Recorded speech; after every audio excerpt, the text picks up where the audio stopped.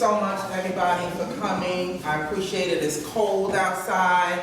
First really cold day of the year, and so we're here basically to discuss some issues that are detrimental to our community, to our culture, to our race, to everything. And so the purpose of this event is to help everyone connect the dots between the outcome of mass incarceration, abortion, the outcome of which is genocide. And so these issues have started like years and years and years ago. And when something is kept quiet, or something is ignored, or something is denied, then it continues, right? If you deny or believe that there is no problem, then the problem persists. That's right. Right? So like my parents, they were born in what's called the silent generation, where they ain't talking about nothing. Right? They give you a book and say, figure it out. So the problem still persisted in all of our families, generation after generation after generation, because nobody talks about it. Not talking about it never, ever, ever makes it go away. So what we want to do, my attempt, this is something that God has put on my heart because of my personal experience, is to link the two together, because the outcome of it, as you'll see, is genocide. So what I want to do is start with a nice little presentation. Actually, Richard, you have about 15 minutes. Okay. I want to start with a conversation with a young lady named Lila Rose, and she's one of the millennial pro-lifers who is having conversations. Conversations do not have to be polarized, they do not have to be antagonistic in any way. Do you have that, Lila Rose? It's just go to the internet, it should be up. Once you click on it, it should be there. And so it's about having a conversation. Because we're not having conversations, the issues continue. So this is a young lady, she's like laid back and like just really cool and very matter of fact, having a discussion about a really, really serious and important topic. So with that said, we ready?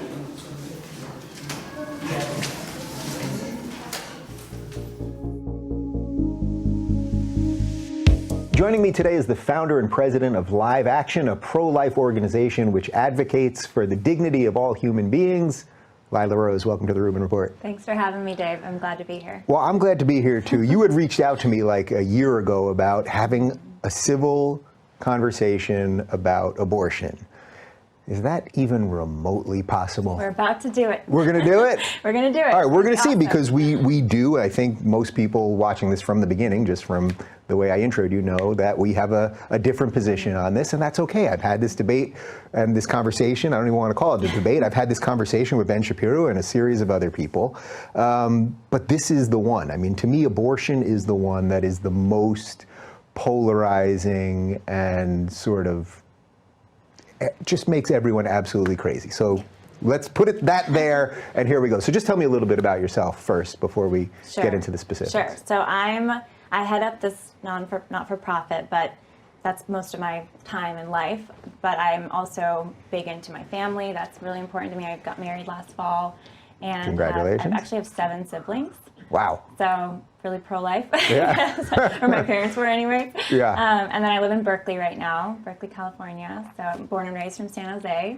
Wait a minute. What are you doing up in Berkeley? I'm having a good time. In Yeah? Berkeley. Are they okay with your alternative lifestyle up in Berkeley? I mean, it is very alternative. But you know what? More people are open-minded on this than I think we give each other credit for, because people just assume they have like an opinion on it. But once you start to engage and have a conversation, people can be very open-minded. So there definitely are people that are just kind of your stereotypical set in their ways. This is my ideology. Right. But I've had some really good conversations in Berkeley. So I think people find it really interesting to see how people have either evolved or not evolved or changed or not changed when it comes to abortion. Did you come from a family that was, well, I guess you just said your family was pro-life. Yeah. Conservatives, Republicans? Yeah, they were, I definitely think they identify as conservative. They weren't necessarily activists. So when I started Live Action, I actually started as a teenager. It was kind of an oddball thing because they were not out there doing pro-life activism or, you know, doing activism of any really political kind. But they were people that really cared. My family really cared about other people. They cared about education. We were homeschooled, so we had that Wow. alternative lifestyle. They were kind of like hippies in a different way because they were all, you know, big family, homeschool. We had like chickens. We've got some chickens back You do? here. Yeah, Okay. yeah. You can play with the chickens later. I look forward to it. Yes. So you got into this topic. I mean, you started doing activism related to abortion when you were in high school? Yes. Yeah. How did that possibly come to be? Yeah, so we again, it was kind of alternative because I was actually taking like college classes when I was 12. Like we had a really kind of mismatch or patchwork education. We did all kinds of, you know, I was going to some high school classes, some college classes. So there was a lot of free time and flexibility in my schedule, and I had a lot of a passion and ability to pursue things I loved. And when I found out about abortion, I was just very, very concerned. I was really interested in all kinds of human rights issues.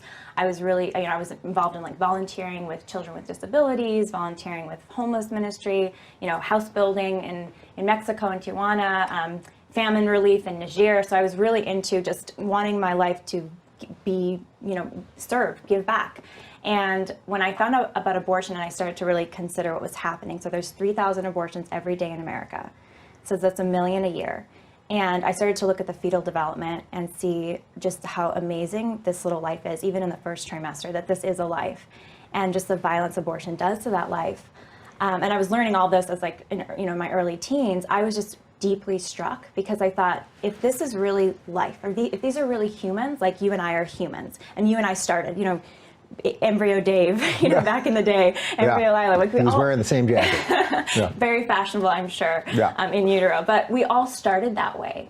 And I was just thinking, I realized this is the greatest human rights issue. I can get involved in a lot of other causes.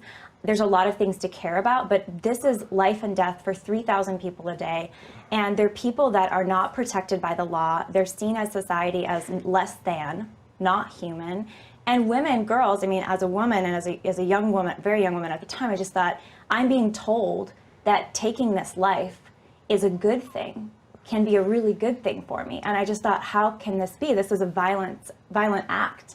So that really inspired me to begin Live Action. And the idea was I just need to get a group of friends together to do community education, basically community organizing to educate other young people in high school and junior high about what abortion actually is, about embryonic and fetal development, about the risks to women. No one talks about the risks to women, about the way it's harmed society and how this is not peace and justice, this is actually violence and injustice.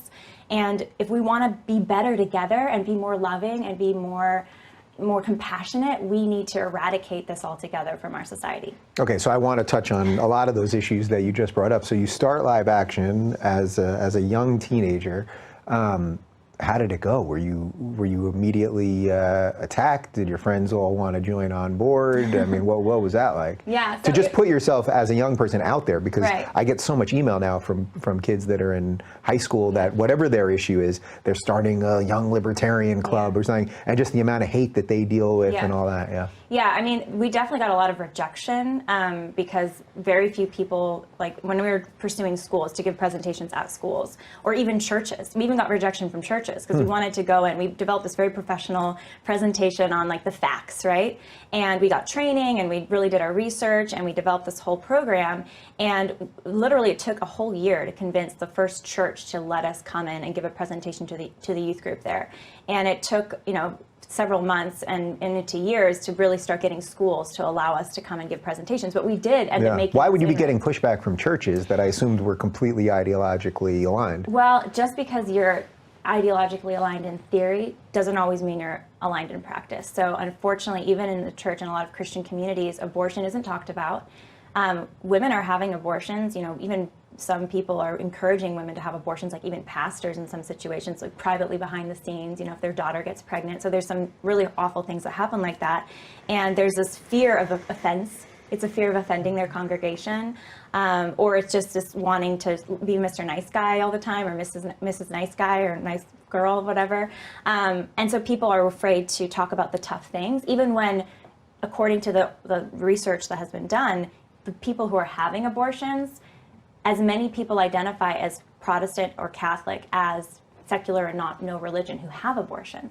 So you have people who are maybe not going to church every Sunday, but who have some sort of faith background, who are not really educated and not really empowered, so they're also having abortions. So that's part of the battle, is getting this message, forget what your religious label is, getting it to people so it really touches their hearts, and then you make inroads in the church community to provide the support for women who face unexpected pregnancy. Were you shocked at just how hard it was just getting the conversation going? Because the way I always frame this is, if you listen to, broadly speaking, if you listen to how the media deals with this, is if you're on the right, that means you hate women. You want to somehow control women. And if you're on the left and you're pro-choice, that means that you hate babies. I mean, that's basically how it's framed, and not just through the media. That's basically how our politicians are framing it.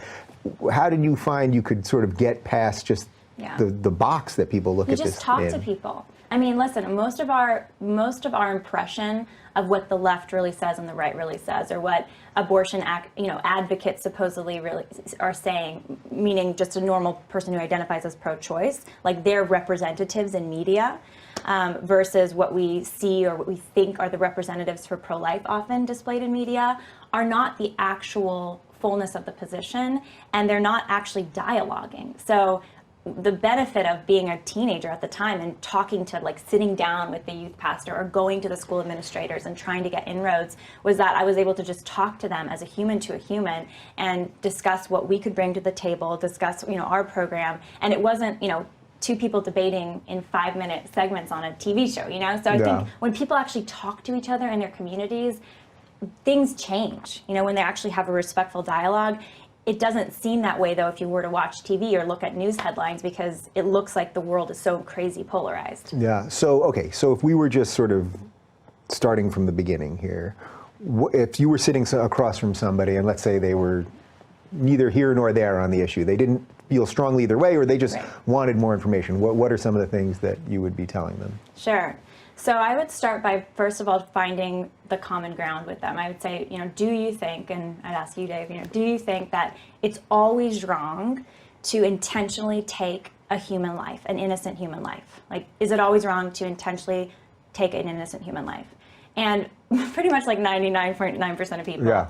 I'm going to wait on answers so that when we get to our differences, I think it'll have a little more weight. Yes, it's intentionally wrong to directly take an innocent human life. And I was like, okay, great, we all agree. So number 2, abortion is the intentional and direct taking of an innocent human life. And that's usually where people are like, really? Tell me more about that. And then obviously the last conclusion would be, therefore abortion is always wrong. But then we have to unpack, well, why is abortion always the intentional and direct taking of an innocent human life? Well, first of all, we know, because science shows us, that a unique individual human life begins as a single cell embryo at the moment of fertilization. You and I both began our life that way. And from that moment, our sex was determined, our eye color, our hair color. Within 3 weeks, our heart started to beat. Within 6 weeks, our brain waves are starting to, can be detected. Within 7 weeks. So you believe that life begins at conception? It's not, I wouldn't call it a belief, I'd call it an acknowledgement. An acknowledgement that life begins at conception. And then we know, you actually look at abortion procedures, there's no debate. I mean, they intentionally, directly dismember, disembowel, destroy that child, that life, that human life, in the first, second, and third trimester. So because of those 2 facts, abortion, the intentional taking of an innocent human life, is wrong. So, so there's a lot of ways we could go here. So, all right, we'll do some of the more science-y stuff first. In cases where there's a threat to the mother, we'll just rifle off a few of these. What position do you think is right or just or fair? Yeah, that's a very good and important question. And there are certainly cases where pregnancy can have complications or severe complications. If those were to be the case, the intentional direct taking of that innocent human life, and abortion is not a medical treatment. This is a big confusion that often happens in kind of pro-life, pro-choice soundbite debating. We're not actually talking to each other because they're like, well, women need abortion for health. And when you actually unpack it, early delivery, so in some severe cases, for example, if there are ruptured membranes or infected membranes inside the uterus, so that those are attached to the baby. In some cases, you might have to, for severe infections that's starting to form, you might have to deliver the baby early. That's not an abortion. That's not targeting the baby's body for destruction using forceps or using drugs. That's delivering the child because she or he is attached to a part of the woman's body that's causing infection. So that would not be an abortion. And pro-life and pro-choice agree that in some cases that may be necessary. But for any other case, like for example, if I get chemo or if I get cancer and I need chemo, you don't have an abortion. You might choose to undergo chemo, and that's in targeting the cancer cells, might harm the baby, and there might be a miscarriage, but that's not an abortion. So you can do any number of treatments as a woman who's pregnant who might have complications or might have other conditions, but the direct taking of that life, going in there and targeting that baby for destruction is not a medical treatment. Right. So are there no cases where it's a direct threat to the woman's life that then... There are cases where the things related to pregnancy might be a threat, like for example, ruptured or infected membranes, but in that situation, delivering the child early, that's not going in there to tear the child apart with, the way abortions aren't done through just... Right, but in effect, if the child wasn't ready to be given birth to. Right, and that would be a really tragic case. But in that situation, there should be careful management of the pregnancy to try to allow that baby to live for as long as possible in the womb so that there would be a chance for the baby to be delivered alive. But the point is not using just a forceps and a lethal injection to kill that child before delivery, but trying to give that child a chance. And if that child were to die after delivery because he or she is too much of a preemie, and preemie keeps getting pushed back and back, as you know, like 21 weeks now that some babies and a half that can survive after birth. It's amazing. They're so teeny, but we should at least give them a chance. And it's a total mentality shift. The mentality shift is, are we going to attempt to save this life of the child as well as we treat the mother, or are we going to just say this life is not a life, right? And we can target his or her body for destruction before birth. Okay, so that's dealing with health of the mother. So what about cases of where it's health of the fetus or of the child? So I know somebody within the last year or so that had an abortion a little bit after 20 weeks, I think, because the child had severely underdeveloped brain, and the doctor said this was not going to be anything remotely close to a functional life if it survived in the first place. So where do you stand in a case like that? I would first say if there was a toddler with a severely underdeveloped brain, is it okay to take the life of that toddler? Because you have a severely underdeveloped brain, or you have even a life-threatening condition, like you have a terminal illness, does that mean you should be killed? What? Like, why don't we treat you with love and try to eliminate the suffering and not the sufferer, or try to serve the patient and not see them as somebody that we could just kill? So I think we just need a total mentality shift. And if we acknowledge that these are humans, like a toddler or an infant is a human, if an infant is a human, then before birth, that same child, whether it's weeks or months earlier in their development, is a human. Humans beget humans. It's not like a different species. This is a human, individual, unique life. They deserve the same care and protection that an infant does. So we don't leave infants to die. We shouldn't leave infants to die because they have a life-threatening condition or because they have a severe disability. So does the state then owe the mother or the parents, let's say, anything? If the state, let's say there's someone like this case I just laid out to you, where this person, they just disagree with your premise there. They just feel that they should be allowed to do what they want.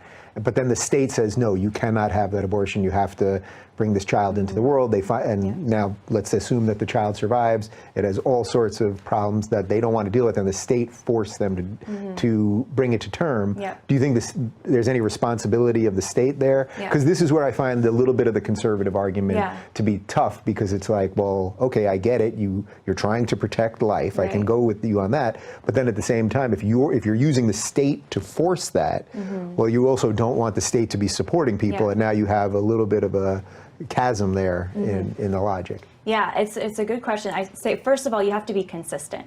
if he or she is a life before birth, then, and she's a life after birth, if she's a life after birth, he or she is a life before birth. So, you know, if you're looking at it from the pro-choice perspective of it's not a life, then you can do whatever you want. Like, I don't, you know, if you can prove to me this is not a human life, I'm fine, you do whatever you want. Right. So I think that would be, in my view, that would be a pretty extreme position. I don't find that many people saying it's not a life after But I think a certain amount of weeks. Be consistent. If you're a human life, do you have human rights? You know, I think it's just about consistency, and it's about, so this is the logic side, and then I'll address like what you described as the compassion side. But I think we have to be logically consistent, because we kind of like, it's like our brains start turning off, I think, sometimes on this.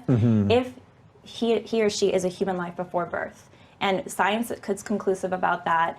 You know, the United Nations Universal Declaration on Human Rights says that all members of the human family have these rights.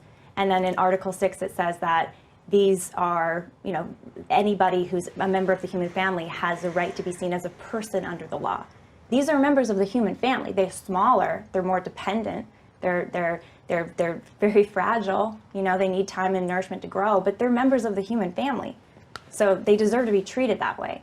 But in the case you mentioned, you know, I think it's obviously very complex, because if you're like, you know, have socioeconomic struggles, you're not able to care for a child with serious disabilities or a life-threatening condition, you know, terminal illness, then yes, I think that there needs to be appreciation for that, and our society, our community should be supporting those families. And you know, if the family is really not able to care, the parents really not able to care, there should be a way that they can place that child for adoption or find other caretakers for that child. And do you think that's on the state though, or do you think that can just be done with churches and synagogues and other I think it's best private done by organizations? people closest and most intimate in the community. So I'm a big believer in subsidiarity. So this idea that the best resource or the best solutions for a community will be as localized as possible.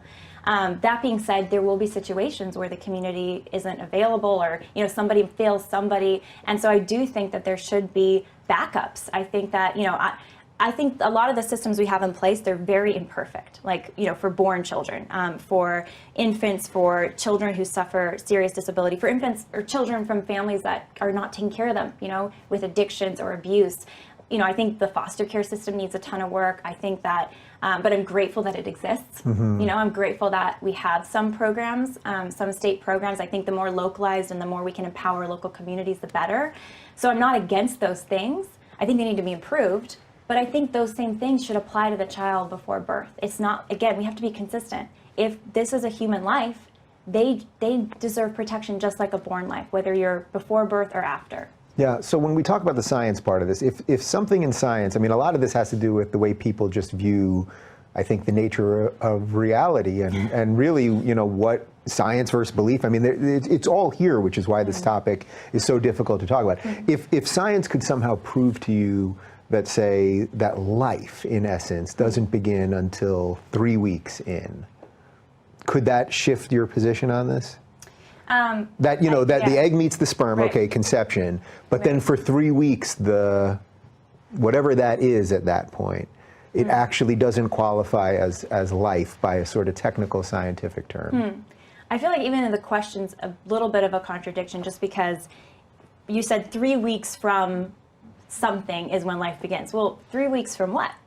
Well, that's why I brought up the question, because like, this is where everybody's definition of everything, I think, is, you know, you can look at a 3-week fetus is obviously very different than what it's going to look like at 6 months and everything Yeah, but you else. looked really different as a baby. Like, you know, baby Dave had a massive head, as did I, right? Like, so humans are supposed to look different at different stages of development. But I think, look, what is the IVF specialist trying to get in a lab?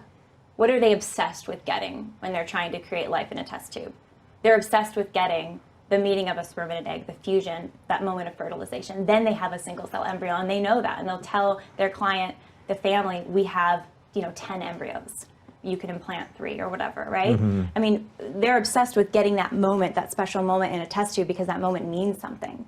And the science on this is conclusive. What that moment means is you have a unique individual life that needs nourishment to grow. So it cannot survive outside the womb. It cannot survive outside the test tube. It needs a ton of support to grow. But if you give it that support and if you don't interrupt his or her life, kill it, then he or she will become one day, an adult, Yeah. One day will grow into, the person and then eventually pass away. As we all know, we die. So that is human lifespan, and that's conclusive. There is that meme that I always find it's hard to get my way out of, which it's like they'll show like, a month-old fetus, and they'll say that, everyone agrees that this is life, and then they'll show, or that people on, everyone on the right basically will agree that this is life, but people on the left will say this isn't life, and then they show, like a speck of something on Mars, and they'll say, all these scientists say this is life, and it's like, but it's human life. I mean, there's a lot of life out there, but we're talking about something very special,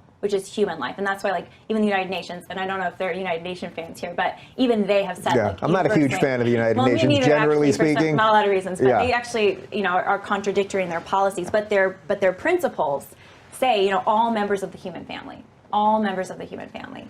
So, and I think, look, it's not just right versus left, I think, on this. I'm from California. I live in Berkeley right now.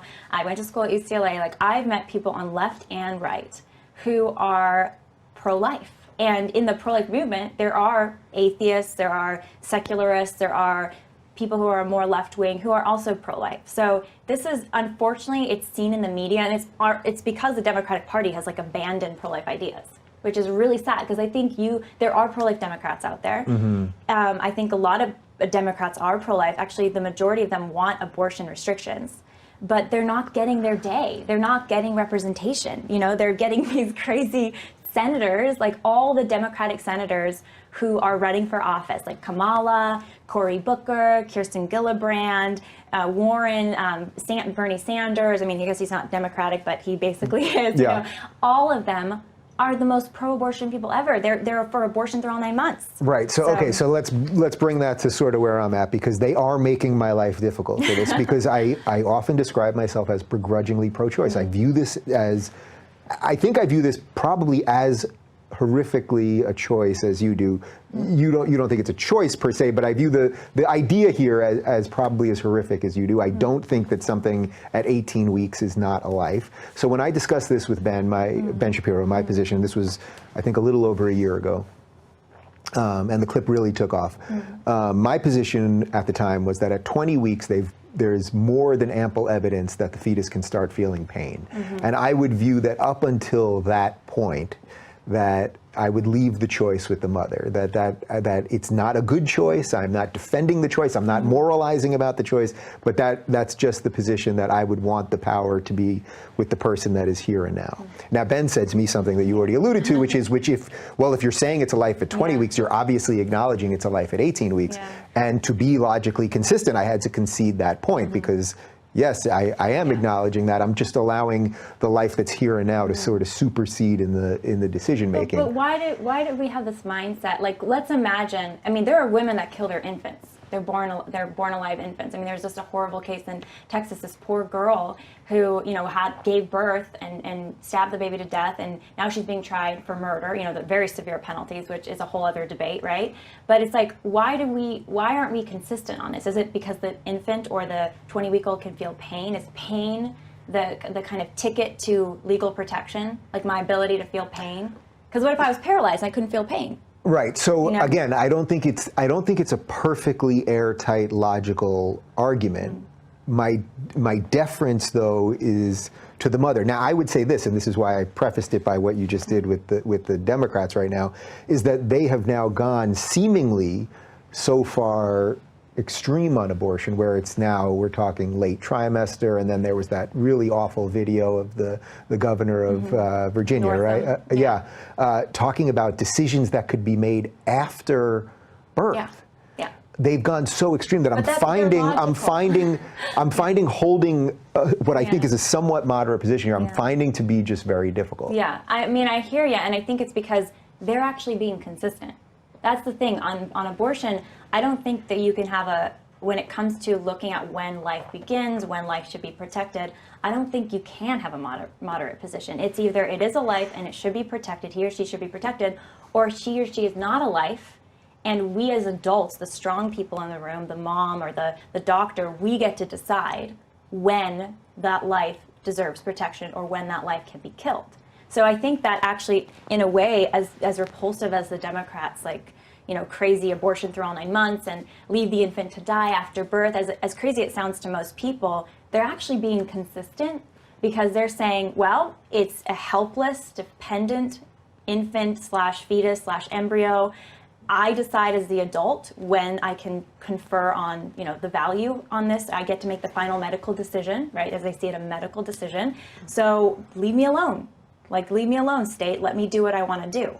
And I think that they're actually being consistent if they really think that we have the right to take some lives. So how much of this discussion is just that you think people don't really think through their positions? Because I've thought about this a lot, and I get you. I hear you, and I find this, who knows what I'll think in 20 years, and who knows what you'll think in 20 years or whatever. But that's what really thinking through an issue is about. Right, and there's also an irony here, because for someone like myself, if you take a classical liberal or libertarian position on this, you believe in the individual above anything. So my position has been, well, in the individual, I'm looking at it through the woman's choice. Now, I get the counter argument. I've heard this from a lot of libertarians. Well, if you really believe in the individual, there's an individual right there. The fetus is the individual.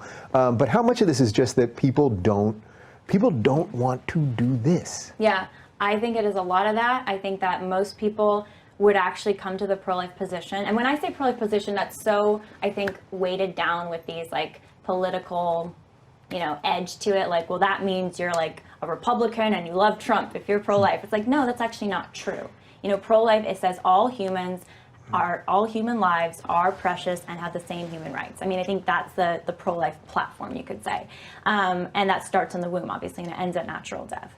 But I think a lot more people would be more open-minded and more willing to acknowledge human life in the womb and see the violence of abortion if they had the conversation. But we just assume that the other side is wrong. We assume, and people, I think, when it comes to pro-life, if they're pro-choice, they assume that's just what the crazy Republicans believe, or that's what Trump thinks, or that's what Trump is doing, or, they don't really, and then they're afraid. I think that's the other thing, is fear. People are afraid. And even what you were saying, Dave, about being moderate on this, I think there's this fear of women are going to be set back. Like, mothers are going to be set back if abortion is illegal, if abortion is rejected societally. Right. Well, it's always framed as a woman's right issue, or a woman's health issue, I should say. Right, which is extremely misleading. Because, I mean, a key part of the Hippocratic Oath on healthcare is do no harm. And actually, the original Hippocratic Oath, which is that all doctors and medical, personnel had to take this oath, saying that they would actually not administer abortion, because abortion is doing harm to the second patient, to the child. It's killing that child.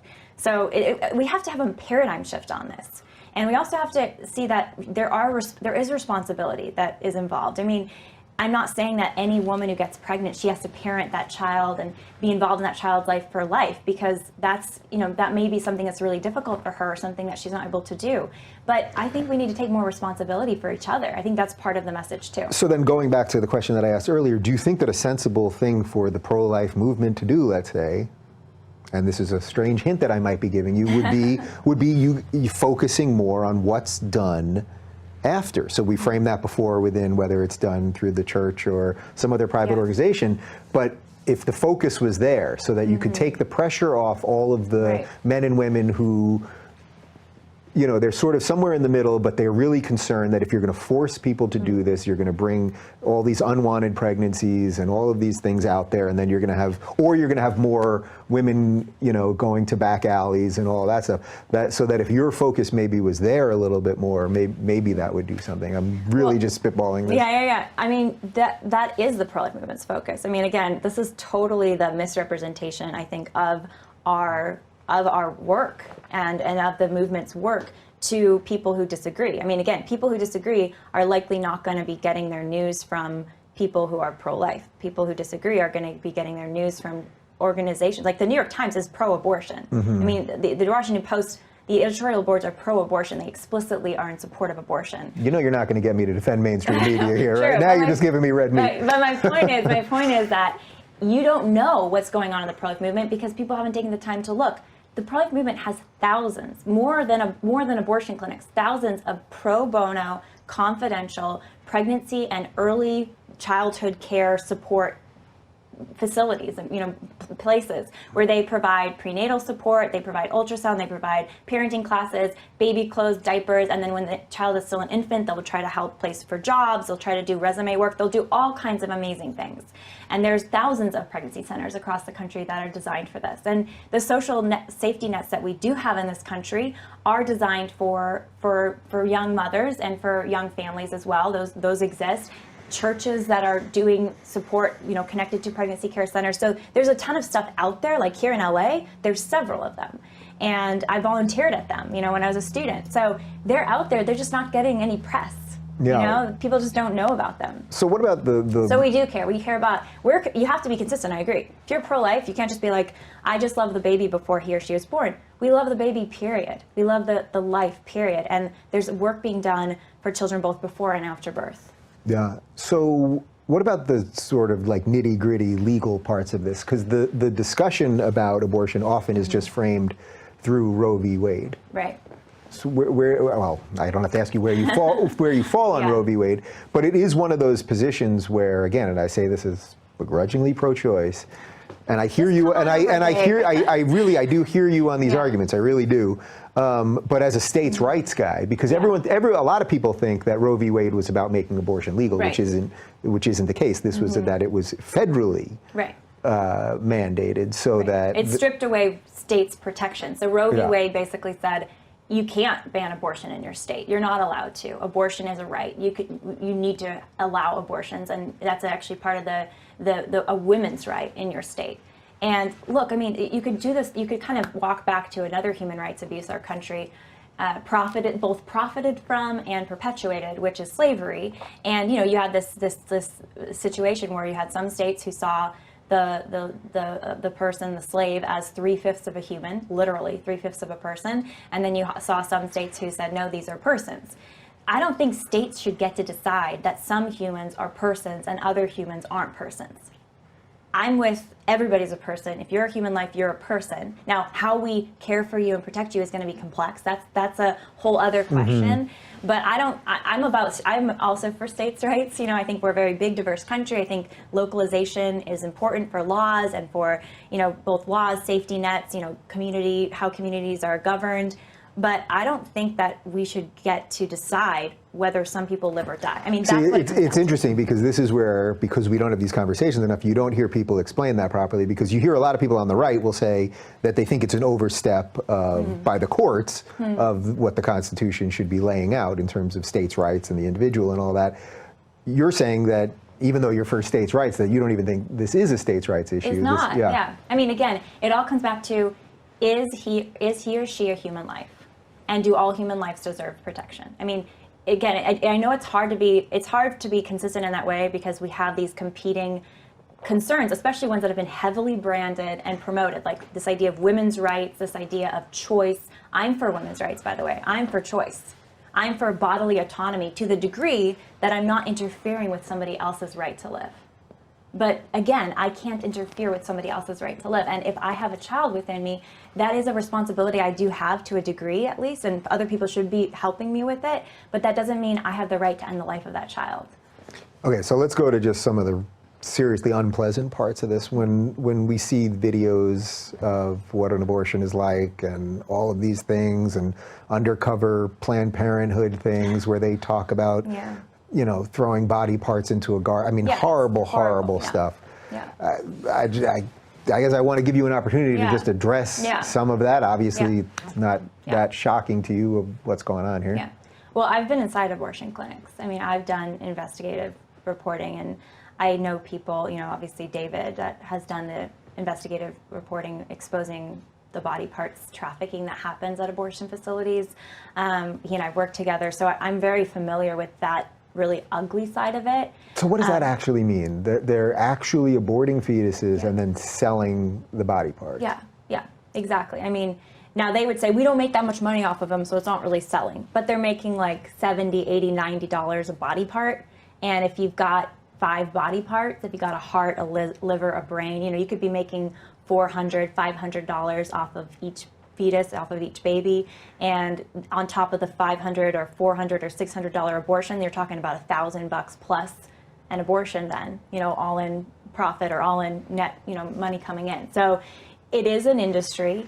The government's funding it. People don't realize this, but the National Institute for Health has a budget, $100 million in the last reported year, goes to research on aborted baby body parts.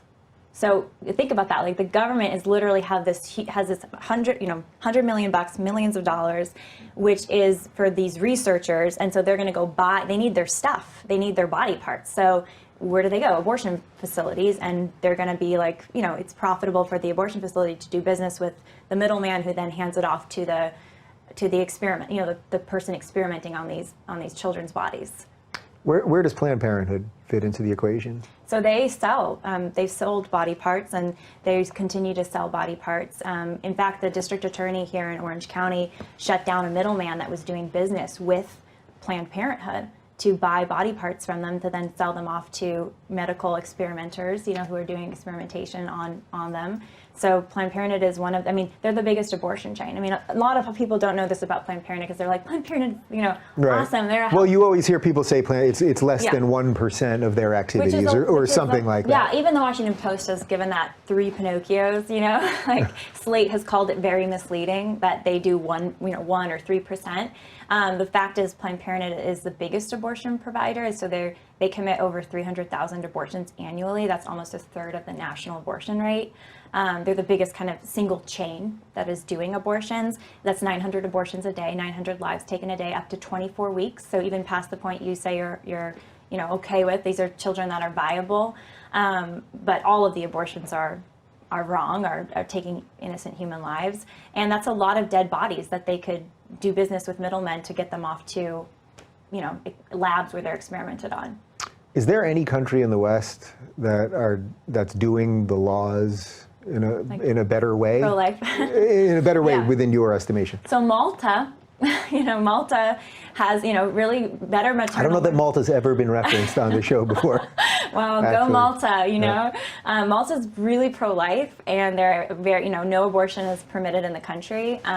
Ireland was very pro-life until abortion activists, a lot of them imported from the UK and from other countries, went there and said, no, this is going to be, we got to legalize it. Mm-hmm. But so wait, let's just back up though. So in a country like Malta, are there numbers on how many women are now actually going to back alleys, and what is actually the state doing after? So to address the other part. And that's a great question, Dave, because I think that is a fear that motivates like abortion, pro-choice people sometimes, like, well, women are going to go to back alleys.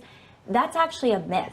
That's actually a myth that all these women are going to do back alley abortions if abortion's illegal. Before abortion was legal in this country, the supposed deaths from back alley abortions were in the hundreds, not the tens of thousands that were claimed. Mm-hmm. And the reason we know this is, first of all, the CDC was reporting in the hundreds, but the tens of thousands that were claimed, that they said, well, tens of thousands of women are dying right now, were fabricated numbers. And the people that made up those numbers later on admitted it.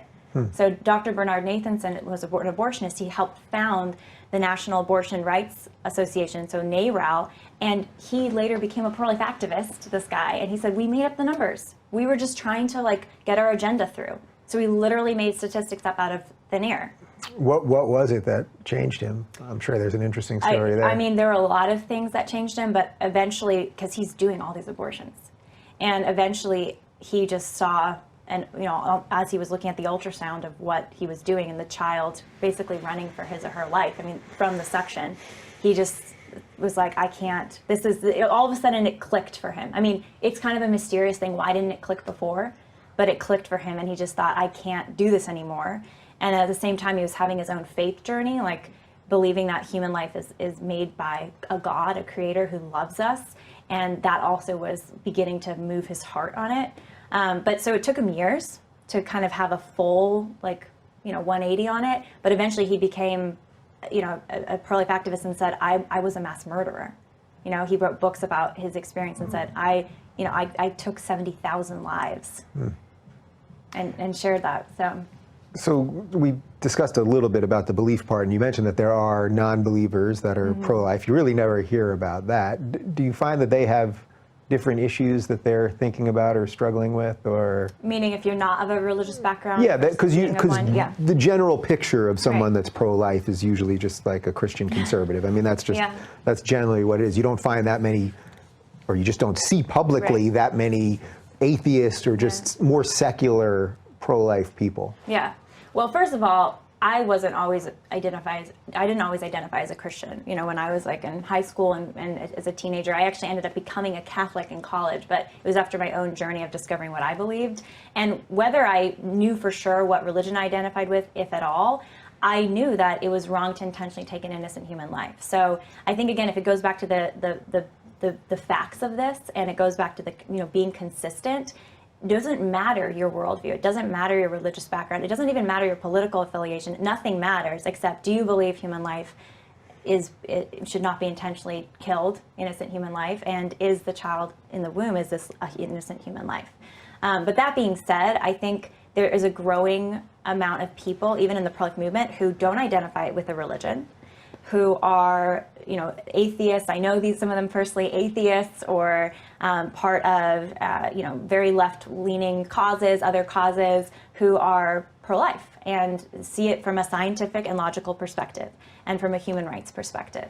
But there are a lot of, obviously, people of faith who are pro-life. I wish there were more, just because, there are people of faith who are out there being Christian and they're not doing anything about abortion. This is the greatest human rights issue. There are thousands of children being killed every day, and women facing an unexpected pregnancy at churches. And it's not talked about enough in churches. So just because you're a Christian or conservative doesn't mean you've got it all figured out, Have you found counterparts on the pro-choice side of this that are willing to have this discussion? Because originally when I think you reached out to us, or maybe it was on Twitter at first about coming on the show, I thought, all right, well, I should do this one as a debate. And then I thought about it a little bit longer, and I thought, you know what, no, let's do one just with you so we can hear your ideas without it, without entering the fray, and then I'll find somebody. It will be a lot easier to find someone on that side, right? And do that, and then maybe we'll do this as a debate then, or a conversation I'd or love something. to do a debate. And I'd be happy to do it, but I wanted to do it separately first, so that all the ideas can be out there. Do you find that you can find people on the pro-choice side of this that will debate you in an honest and even way? Because I don't have to tell you, I'm finding it harder and harder to find people broadly on the left that will do these types of debates without attacking you personally and your motives, and it's really hard, and things of that nature. Yeah, it's really hard, Dave, to find people willing to debate about this. I have been on shows like radio shows, TV shows, and Planned Parenthood has been invited, and every time they've declined, like Planned Parenthood spokespeople or representatives. And I was actually on a live radio show. It was somewhere in the Midwest, and the Planned Parenthood director of that Midwest affiliate was on the other line. Like, she had been invited, and when she heard my voice and she heard that who I was, like, as a pro-life activist, and she heard me talking, she literally hung up. Like, she ditched out of the ditched the show.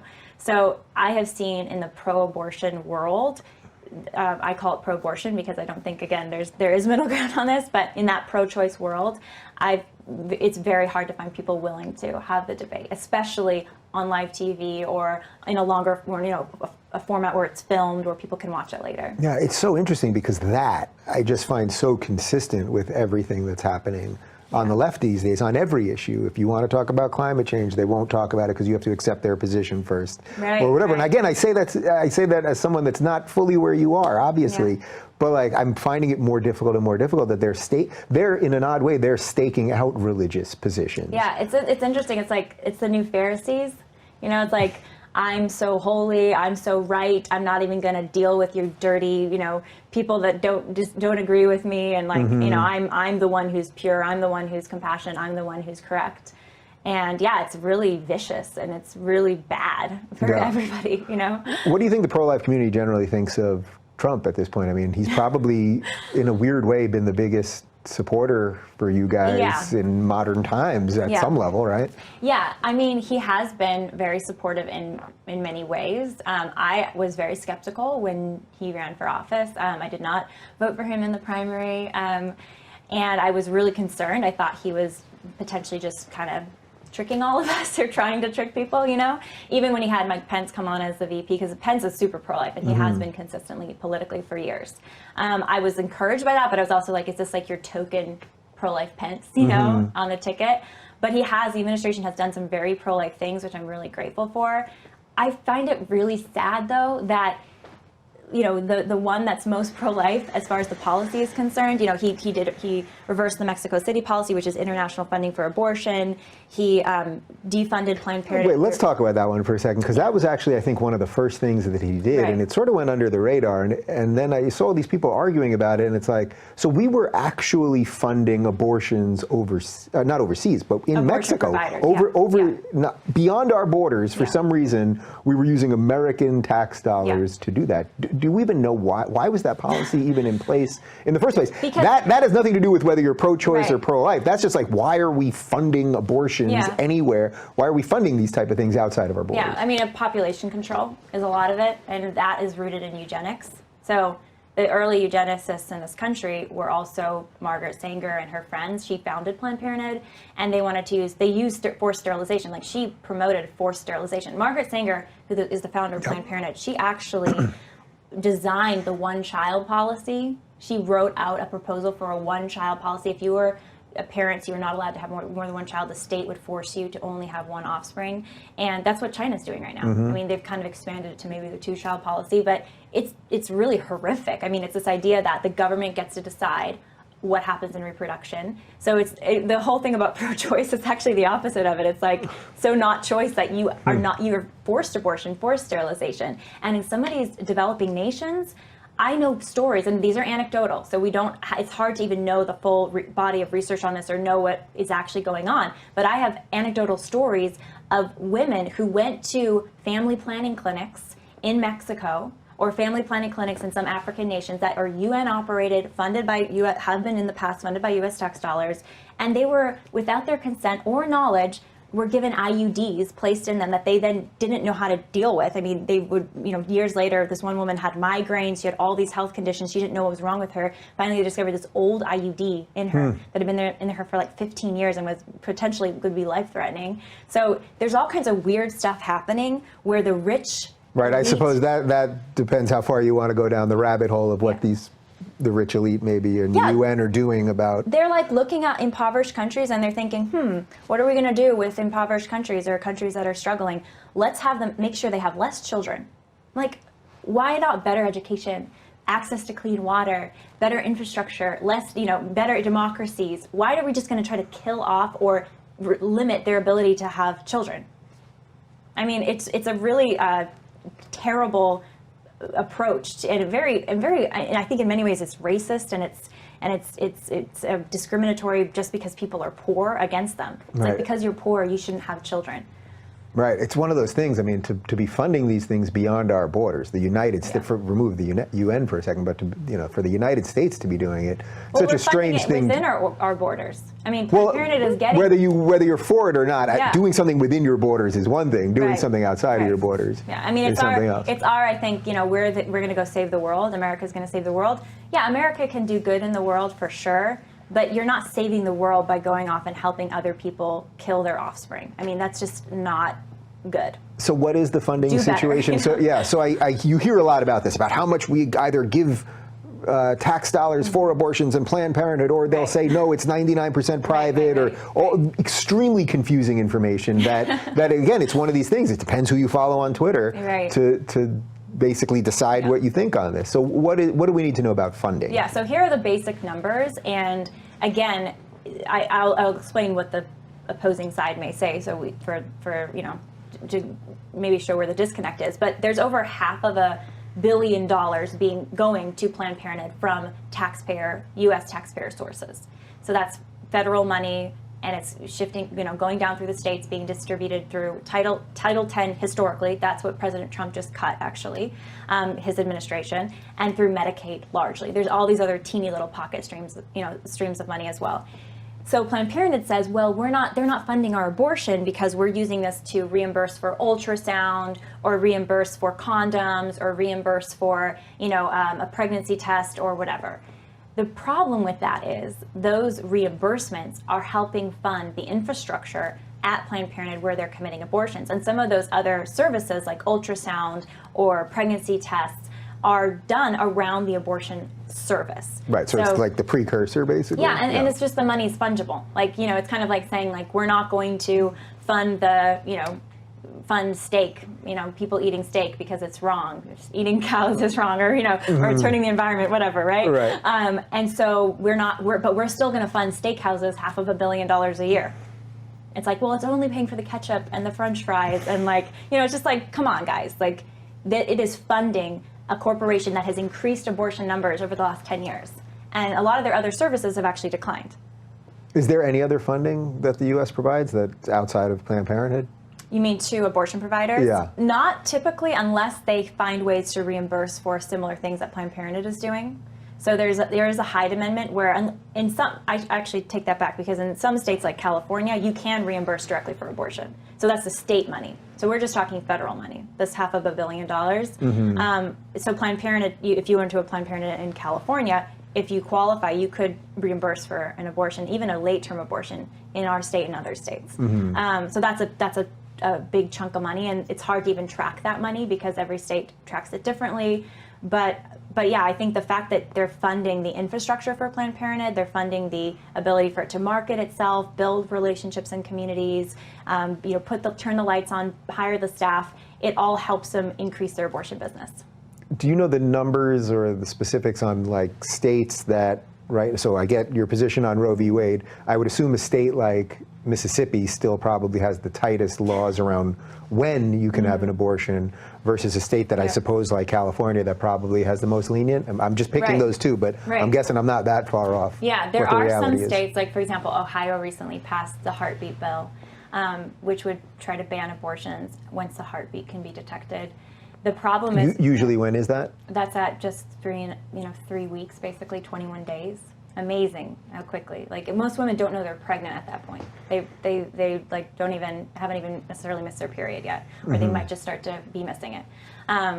So anyways, yeah, I think there are states that are trying to ban abortions, like past the first trimester or in the first trimester, but they're being hit with challenges because that's where Roe kicks in. You know, Roe says, Roe and Doe, which are two different cases, and then Casey v. Planned Parenthood, these different legal precedents after Roe that basically say if you're a state, it's really hard for you to ban, or nearly impossible for you to ban abortion after, you know, before viability, or if you create too much. So then the discrepancy is when is viability, right? Right, and that medical advancements have pushed it further and further back. You know, now a child can survive at 21 and a half weeks. It's incredible. Who was born completely preemie. And that may continue to push back. But again, it's so arbitrary. It's like, why does that define whether or not you should live or die? You know, how advanced medical technology is, whether or not you can be killed or not.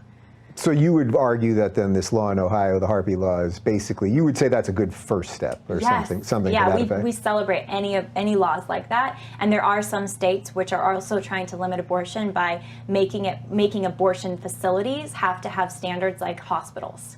So that's another thing that is made some progress. What standards are they held to now? So, for example, ambulatory hallways. So you're able to fit your, a stretcher through the hallway, so that if there's a woman who starts hemorrhaging, which has happens sometimes with abortion, she can be carried out on a stretcher. Or the doctor has to have visiting privileges at a nearby hospital. So if she goes to the emergency room afterwards, I just know a friend who recently had to go to the emergency room, who had an abortion, and you need to have the doctor be able to accompany you or know who your doctor is, have admitting privileges. But again, abortion advocates are against all of these things. They think abortion facilities basically should have as few regulations as like a dental clinic, or even less, actually, like a tanning salon, you know? Because again, it's this idea, this ideology of this a women's right. Don't interfere whatsoever. And, you know, in the So what state's the most lenient? If Ohio is sort of doing it right, in your estimation, what state would you say is sort of the most out there on this? Well, New Mexico's really out there. It's abortion through all 9 months for any reason. Very few. So that really is real. So that means that you can have a perfectly healthy 8-month fetus. Yes. Yeah. And you don't have to have a medical excuse. You don't have to have a. No. I mean, this is where I can't. I got nothing left, right? Like. Yeah, I mean, it's happening. People don't even realize. When New York happened, Are there numbers on how often that happens, say after it's really hard to after track. that 20 weeks or something like that? It's really hard to track. We know it's in the tens of thousands, but it's hard to know exactly, because some of the state reporting, like California doesn't report to the CDC how many abortions it does or how late term they are.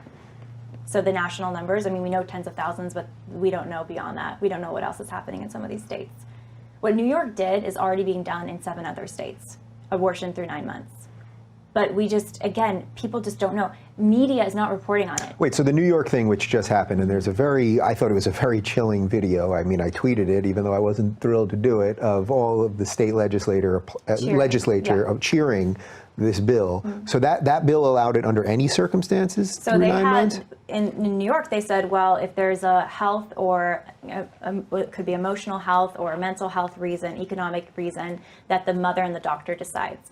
So that's really saying it for any reason. Because if I go and say, I'm not feeling like doing this because I just think it's not convenient for my life right now, it's not good for my life right now, and you got the abortionist to sign off on it, which, they're making up to $20,000 for a late-term abortion, then you're good to go.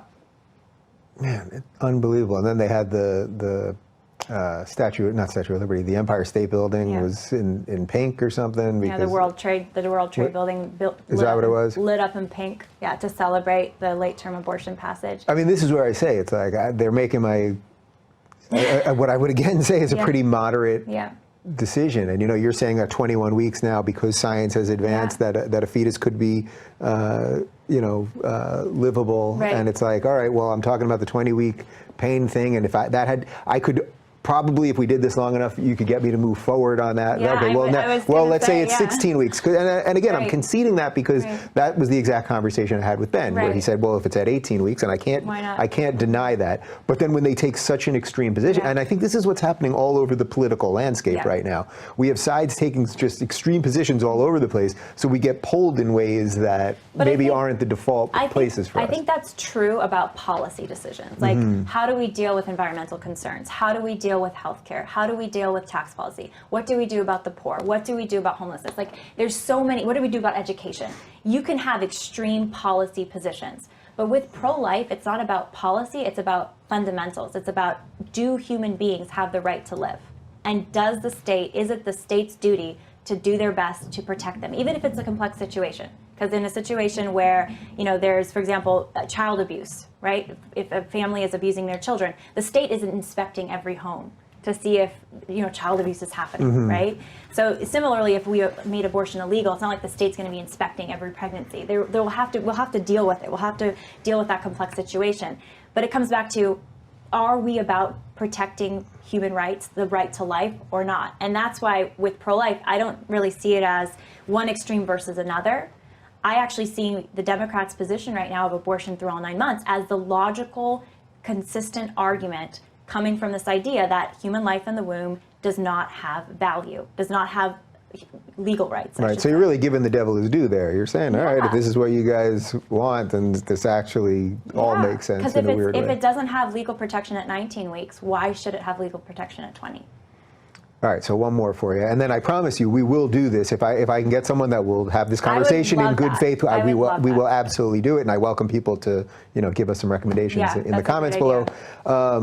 What kind of cost has this had for you to just do this? This is not the type of thing that you're going to get invited to the parties at Berkeley and the cool parties in LA and everything else. Just putting yourself out there on something, I know about getting hate online. Yeah. What does this cost you? Yeah, I mean, I've gotten my share of hate online over the years, and death threats and weird attacks and stalkers and just very weird, fake porn websites set up about me, and just very weird things over the last 10 years doing this activism and doing reporting on this. But I put it all in perspective because I think, look, we live in one of the freest and most prosperous nations.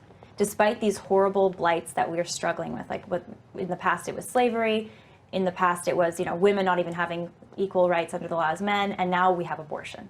So we are dealing with our crap. We have this stuff to deal with. But I feel very privileged, and so when I do experience attacks, it helps me to put it in perspective, and then also just the incredible reward of seeing lives being saved. I mean, I've been privileged to see lives being saved because of the work that we do, like women who learn the facts and they say, I could never do this, I'm just not gonna have an abortion now, I'm canceling my appointment. And we get pictures of like the newborn. And we're just like start crying, like thank goodness that this happened, like thank God that this happened. So it's incredibly rewarding because we're dealing with life and death, but so it's extremely painful because we're dealing with really horrific violence, but we're also seeing lives be born and live and thrive, and that's what it's all about. So. Well, this is what it's all about for me. I mean, this is exactly why I do the show, and I'm thrilled that you came in here, and we'll continue this conversation. Awesome. And for more on Lila, you can follow her on Twitter at Lila Grace Rose. So, I found that interview to be like really riveting, and there's another part to it that we'll see a little bit later. And so, basically, what she is sharing with us is that there's another alternative, that, we're being told as a community that this is your right, and that right is usually 9 out of 10 times directed toward the direct intentional taking of another human being's life. And so what she's going to go on later to say is that we should be in a community and in an environment that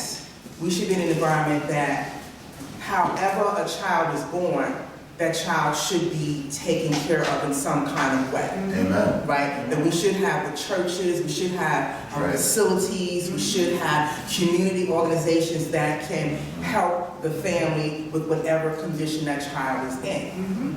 And we do have that. Yes. But there's a whole targeting situation, there's a whole, decades of a certain mindset and decades of a certain type of language that has helped us to just sort of like accept one alternative, and that is abortion. There's just language is everything. I can say that, okay, so I'm going to the store to get us some bread. That doesn't mean everybody's gonna get some bread, right? In my mind and in my intent could be like, just the people in red are gonna have, I'm getting the bread for them because they're wearing, my color red today, right? So it's the intent of the language.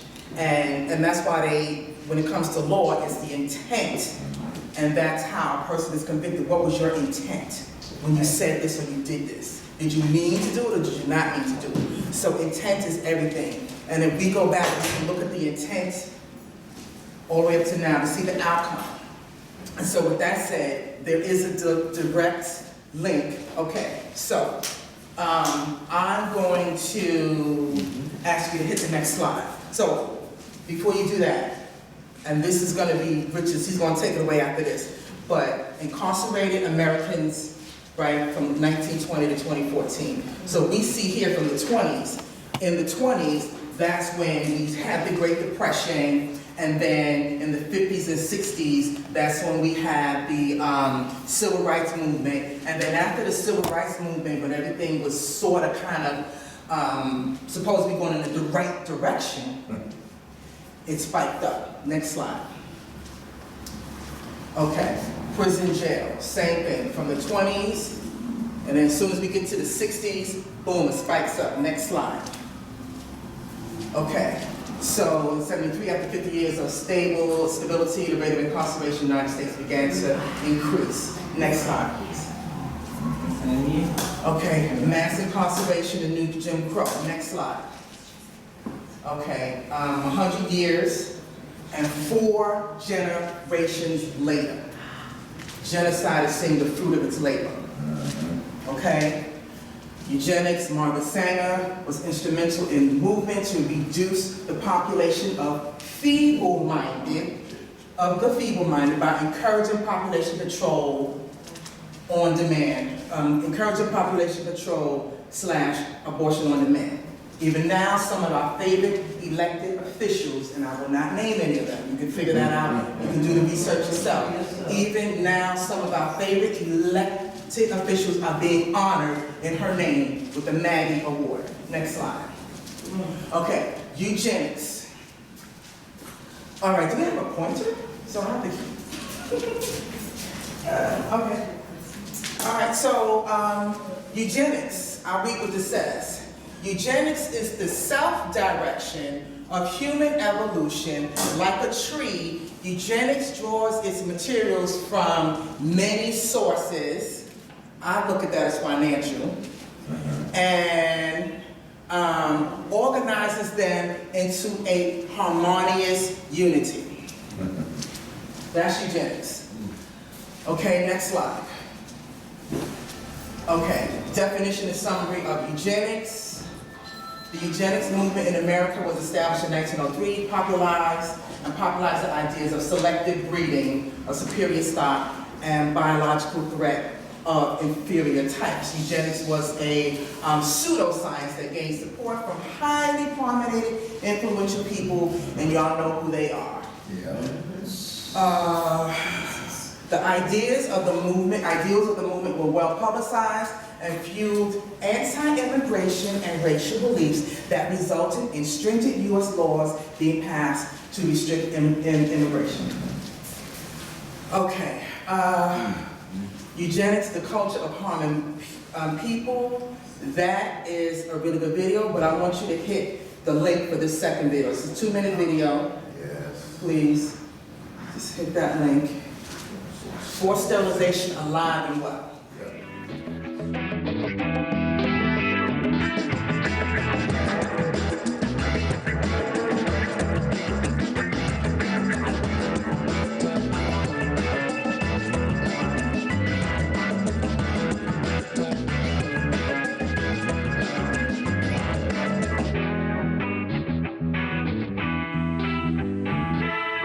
Last July, the Center for Investigative Reporting issued a shocking report about doctors sterilizing about 150 female inmates in California's prisons from 2006 to 2010, all without approval to do so. Inmates and prison advocates assert that the women were coerced into being sterilized by the prison medical staff, who were targeting women for tubal ligation whom they thought were likely to return to prison.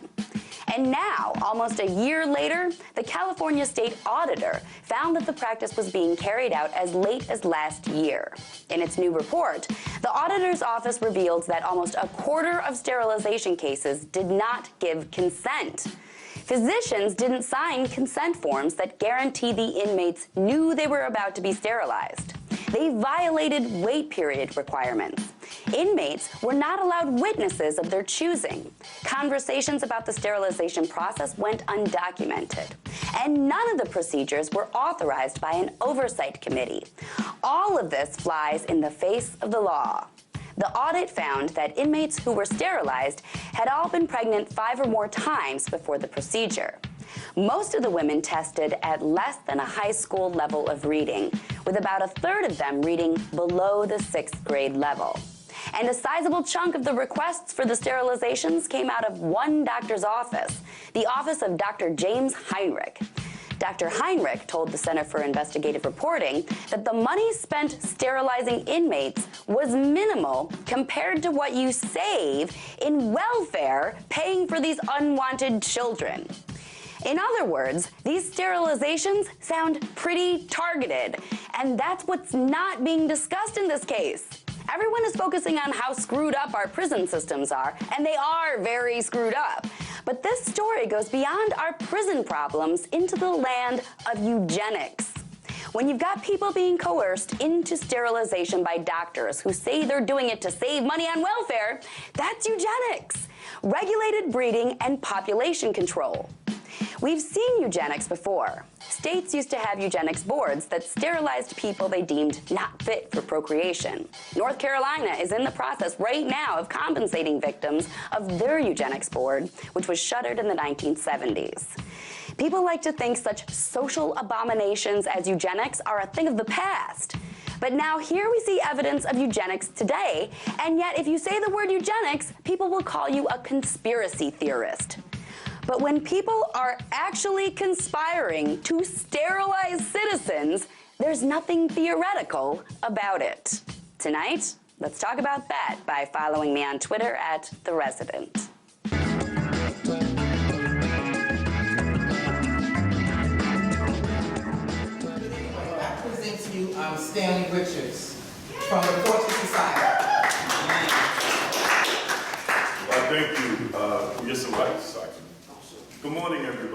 My name, as Marcia said, my name is Stanley Richards, and I am the Executive Vice President of the Fortune Society, and I'm also Vice Chair of the New York City Board of Correction, and I am one of the co-chairs of the Mayor's Smaller, Fairer, More Just System to close Rikers Island.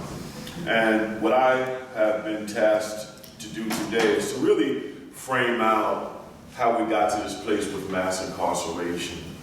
When I see that last video, it just breaks my heart to see a system that made promises and commitments to some of the hardest hit, poorest, struggling communities, that as a result of incarceration, communities would be safer, people would be thriving. And what we have is a system that perpetuates damage, doesn't make communities safer, and just does generational damage to Black and brown people. If I can, I'd like for you to put that slide up, the first slide with the jail population, because what's not in that slide is the backstory of mass incarceration. While you see the number of the explosion of prison and jail, what you don't see is the racial inequity that is embedded in this. What you don't see is that when you start here, you're talking primarily white, and then it starts going into immigrants, Irish, and then right around here, it starts shifting. And you see fewer whites, more African American and Latino, and then you have the disproportion that you have today. So I want to put this in context. When we talk about mass incarceration, what are we talking about? Here's what we're talking about. In 2017, 2018, throughout the United States, we had 1.3 million people in state prisons across this country. In local jails, we had 612,000 people in local jails across this country. And in federal prisons and jails, 220,000 people in lockup.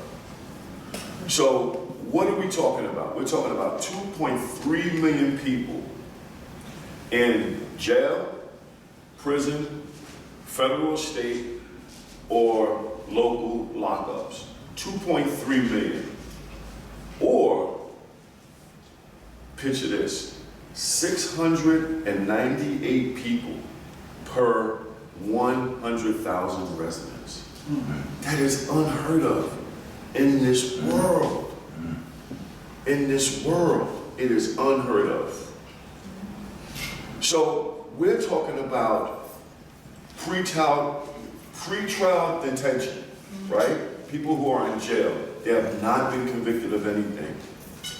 540,000 people are locked up because they can't afford bail, because they're poor, because they've only been accused of, they have not been convicted, right? It's like, how do we get to this place? It's 1 in 5 of the people who are incarcerated for a drug offense, right? So we should be asking ourselves, why aren't we doing drug treatment? Why aren't we doing the things that help people get to a healthy place? Why aren't we doing that? Because incarceration is the new Jim Crow.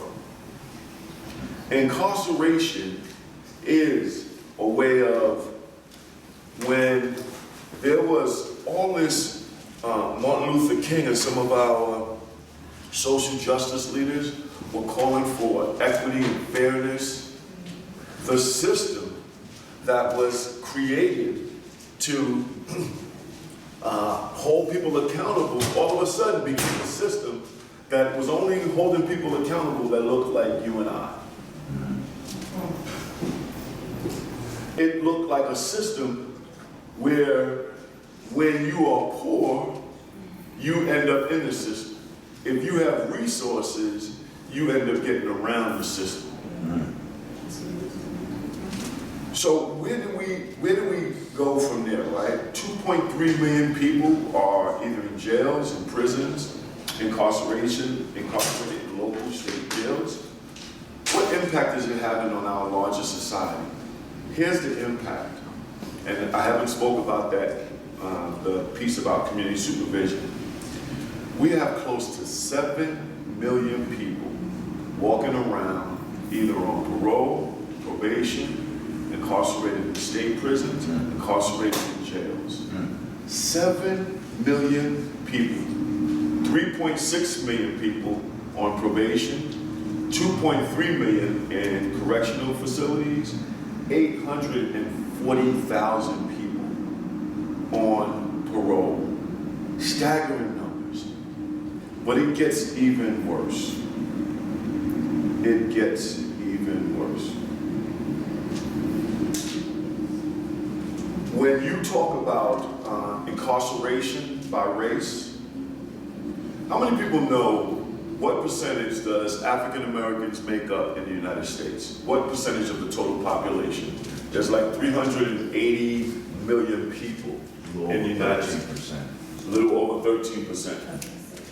I was going to ask you if you want the actual stats or the implicated numbers through being labeled a minority. Whatever you feel would shed light on this conversation. I'd say the real numbers of the uncounted numbers of melanated people would be about, I'm gonna give a bigger range. And you're including everybody, so just not black, you're including black, brown, everybody, right? Melanated people.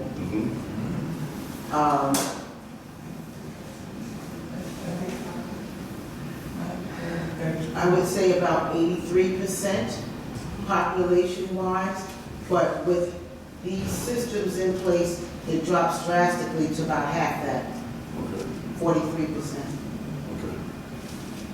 It's not, I see where you're going, but it's not that high out of, I'm saying without, if you didn't have this incarceration. if they were out. Right, if you count the Got it. bodies population-wise, we're not talking about the ones extracted out of society through abortion and imprisonment. Got it. The ones that, as a whole, but then the drop numbers would be the ones you count in society, Right. as far as like your taxpayers and the functioning, the living functional. So I'm going to It's a use, distance. That's I'm all going to I use, know. yes, I'm going to use the census definition, and I would encourage all of you all to go and take a look at the last census tract. African Americans, sir, you are correct, 13% roughly. African Americans make up of the total population in the United States. Wow. When you add Latinos, it gets a little higher. But check this out.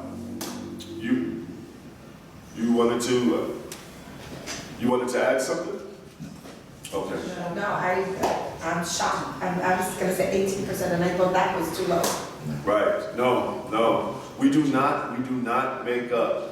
When you add in one of the fastest growing populations is our Latinx brothers and sisters, we get a little higher, but we are still not the majority. We're not even close to the majority. There is projections by some year that we will be tipping the scale toward the majority. That's what all this fear is about. But right now, if you look at that, right, and I've been on TV shows and panels where we talk about the percentage of African American and Latinos in the prison. What this report I'm looking at, and I'll give you the the sources of data is from the Censusing Project. More than 60% of the people in prison today are people of color. But yet, we make up 13%. Are we born with like a crime gene or something? Yeah, we are. Right? No. These strategies, from the policing strategies to mass incarceration, are designed to have a direct impact on black and brown people. I've heard people say, we have to fix our criminal justice system. And I've heard people like Ava DuVernay say, we got to change it because the system is working just as it has been designed to do. Yeah. It's doing exactly what it was designed to do. It's designed to disenfranchise, impact, and isolate the most marginalized populations in our country. And this is true.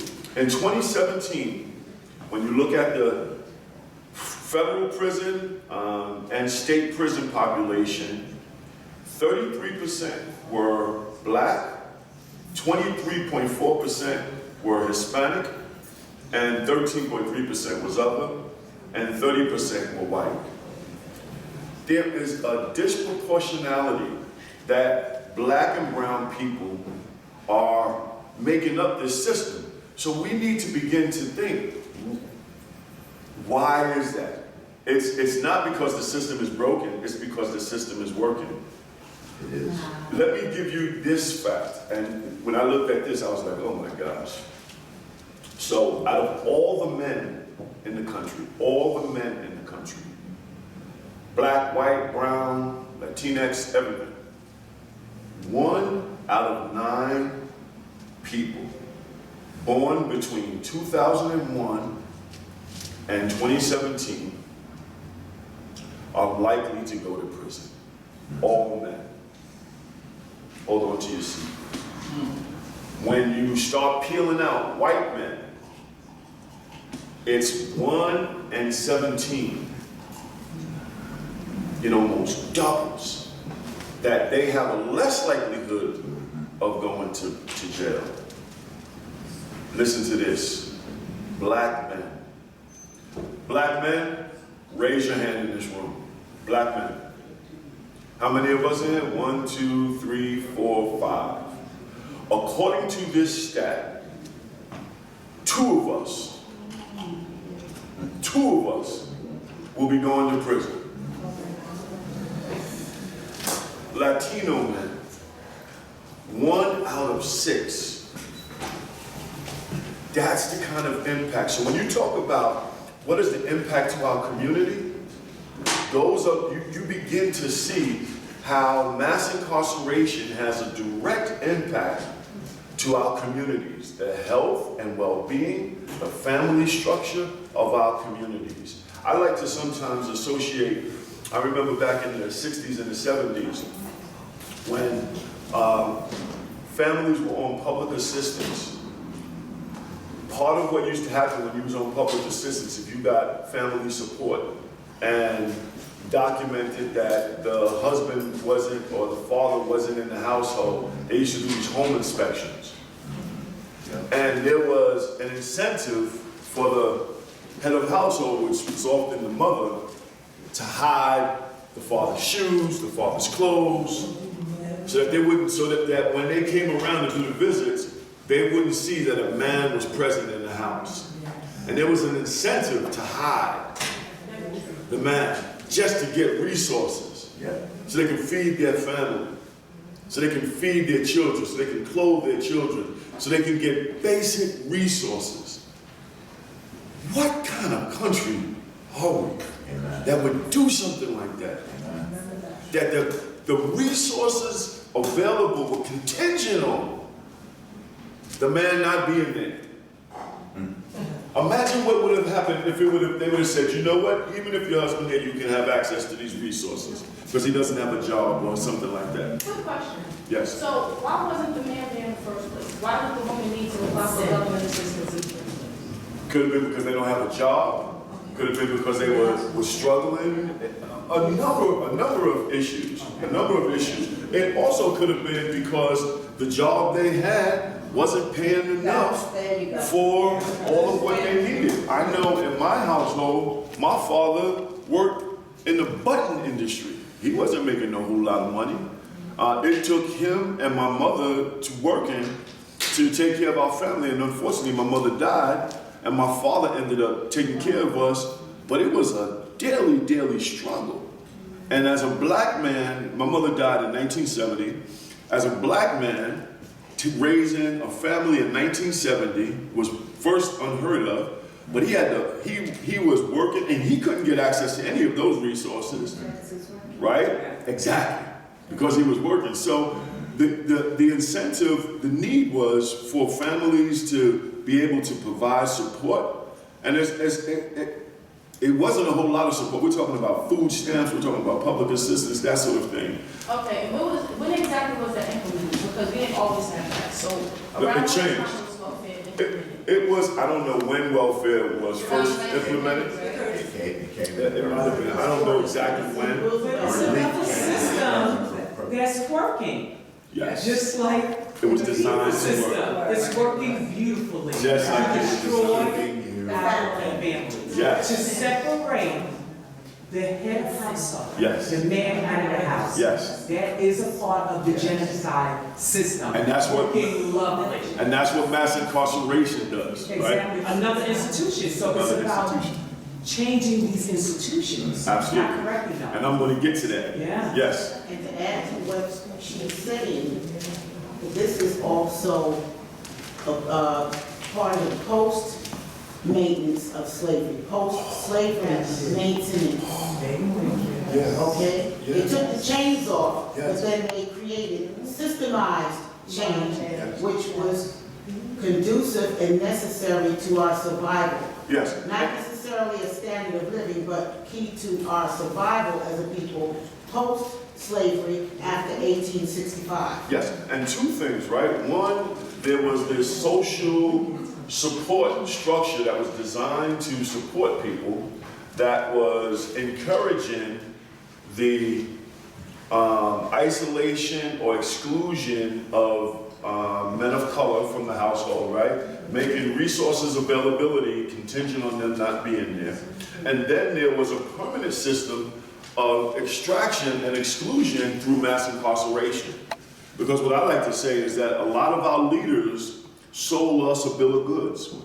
In a time where there was a real crisis in our community, a crisis around access to jobs, there are real crisis around quality education, real crisis around how does young men of color find their way into society, and then crime was on the rise, and everybody wants a safe community. And the bill of goods they sold our communities is that, look, we're going to come in with this really heavy police presence, we're going to clean up all of these really bad guys, and they began to tell us a story and to paint a picture and to demonstrate a picture of who our neighbors and children are, that we agreed and said, yes, we're afraid of those people. Yeah. Our own people.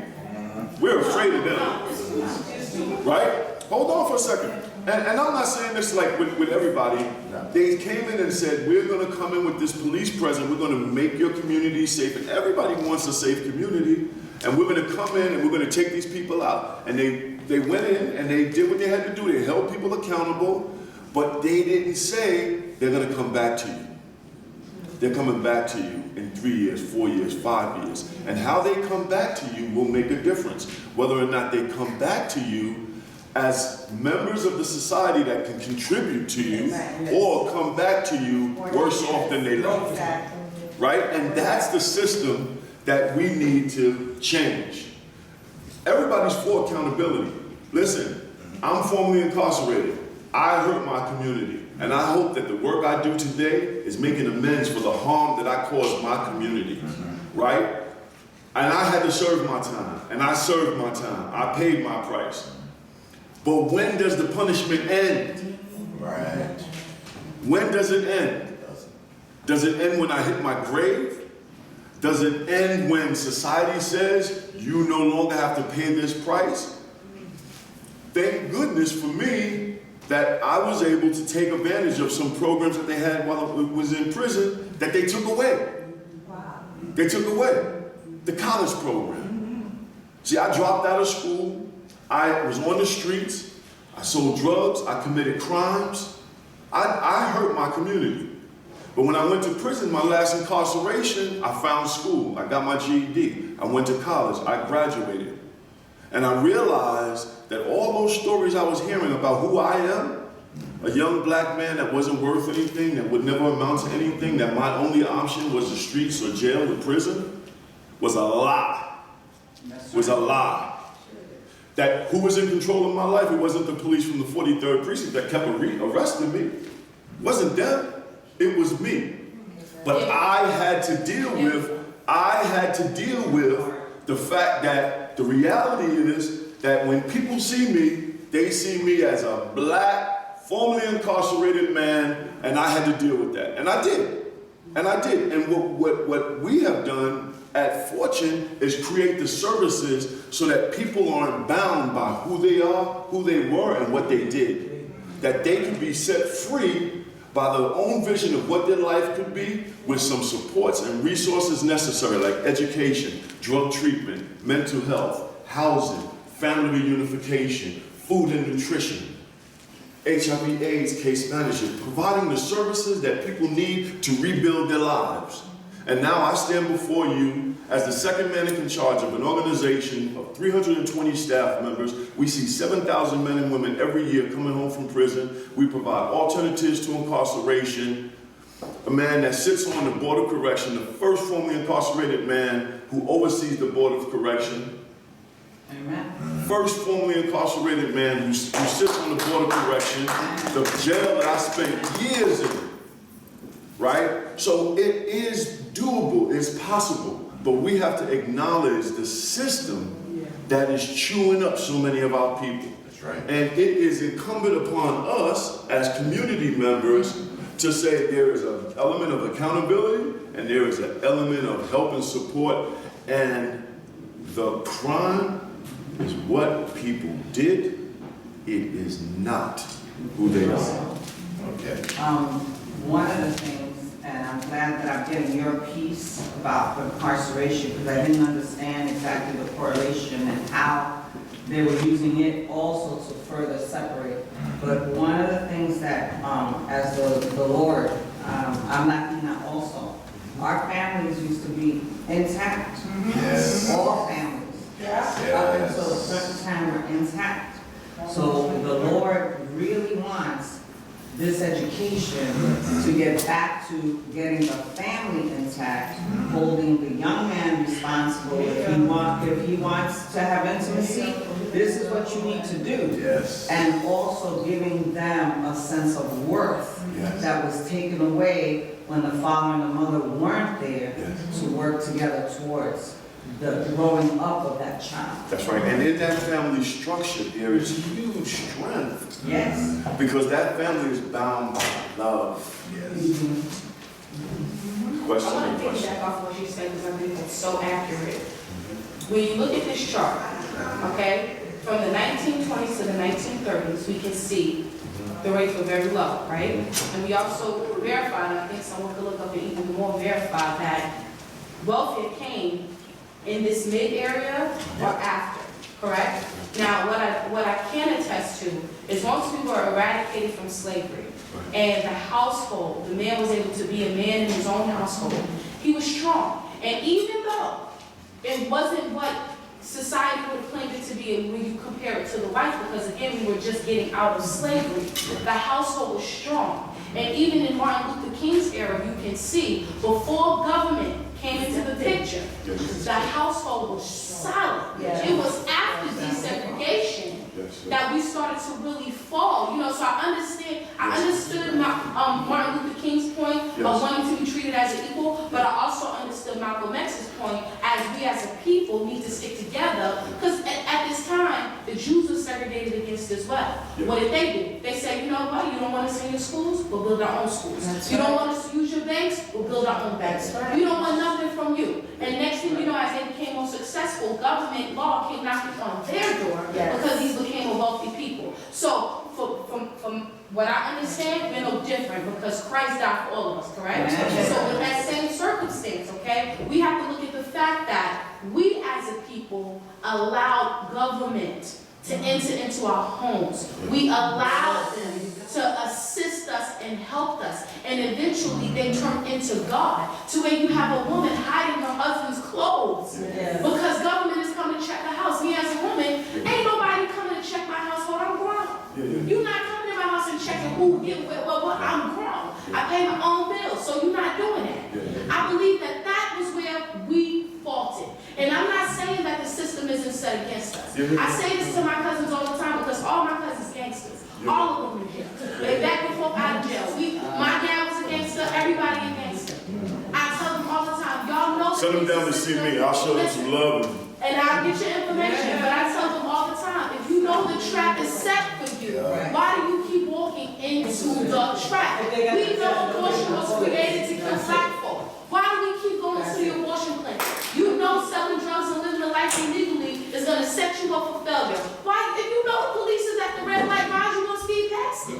Who's slow down? So I would say this. I would say this is that from my own perspective, because I didn't just go one time, right? I cycled through.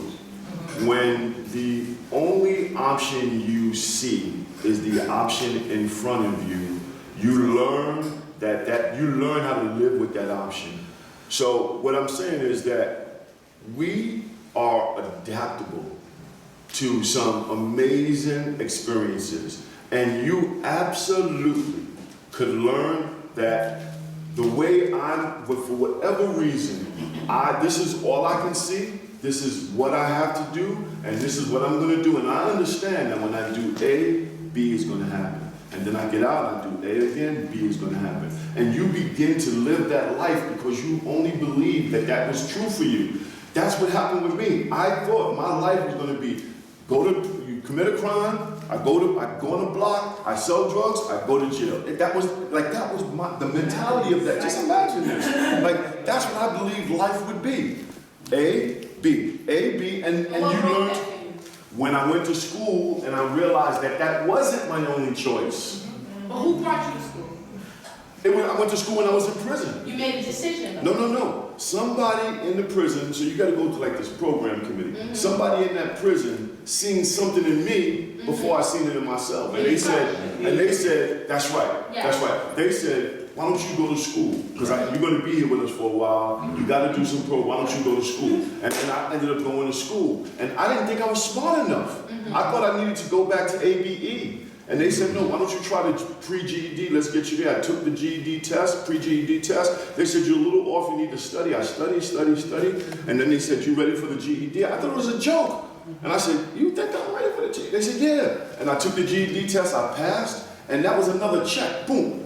Well, maybe all the stuff I heard about me was all lies. That was the first one. I said, let me try this. And I went to college, and then I started getting A's and B's. And then I started realizing that all of those stereotypes and all those stories I heard about who I am and all my life journeys that I could only live in sound view, that's going to be my destiny.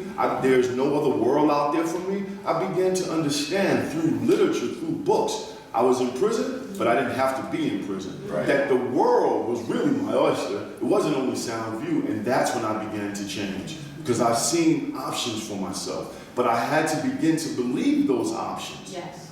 Here you go. I'd like to make 2 points on the page. I see his hands coming too. First of all, hearing your story, and thank you for sharing your story, it is clear to me that you had to first fall in love with you. There you go. So someone was used to trigger that love in you. Okay, so I'll put that on pause. I appreciate your input because see, when you start talking about slavery and comparing us, the descendants of slaves, with the Jews, the difference is that we was enslaved on this soil.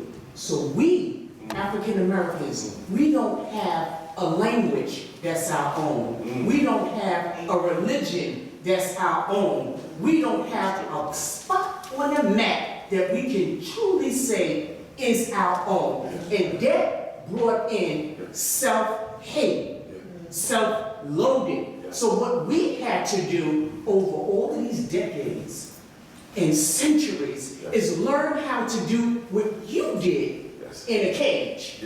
We had to learn how to fall in love with self. And see, that's where God comes in there. God teaches you how to first love Him, so you understand what true unconditional love is. And then, and only then, you know how to love self. And after you learn how to love self, you can do what you're doing right now, brother. You can spread the love outwards to everybody. That's exactly right. So every institution that we have, not just in this country, globally, was created to do the opposite of what we're talking about here today. That's right. So the foundation always was the same: love. That's it. It's really as simple as that. It's really as complex and it's really as simple as that. That's well said. So thank you for being an example for us today. Thank you. Let me come here and then you had your hand. Right? Yes, I did want to say something. Growing up in Harlem, I grew up in Harlem. I remember as a youngster, I used to see a lot of dope things. Yeah. A lot of drugs was in Harlem. We had people that was on methadone. And looking past that as a young child, you know, that had some kind of impact. But then when the Muslims started uprising and getting these young guys that were in prison and teaching them, and I felt proud to walk past 116th Street and see these guys out here with suits on that was talking education. Yes. But a lot of people were afraid. A lot of black people were afraid of the Muslims because they were talking about standing up for yourself, creating your own businesses. And I think that was an empowerment for us, and then that started breaking down. So I was like, what happened? Because it was proud to see those guys that were going in jail now, and they were talking positive. They were doing positive things.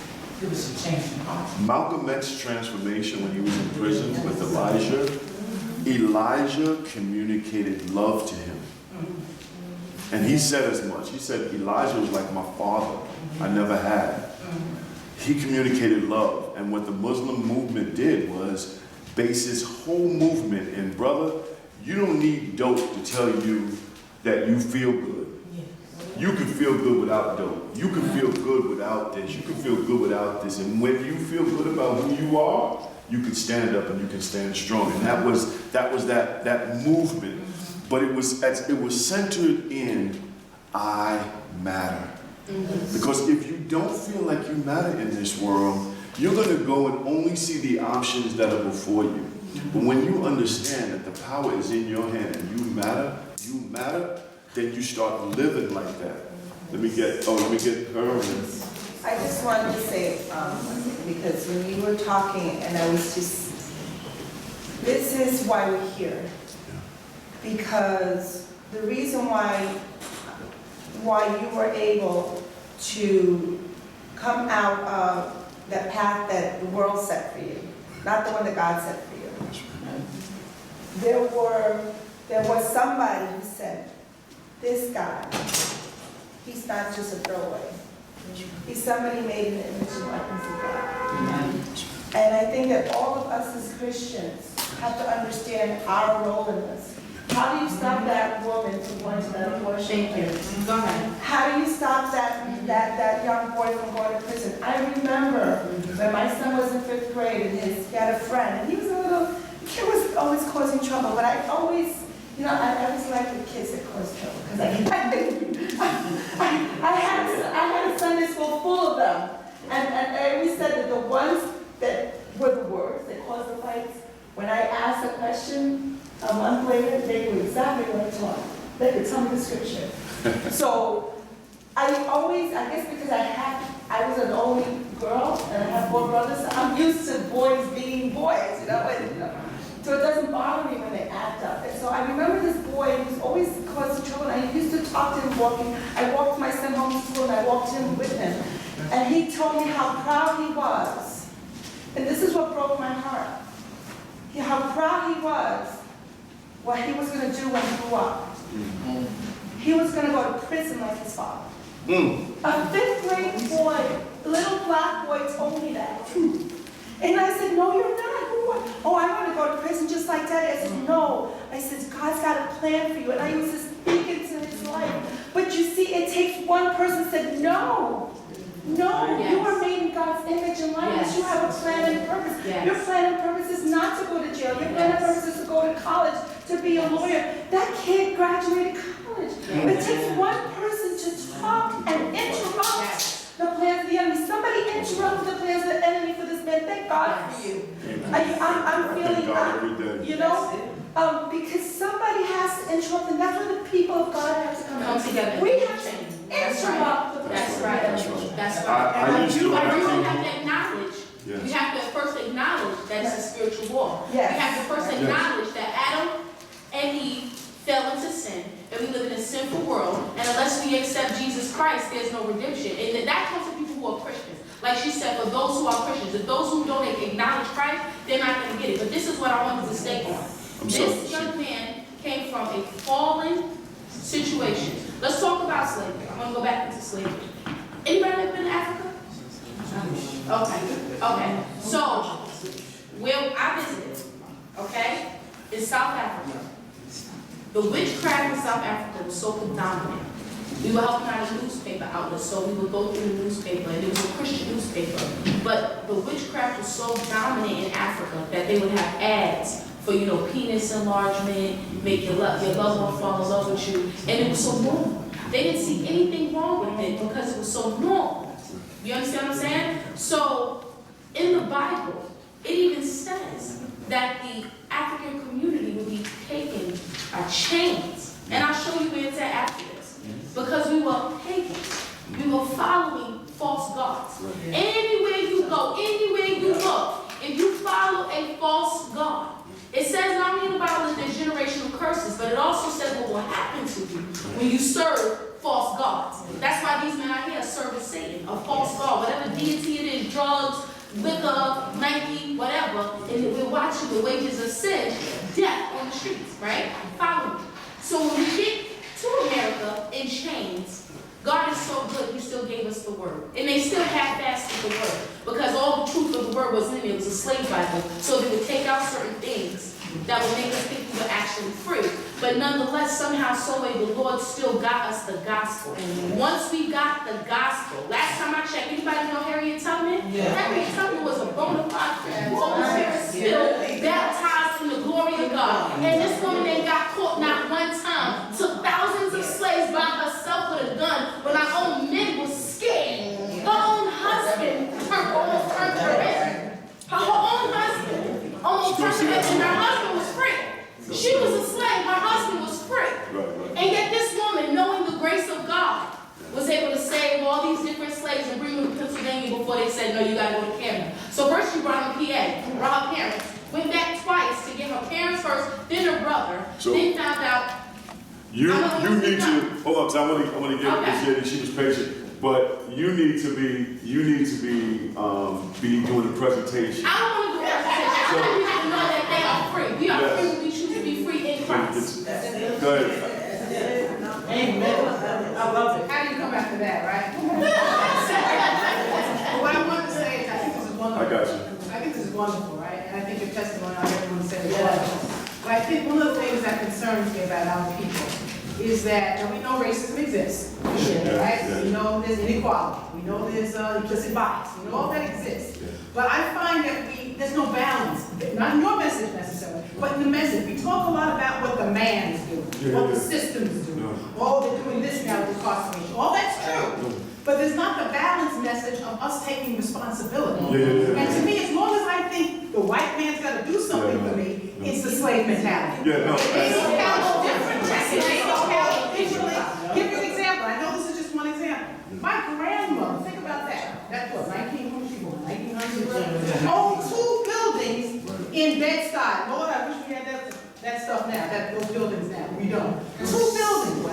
Most white folks didn't have a college degree at that time. So we're not disagreeing, I think we all see that it's about who you think you are. Nobody can hold me down. Right. Nobody. Yes, the system needs to change, but where's the real power? The real power is what I do. Absolutely. What I can do, what we can do as a community. And I know it's not about politics here, but let's think about it. Let's just reflect on who we support politically. Are they the ones who tell us we can do it? Or are they the ones that tell us you make this? You need to kill your babies. You need to have this. He's not doing nothing for you.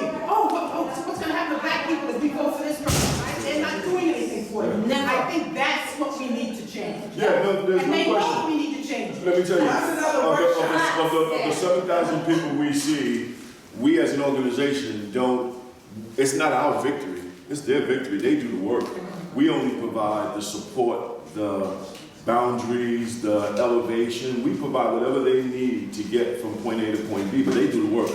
It's embedded in all the stuff I talk about is like personal responsibility, ownership, and doing that work. I know, and I don't, at work, I let my journey speak to God's grace and His goodness and His forgiveness, because I've asked Him before I've come to know Him, and before giving my life to Him, I've come to ask, why me? Because all of my friends are pretty much dead, or didn't get a second chance or whatever. And I said, why me? Now I'm coming to understand why me, because God wants to use my journey and my experience to show to be a testimony and to show people His love and His grace and His mercy. Because if He can do it for me, He can do it for anybody. On the back of my phone, without Him, I can't do anything. Right? With Him, I can do all things. So that's absolutely right.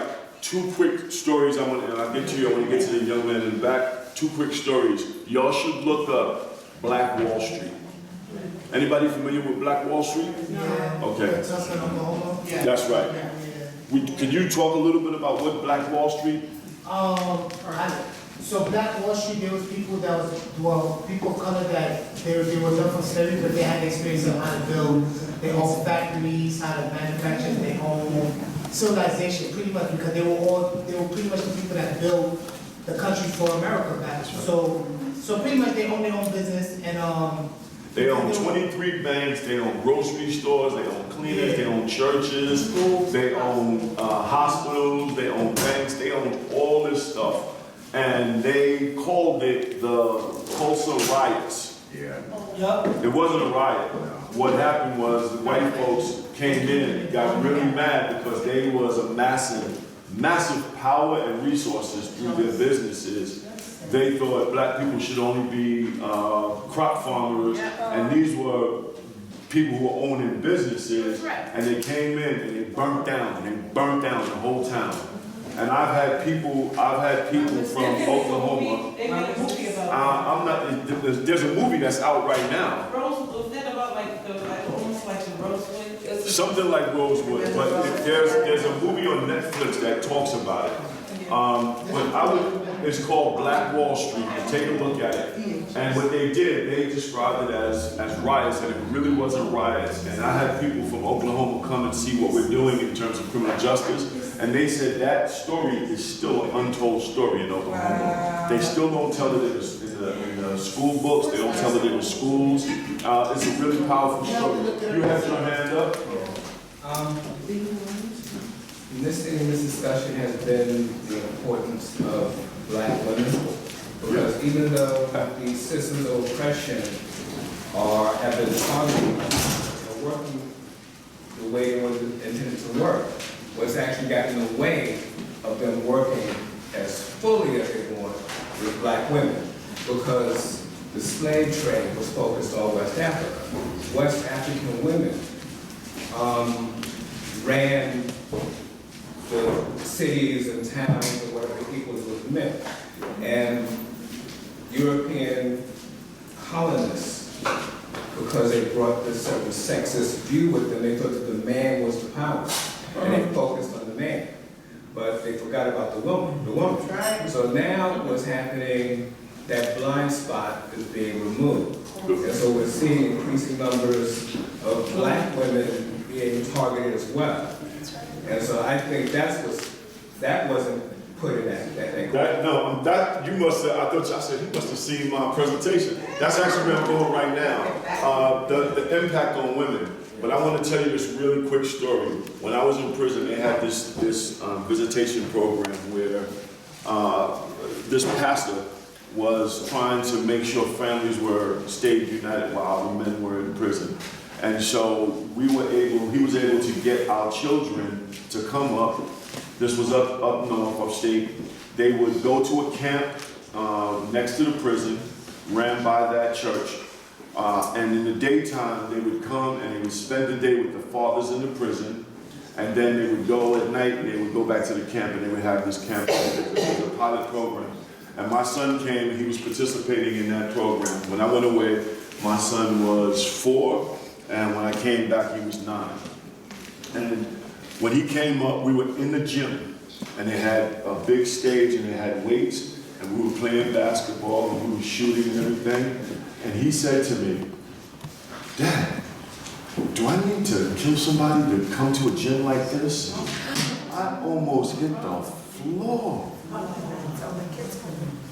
That when you told the story, that's what that story reminded me. And I said, my son thinks in order to come to a big gym with weights and a basketball, that he has to commit a crime to come to a gym like that. And what that told me was like, and I remember, I'm from Soundview Projects, we used to have like a community center. You had a gym. And for our kids, they don't have that. They don't have those resources. So for my son to think that he has to commit a crime to get access to a gym and weights and exercise, said there is something significantly missing from our community. So I wanted to tell that story because that's what it reminded me of. And that is very real. But let me go to the women, right? So I just told you 1 in 3 for black men, 1 in 6 for Latino men. Listen to this. 1 in 56 for all women. White women, 1 in 11. Black women. How many black women do we have in here? Did you raise your hand? Not enough of y'all. But it is 1 in 18 black women will go to jail. And for Latino women, 1 in 45. So to get to your point, if we did this chart back in the middle there somewhere, it would be so much less. But we're at a point now in 2017 where 1 in every 18 black women will go to jail, go to prison. So the next time you're on a public bus or a train and you look around and you see black and brown women, every 3 men you look at, remember this stat. Every 18 black women you look at, remember this stat. And these are all changeable stats. Here's how we change it, right? There has been a stark investment in mass incarceration. There has not been a stark investment in our education. That's right. And here's what we know. Here's what we know. Pre-K and education will make a difference. Here's the difference that it makes, right? We know that if we increase graduation rates for high school to 10%, by 10%, we can reduce incarceration by 9%, just by getting a high school diploma, right? Here's what we know about investments in spending, right? From P to 12, between 1979 and 2012, 2013, P to 12, education, expenditures for education doubled from 258 billion to 534 billion throughout the country, right? while the total expenditures for state and local corrections quadrupled from 17 billion to 71 billion. Think about that. That we only doubled our resources for education between that time period. But for mass incarceration, we quadrupled it. Here's the difference, here's the problem with that. We know education is the way out. That's right. We know it. Education is the way out. So when we talk about investments and we talk about mass incarceration and reducing mass incarceration, that's where we need to go. So I'm going to close with this. In New York City, in 2017, there were 674 police encounters, meaning that a police officer engaged with somebody that could have resulted in arrest. Of that, 394,000 people were arrested. Of that, 40,000 to 50,000 people cycled through Rikers Island or New York City borough-based jails. Right now, we have 7,000 people who are in jails. We spend $1.2 billion only on corrections. That is not police department, that is not prosecution, just the Department of Corrections, $1.2 billion. Recently, the mayor has agreed to close Rikers Island and to reduce our footprint from the 40,000 people who go through and the 7,000 people we have incarcerated with all of the criminal justice reforms, to reduce it down to 3,300 people. That is going to be unheard of in the country. No large city in the country has done anything like that, while also maintaining New York City as one of the safest, biggest cities in the country. So we now understand that mass incarceration does not only equal safe cities. We can have a reduction in mass incarceration and a safe city. We could reduce expenditures on mass incarceration and increase expenditures on diversion, education, housing, and the services that we know make a difference for the men and women coming home from jail and prison. And today, we could shift those resources from mass incarceration into the things we know that works. And we have a city council, and we have a mayor who agreed that we should reduce our footprint. And so in New York, while the country, we're still at that 2.3 million people, in New York, we are going to change it. We're going to change the way people bail reform. Y'all should take a look at some of the bail reforms. Bail reform is taking place in January. So right now, bail is based on your ability to pay. If you have resources, you get out. If you don't, They are adding services, which is the most important piece, so that it's not about not holding people accountable. People will be held accountable, but people will be given a service net that they can use to build a new life for themselves and their family. And we're just in that place. Question here. Okay, and we're praying about, this whole thing, how it's gonna impact those that will be taken out and the community. Yes. Is there a fast and strong support system that will also help them be educated? Because what I'm seeing, and we'll have this conversation later, what I'm seeing is some of these, like that man that hit the woman against the train, he's out. Yes. I'm like, that's unheard of. I'm sorry. There's certain things that people do that they should not get out. Now, they have to reduce the time they're in jail before they get their trial. But if you just tell, you can do anything and you'll be out, then we're increasing lawlessness. Exactly. It's more than that, right? It's more than that, right? It's what services does that person need, right? Oftentimes, what we have done is we have closed down our mental health, what we used to have our mental health community centers. That has closed down, and what we used as a de facto mental health clinic is our jails. 40% of the people, 40% 40%. 7,000 people in jail, 40% of the people in that population are people with a diagnosed mental illness.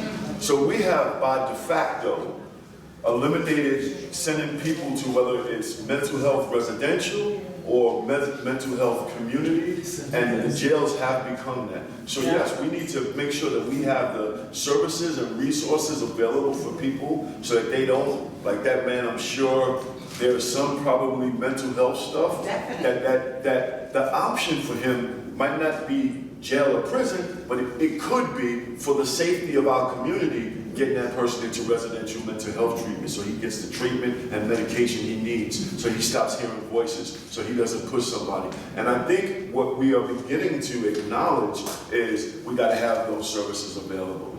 Yeah. I have two questions. So, I actually worked with this case, and they started doing those from like a year and a half ago. I worked on this case with a woman who owned Empire Bills, and I was working against them, right? So this is the two things that I researched about the pretrial system. Yes. A lot of times, African Americans end up still being in jail, and we end up still being at a higher level because they have this pretrial system in Kansas, right? That's number one.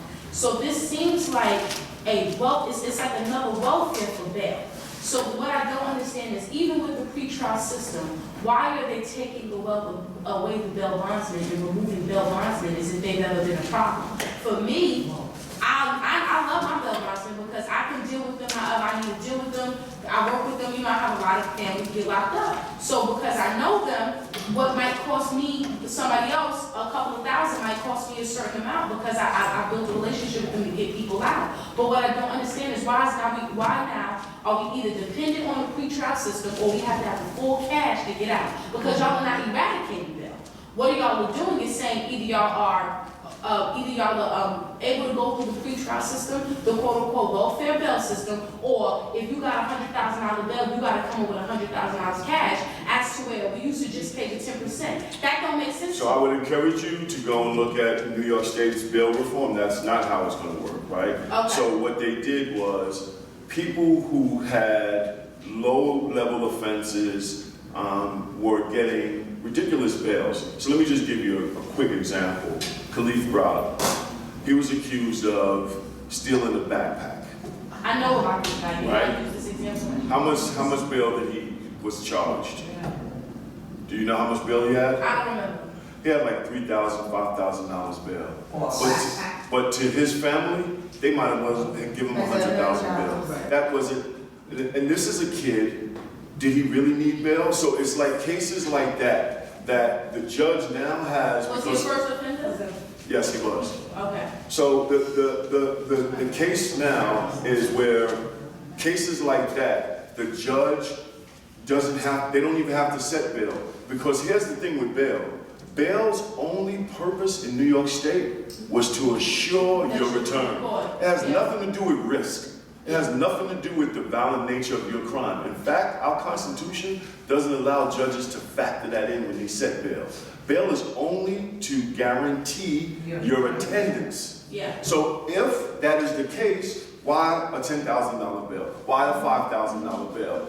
The other thing is that bail is supposed to be as a guarantee in line with your ability to pay. Yeah. So underneath our new bail reform, judges will not be allowed to do bail based on certain charges. Then the other thing judges now will be able to do is to say, is this a risk to the safety of the community? Something that they couldn't do before. So now they can look at somebody and say, So only by judge, not by system, not by computerized system, no, but it's by the judge. judge. It's the Okay. judge. They will be able to say, okay, this person is a risk, and they have to justify it. But even with that risk, how much can this family afford? Da da da da da. So the whole bail system, that's one of the reasons why the mayor reduced the number when he said he was going to close Rikers. He said it was going down to 5,000. Now he believes it's going down to 3,300 because why we need a bail bond? Why did they get rid of bail bonds? Because that whole industry now is. I'll say this in a short, and I'm not against bail bondsmen or anything like that, but in a lot of respects, bail bondsmen are like predatory lenders, and I'll leave it as that. Yeah. They're like predatory lenders. Do you remember the predatory lenders that went for a lot of our older folks who owned homes? Yeah. And they went and said, go get these mortgages, the second mortgages, and they charged them 30% interest, and they had all this language in there. If you miss one payment, your next payment doubles, and thousands of people lost their homes because of those lending practices. And it was mostly African Americans in these communities, mostly like in Jamaica, Queens. That's where a lot of it happened out, where black people owned houses, many older folks. And bail bondsmen, in a lot of respect, when it comes to providing bail, it just is like a predatory thing. These are folks that don't have money, don't have resources, and people have to sign over their homes or sign over their cars or sign over this in order to get a bail bondsman to make a commitment for someone to get released. So we're saying, why do that? The system. Why do that? Yeah. If we change it where there's no bail or the judge makes a risk assessment, let's just leave it at that. So that's where we're at. Thank you all so much. Touch the tip of the iceberg. Yes. I mean, because your curiosity, your input, and everything that you guys contributed to the conversation needs to continue to happen, but it also needs to happen with what do we do after this now? Because this is not meant to be a sit and, vent. This is meant to be outcome driven. This is meant to be, okay, so we're hearing the facts. How do we fix it? How do we reverse it? What do we do from here? Because we have these conversations at our coffee tables all the time. We've had these conversations for decades and decades and decades and decades. This platform is about how do we do it different? This is about stepping forward. This is about stepping out of our comfort zone.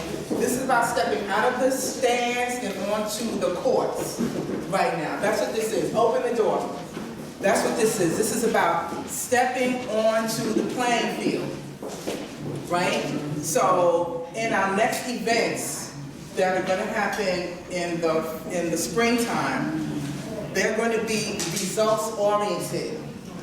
I'm going to be asking you guys to look and see what some of the options are and see where you guys feel comfortable reaching out to either legislators in your district, where you feel comfortable about reaching out to maybe the school boards and the college universities. Curriculum planning, education is key. We already discussed that. So discussing it here is not going to make the change. Discussing it here and then going out into the playing field, that is what has happened decades and decades ago, where we were able to come at least to this level. With the civil rights movement, freedom from slavery, all of those things, they came out of the stands, of the chains, and they moved into the playing field. That's right. We've had the accomplishments and the blood that was shed, that was lost for us to get this far. We cannot just sit back now and say, okay, well, I'm comfortable with this. Because we can get comfortable with misery. We can get comfortable with separate but unequal. We can get comfortable with X, Y, and Z. But we're still complaining because we know that there's inequality. And we know there's targets. We know there's this and there's that. So this platform is meant for us to put action to our words. This is meant for us to learn how to dialogue with our elected officials, how to speak truth to power, how to have conversations like our sister Lila Rose. I mean, she was so cool, calm, and collected. I want to be like her. I mean, she sat there, had her little nails done, her legs crossed, and had this conversation, this interview about a polarizing topic. And she didn't break a sweat. And we should be able to do that too without our emotions getting involved. So me, for one, I know that I'm not 100% there yet. But I think that's the goal. We should be able to have these conversations in a manner that doesn't allow or doesn't steer people into becoming defensive. Because once people become defensive, they shut it down, act like they don't know what you're talking about, and therefore the system sustains itself because, you know, it's in denial. So that's going to be part of the ongoing work of this workshop, Our Lives Matter. To have conversations, so that we can learn how to have conversations to the people that matter.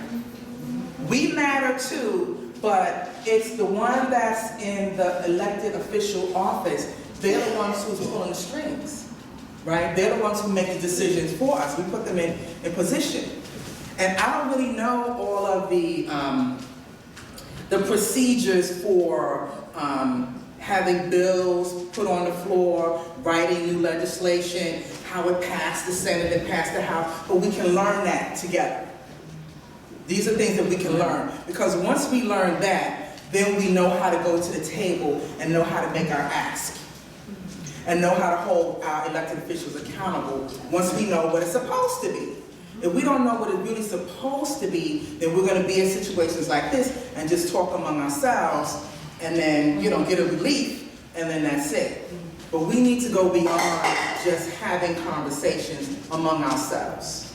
So that's the goal of Two Heartbeats, Two Lives. Because it's more than just abortion and mass incarceration.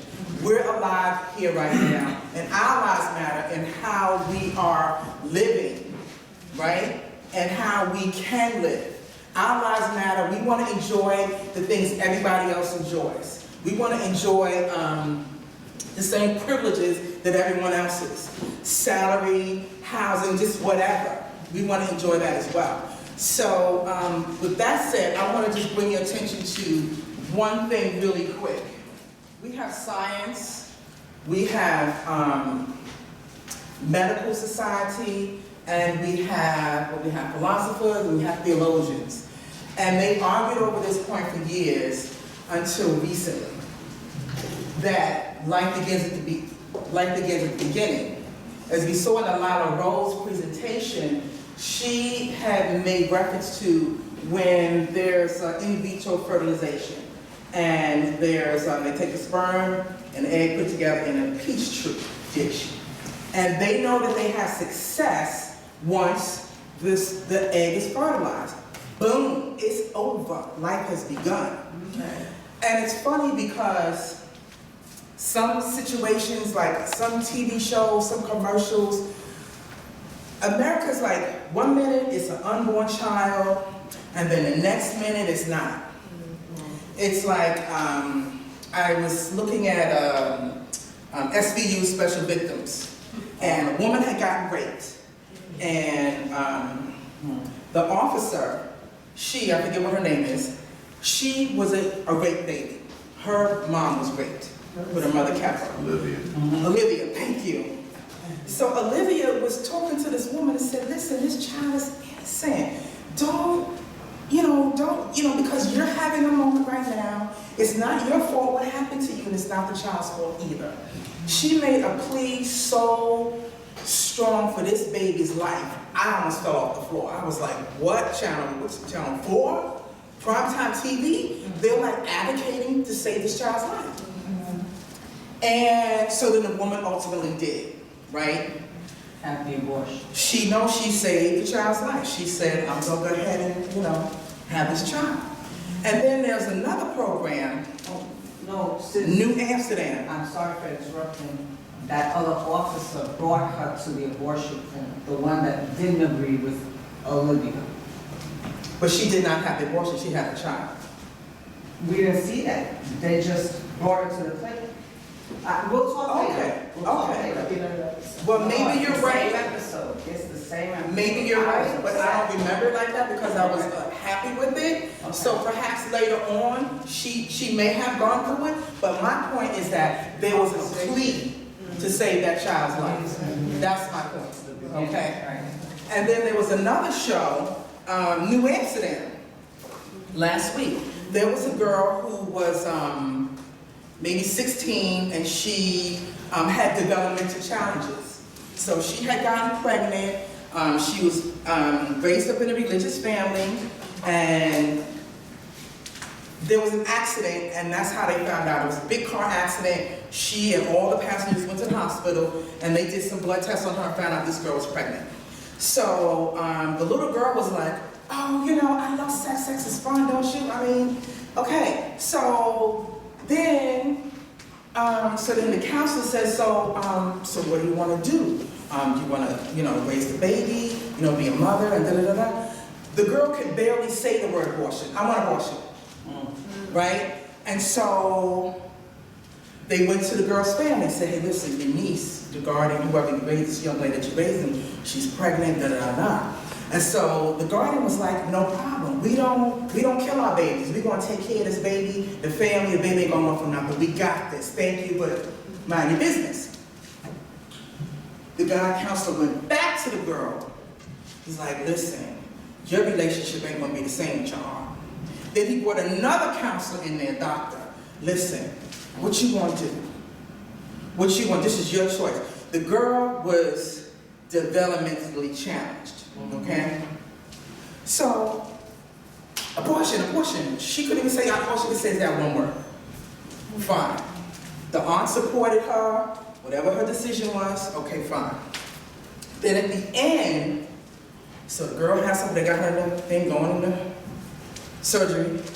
Then the next thing, the story ends with the counselor who was telling her, look, this is your right, whatever you want to do, just go ahead and do this. Going into the adoption agency.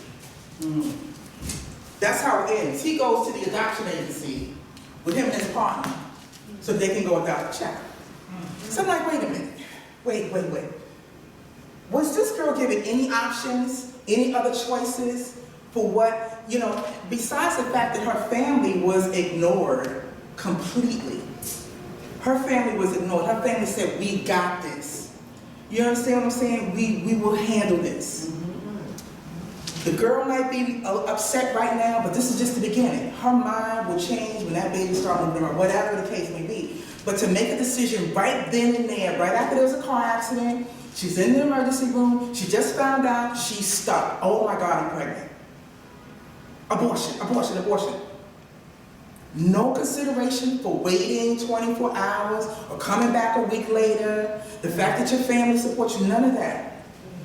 So saying that to say, it's like, it's almost like a schizophrenia. That's the only word I can think of, because one minute there's support and it's an unborn child, and then the next minute in America, it's not a person, it's an it. So there's just, and I think that happens because there's so much wrong in it.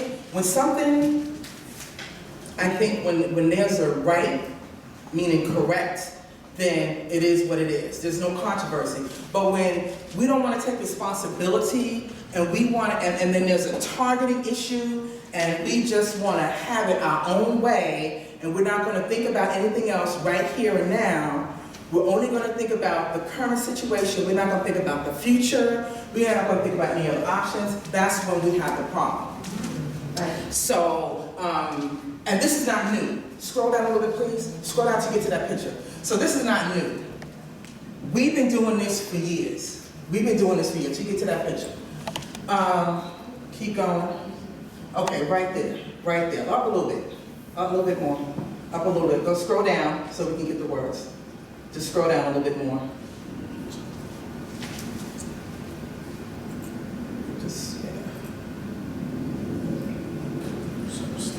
Okay.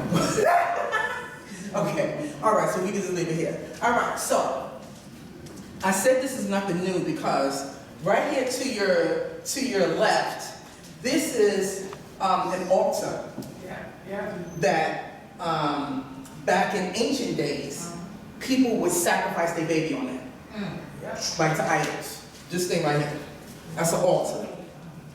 Blood sacrifice to idol. And then I was scrolling online, I said, you gotta put a hospital next to that.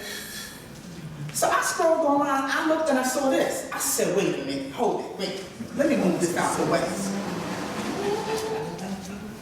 Y'all gotta get this. Drive-through. Parts. You can get, because after they do this service, after this service is done, after they do this service, then they make money on the other side. Yes, they do. They use it for vaccines. They make money on the other side. Yeah. Stem cell research. Sounds pretty, but it's at our expense. And so they make money on this side too. But the artist who did this, I almost fell out of my computer chair last night when I saw this. Drive-through. That's what we are right now. We got drive-through. We got look. Just don't even give it a second thought. Do what you do, and we got you. Yeah. And after we got you, we're gonna get your money. And after we get you, then we're gonna get, we're gonna do the other thing too. Okay, so we have Reverend James Nemley, President of Living for the Kingdom Bible Ministry, co-founder of March for Life New York, and the March for Life New York Radio. That's how I met him, because I was actually on that radio show. I was in my car, right? And we had to start, I think it was like 6:30, and I couldn't find parking. I'm living in Harlem, right? So I'm like, okay, well, we're gonna have to do this radio show from the car. So I called in right on time, 6:30, and it was a really good show. And the information that he shared on that radio show, I was floored. I said, if I ever have a conference or something, this man has to be there, because the information he shared, it was true, and sometimes the truth hurts, but it was real. Amen. You know what I'm saying? The truth will either change you or it'll break you. Amen. So with the truth that he's going to share with us about Black genocide, this is Reverend James Nemley. Amen. I have to say to you, Marcia, for your first time, it's awesome. Yes.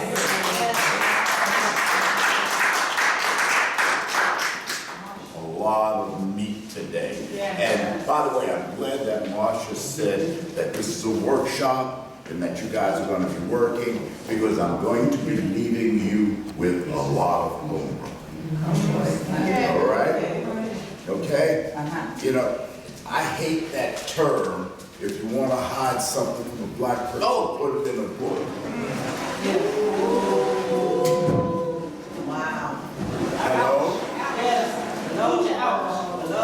Hello? I hate that term. Yes. But what's unfortunate is not 100% wrong. It's not 100% wrong. Right. We can't be lazy anymore. Our laziness is killing us all. I was listening to everything that was being said today. They count on our laziness. Yes. All right? Not our scholarship.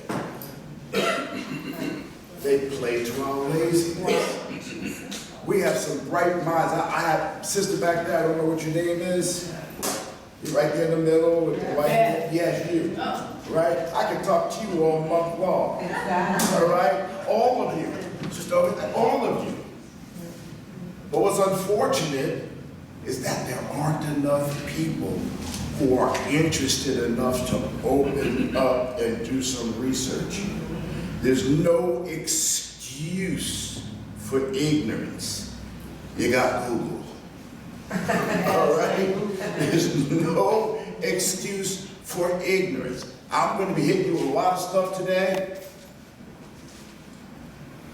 Do your homework. I did mine. All right? I did mine. Do yours. All right.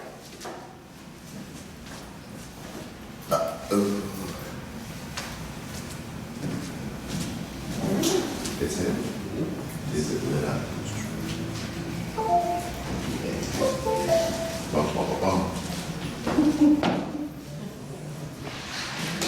Why isn't there a reason why I get up here and act cool? Okay, here we go. Jeremiah 1:5. Before I formed you in the womb, I knew you. Before you were born, I sanctified you. I ordained you a prophet to the nations. Before, God knew you before the world was formed. He knows all things from before time began to when time ends. Remember something, there's no time in heaven. It says, in the beginning, that's when the clock started ticking. But God is an everlasting God, even before. Amen. And he knew you. He worked it all out. He worked out your entire life. Don't think God had a plan B when Satan did what he did. There ain't no plan B for God. How's that possible? All right? It was always his plan A. So, when it comes down to when that child becomes life, it was life when God ordained it to be life before time began. All right, let's forget it. So when people start talking about, as a pro-lifer, well, how do you believe? Do you believe as a pro-lifer that there are exceptions? Absolutely not. Absolutely not. Well, what about rape? 1% of children born in America by rape. 1%. 1%. And I've talked to a lot of them on my radio program. I've talked to a lot of them. 1%. But what they want you to feel is, oh my goodness, rape. Oh goodness gracious, rape. Everybody is really, I'm not saying that I'm applauding rape, but think about this. If the rapist is caught, what kind of time does he do? Maybe 5 years, maybe 8, probably out 4 years and then put on probation. How much time is the child given? The child got the death sentence. The death sentence. Why? What did he do? What did she do? They did nothing. And oh yeah, I know a lot of children that have been born through rape. I know a lot of women who have given birth through rape. And they love their children. And those children love their mother. I'm tired of all them stupid sentiments that are put out there to control your mind. That's all that's about, to control your mind. Women's health care. Who can be angry with women's health care? Wow. When did it become that? Exactly. Birth control. Sure. When did it become that? It became that when people started waking up and saying, what's going on here? All of a sudden they softened the language. All right, okay. I'll just follow right on in. Slaughter some more children. Don't get me going. I've got many years pent up in here, and I can't give it to you today. All right. How many of you heard the story of the frog in the pot?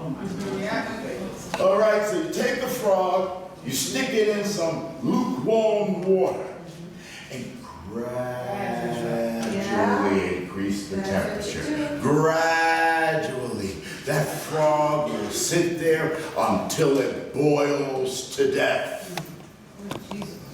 Guess who's the frog? We are. Yeah. We're the frog. And the water's boiling. So, here's the pot. September 1st, 1862, Lincoln issued a preliminary warning that he would order the emancipation of all slaves in any state that did not end its rebellion against the Union by January 1st, 1863. It's time to celebrate. Time to celebrate. We're free now. Except for the fact that all of a sudden, 4 million people were now entering into the workforce without a job. That's on our side. On the other side, the whole nation was losing control of 4 million free working people. they had a big problem. That big problem was us. But you see, we dove out of the fire and into the pot. They had to learn how to control us. It was very important. If today 4 million people were released into society that had no way at all, no record of birth, no nothing, 4 million people impacting society, it would cause this nation to fall. 4 million people did that back then in 1863. They entered into the marketplace, and it hurt every inch of society. Banking, everything was negatively impacted by these 4 million people. And then all of a sudden, there was a lot of scared white folks. A lot of them. These people are outnumbering us. You see, when we were in slavery, it wasn't about reducing our numbers. It was about increasing our numbers. They had to. We were a commodity. We were like cows and pigs, okay? You get us in there and you breed us. You breed us. 10, 15 kids out of this breeder. Okay, we need to get another one. We're going to send this buck over to that farm. Jesus. That's what was happening. That's a fact. That was what was happening. A rich farmer was one that had more and more slaves. They bred us. Then they had to leave us go. Ouch. Ouch. Now we gotta diminish their size. In 169 years, the total black fertility rate dropped 77%. I'm gonna say that again. I should have heard a woo. In 169 years, the total black fertility rate dropped 77%. And there is such thing as dropping too far, as you're going to see.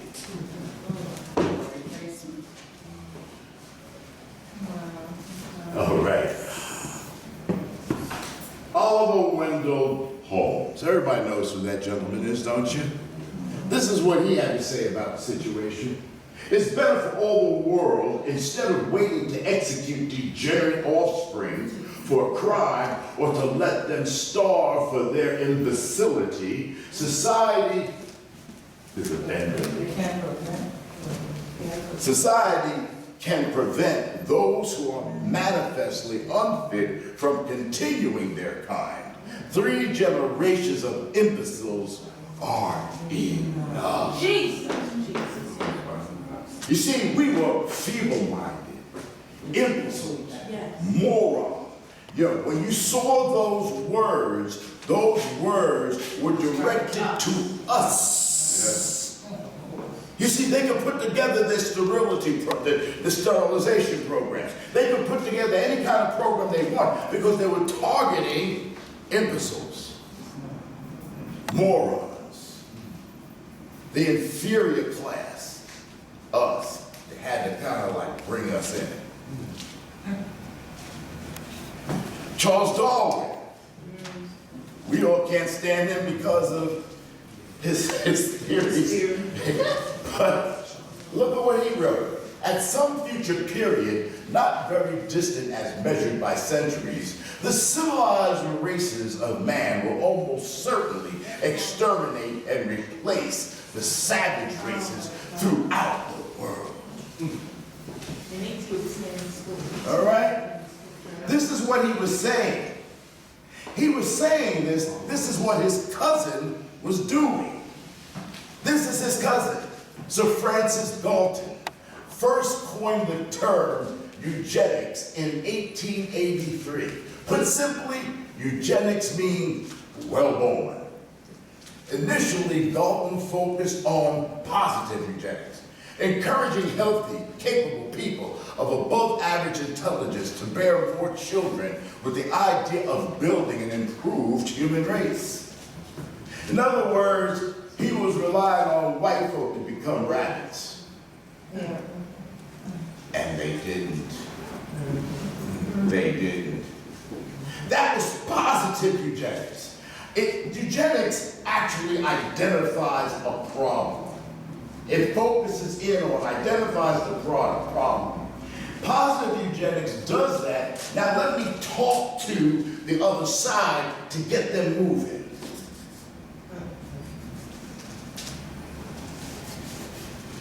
Then they came up with negative eugenics, as developed in the United States and Germany.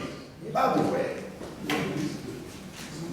Hitler loved our eugenics program. So much that he brought the folks that were over in Cold Spring Harbor, which unfortunately, like I live in, is where they are on Long Island, brought the folks from Cold Spring Harbor over to Germany to help them develop their eugenics program, because they were focusing on gathering together the Jews. And oh, by the way, there were black Germans back then.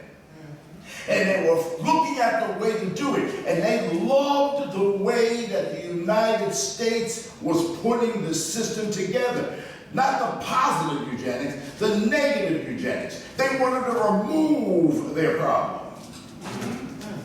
So the United States and Germany played on the fears of race degeneration at a time when the working class poor were reproducing at a greater rate than the successful middle and upper class members of society. These ideas garnered considerable interest. One of the most famous proponents in the United States was, guess who? President Theodore Roosevelt, who warned that the failure of couples of Anglo-Saxon heritage to produce large family would lead to race suicide. President of the United States. United States. Hello? Unless you white folks get it going, we're going to be in trouble, because it's noted eugenicists were looking and they were counting the rate of growth of the minority population versus other folks. And one looking good. Then came along the problem solver. The problem solver. Margaret Sanger. In 1921, Sanger founded the American Birth Control League, which later on became the Planned Parenthood Federation of America. So what Margaret did, well, you know what? Yeah, I want to say this. What Margaret did is she went into the minority communities to speak to them about thinning out their population. Birth control was nothing more than a signal to bring down that womb.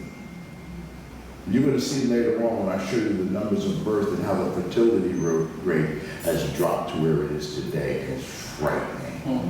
It's frightening. It really is. It scares the daylight. I stepped away from a flourishing ministry, March for Life, New York. The radio program's going incredibly. We did our second year in Albany. We had our first year in Albany. My sister here was with us there. Our first year in Albany. We went back the second year in Albany. We had the largest march of its kind ever. We had 3,000 people there on the steps of the Capitol building, and we rocked the joint for 2 years. They were so afraid of us that the state police made the picketers stand on the other side of the building. We didn't even know they were there. We didn't even know they were there. All right? The night before, when we went to the church to have our prayer rally, we came up to the church, big church. They were all in the middle of the driveway, stopping us from getting in. And then I came to recognize something. I'm looking at all of these big burly men, and I'm saying to myself, somebody's paying for these guys. Somebody's paying for these guys. Yeah. So I said to the people, get off the bus and don't engage with any of them. We got off the buses and we just walked straight in, and we had our praise and our worship service, and then the next day we went to war. Amen, amen. We went to war. Jesus, thank you, Lord. We had all kinds of media there. And one of them went in to interview Cuomo. And there was a woman there who was from Planned Parenthood. And she made the statement that these people are going to put an end to abortion. Amen. Amen. All right? Amen. So you might say, well, why aren't you still there? You were vice president, co-founder, and everything else like that. I'm not still there. It's almost like Philip. Remember when Philip in the book of Acts, he went in there and this big thing went on because they went out there and they witnessed, and all these people came to the Lord, that Philip was sent in another direction. And he went down the road and came across this Ethiopian woman. Amen. It wasn't about the crowd anymore. It was about the individual. The Lord has sent me out. I spoke to the radio guy, and he says, well, how do you describe yourself now? I describe myself as a pro-life disciple. Come on. A pro-life disciple. And I'm out here evangelizing. Come on, that's what we're supposed to be doing. All right, I'm evangelizing. I'm tired of all these words. Words mean nothing. We're in the pot. The water's boiled. Yes, come on. Right? The water's boiled. Come on. You can't be comfortable. That's No right. more. If you're comfortable, talk to me in 20 years when you can't recognize anybody. Come on. Talking right. Literally. People think that Margaret Sanger was just trying to help poor people. Here's what she had to say. Eugenics without birth control seems to us like a house built upon sand. It is at the mercy of the rising stream of the unfit. She was saying eugenics by itself without action is nothing. You gotta throw birth control in there because you've got to control the size of the population. And if you don't, it's like the rising stream of the unfit. Who's the unfit? We are. And in case anybody has any doubt she said it, Margaret Sanger, 1990, Birth Control and Racial Betterment, the Birth Control Review. You can check it out for yourself. You see, I don't just throw words out there. I'll tell you where to find it. All right? As an advocate of birth control, I wish to take advantage of the present opportunity to point out that the unbalance between the birth rate of the unfit and the fit, admittedly the greatest present menace of civilization, can never be rectified by the inauguration of a cradle competition between these two classes. Sanger, Margaret, 1921, the eugenics value of birth control propaganda, the Birth Control Review. I'll tell you the page 5. Apply a stern and rigid policy of sterilization and segregation to that grade of the population whose progeny is tainted or whose inheritance is such that objectionable traits may be transmitted to the offspring. Margaret Sanger, My Way to Peace. My Way to Peace. All right? January 17, 1932, Margaret Sanger Papers, Library of Congress. It's serial 130, 198, in case you're interested. All right? All of our problems are the result of overbreeding among the working class. Who?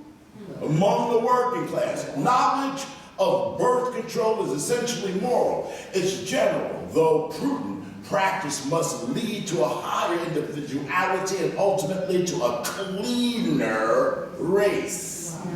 Margaret Sanger, Morality and Birth Control, February through March 1918. Feeble-mindedness perpetuates itself from the ranks of those who are blandly indifferent to their racial responsibilities. And it is largely this type of humanity we are now drawing upon to populate our world for the generations to come. In this orgy of multiplying and replenishing the earth, this type of para passu, which is measuring one thing against the other, multiplying and perpetrating those direst evils in which we must, if civilization is to survive, extirpate by the very roots. See, this is the mother of planned parenthood. I'm going to move on because time is being far spent. Let me see. Oh, I love this one. To this first two. The most merciful thing that a large family does to one of its infant members is to kill it. Is to kill it. My parents received an award, and they were written up in the New York Times. This is about 30 years ago. My parents, after they had 4 of us biologically, fostered 124 kids. Wow. Praise the Lord.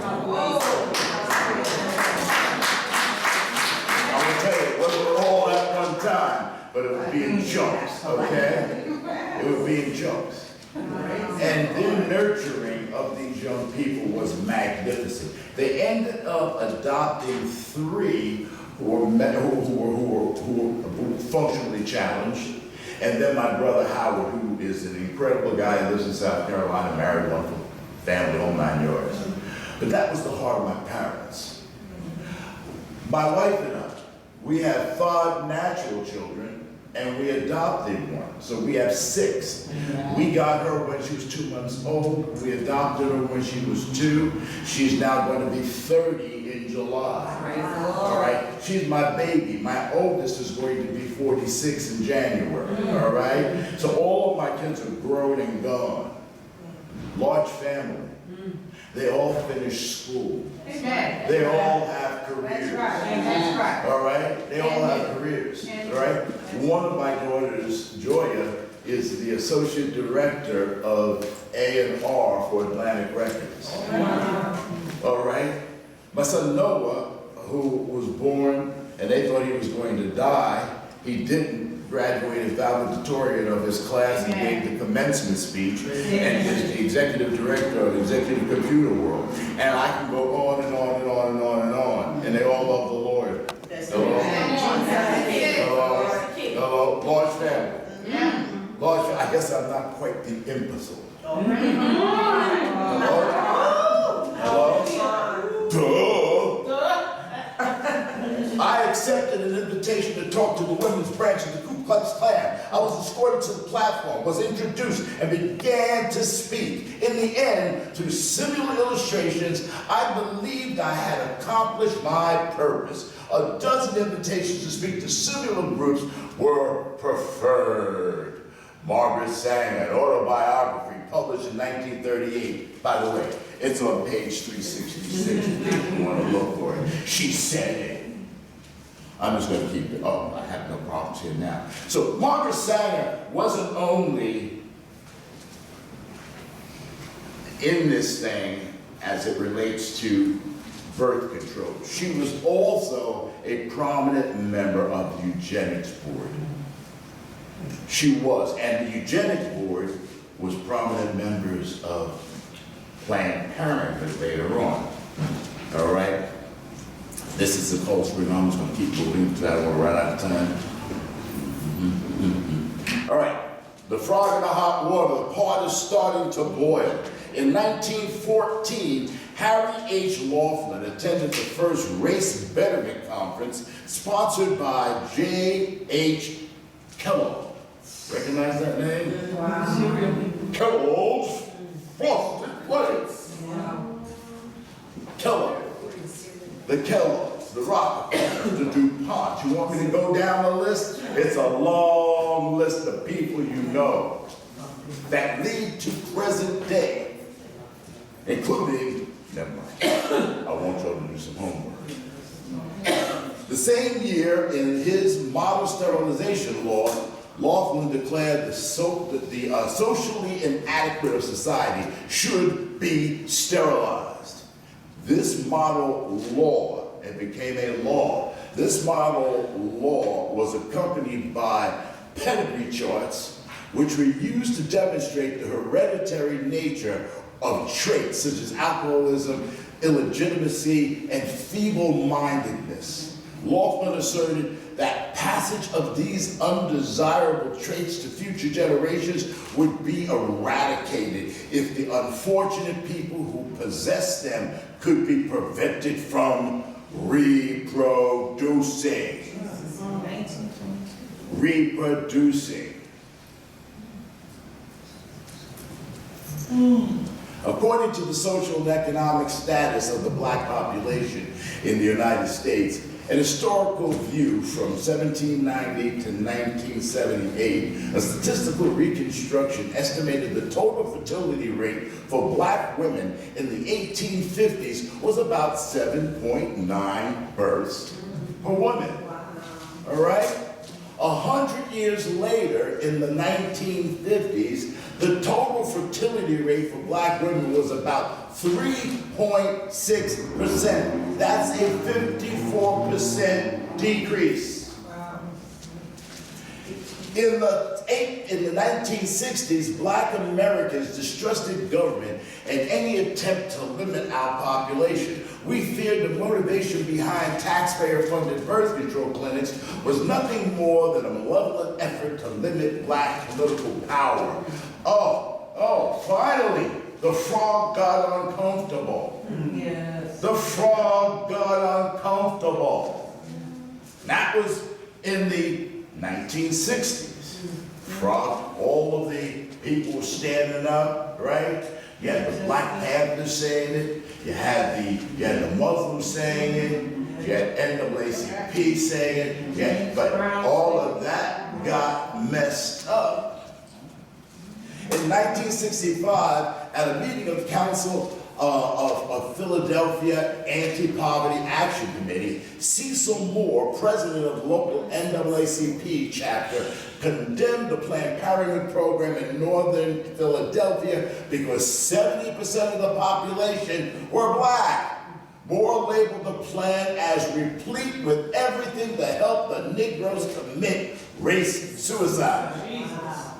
On January 22nd, 1973, abortion on demand became legal nationwide. 60 days later, in a March 22nd, 1973 Jet magazine entitled "Legal Abortion is a Genocide or Blessing in Disguise," Jesse Jackson warned, "Abortion is genocide. Anything growing is living. If you got the thrill to set the baby in motion and don't have the will to protect it, you're dishonored." Honest. I just want you to, see. By the way, look up the magazine, look up that page, that article. That's what he said. That's what he said. That's what NAACP did. By 1975, 2 years after the legalization of abortion in 1973, the total fertility rate for black women fell to 2.3% births per woman. Today, the Democratic Party and the black leadership in high places, including Jesse Jackson, endorse abortion on demand through all 9 months of pregnancy. Jesus. All 9 months of pregnancy. Democrats. Hello? Where'd you go, Jesse? What happened? What happened, NAACP? I'll tell you what happened. Money. If you want to run for office in these United States, and if you want to run as a Democrat, you have to stand up for abortion. Yeah, that's so true. You have to. They're the ones that brought the church into the battle. We didn't ask for it. We didn't ask for it. But they brought us into the battle. And the Democrats would have thought they won. I'm saying the Democrats because I happen to be, what? Not a Republican. I'm independent. I get on my knees and I look at who I'm putting my vote in. And if they don't stand up for the moral values, they don't deserve my vote. I don't care what line they're on. Except now I can't vote Democrat. I can't do it.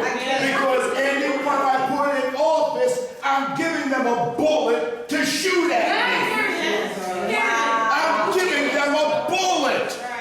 Wake up. I don't care about tradition. It makes me angry when somebody comes to me and says, oh, weren't you proud when? Yeah, I was proud that a black man became president. I didn't vote for him. What? That's right. You didn't vote for him?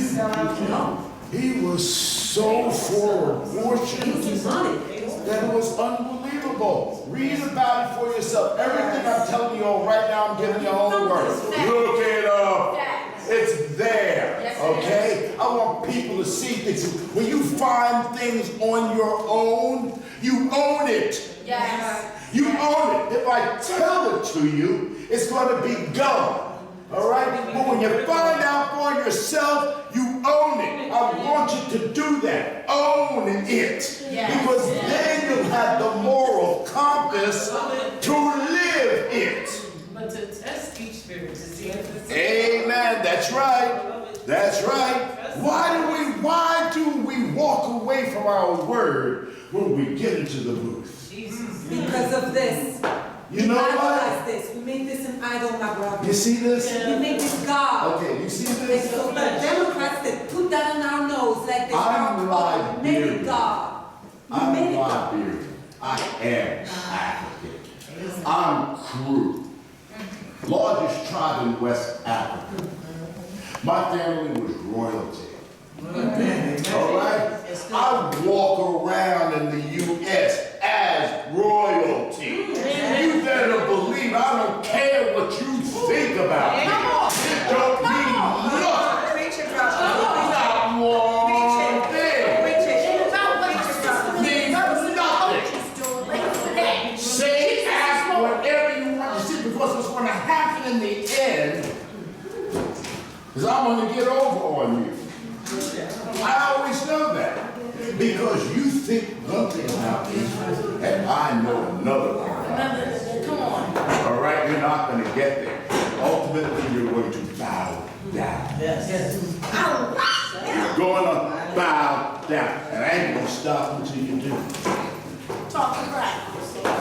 I'm trying to talk against how we blindly go into the polls and vote as a Democrat without looking at what these people are actually standing. I'm not saying as a group. I'm talking about individually. What do they stand on? What do they say about abortion? If you're against abortion and you say, well, they're Democrat, I'll vote for it. No. Hello? No.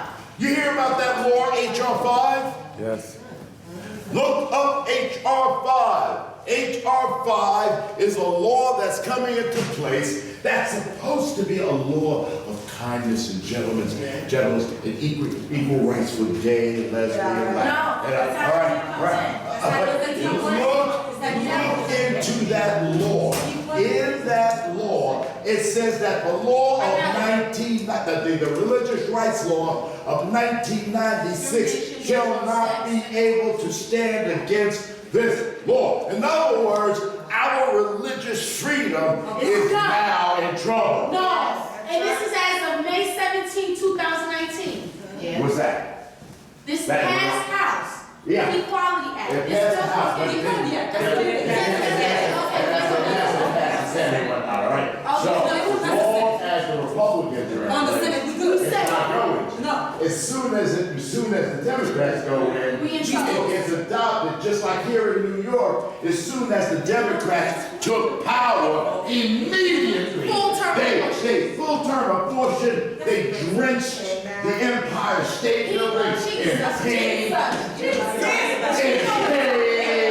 knows what he's talking about. In pain. They all stood there. They all stood there. Grin on their face, wearing their pink. I couldn't do it. That's who you put in office again.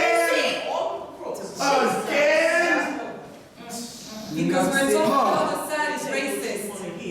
Because we're told the other side is racist. And you all the time. Listen, if you're trying to eradicate me, I don't care that you gave welfare. You gave welfare because you're trying to keep me captive. It's another form of plantation. That's all it is.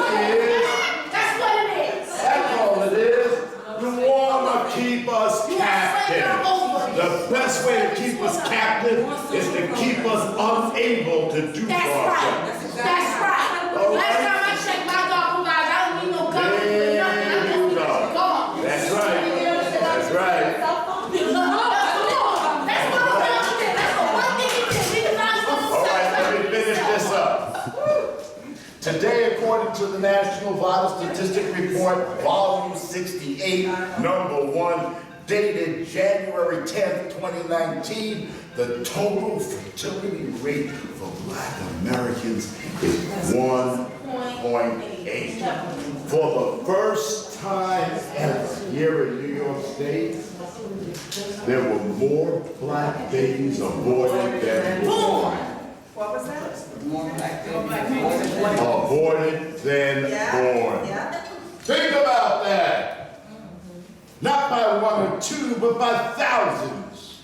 Mercy, Lord. We're down to 1.8. We were at 7 point. We're now down to 1.8. That's 1.8 child per every Black woman.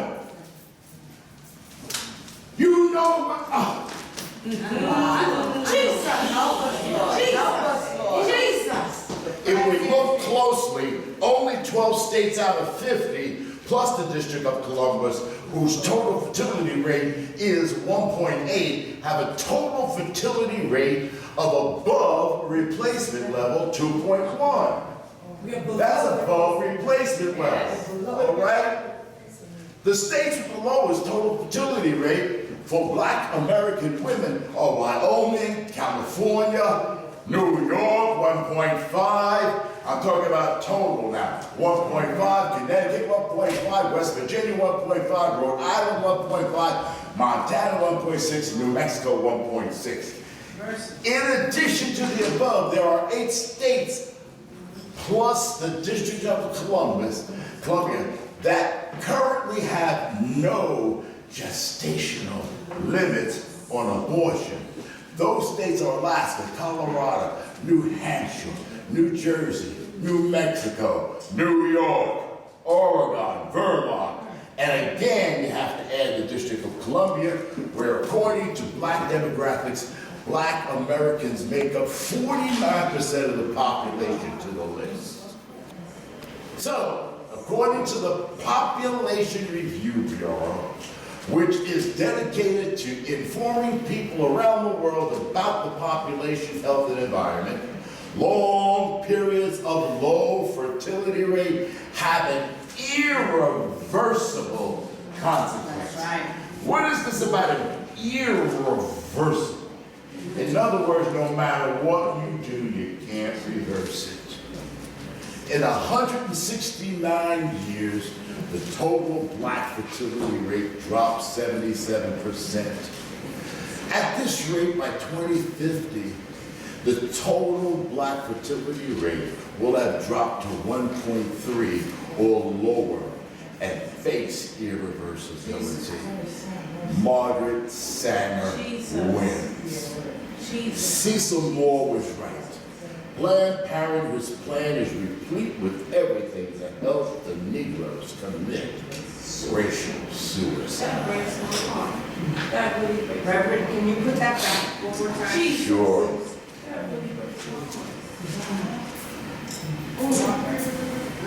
Thank you. I need to take a picture. Thank you. I want to show you something really quick. We talk about death rates. But wait a minute, wait. Please go back to the other slide one more time. Okay. Just one second, let me take a picture real quick. Yeah. Can you get this thing on? Okay. Got it? Just one, Hold on. Hold on. just one second, I just want to take one picture. You can put this on Facebook. I think this is the one you want. Yeah. That's The one before that too. Thank you. By the way, this presentation is on Marcia's laptop. The whole presentation. Okay, good. We know that. All right? You can change the All right. Let me get to this. Approximate number of African American deaths since 1973. AIDS, 245,322.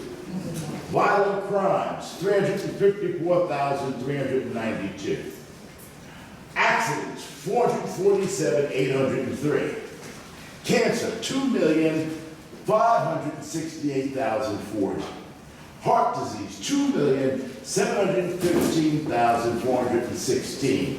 Abortion, 15.5 million. 15.5 million. And by the way, this comes from the CDC. All right, this isn't my stuff, this is CDC. Characteristics of women having abortion.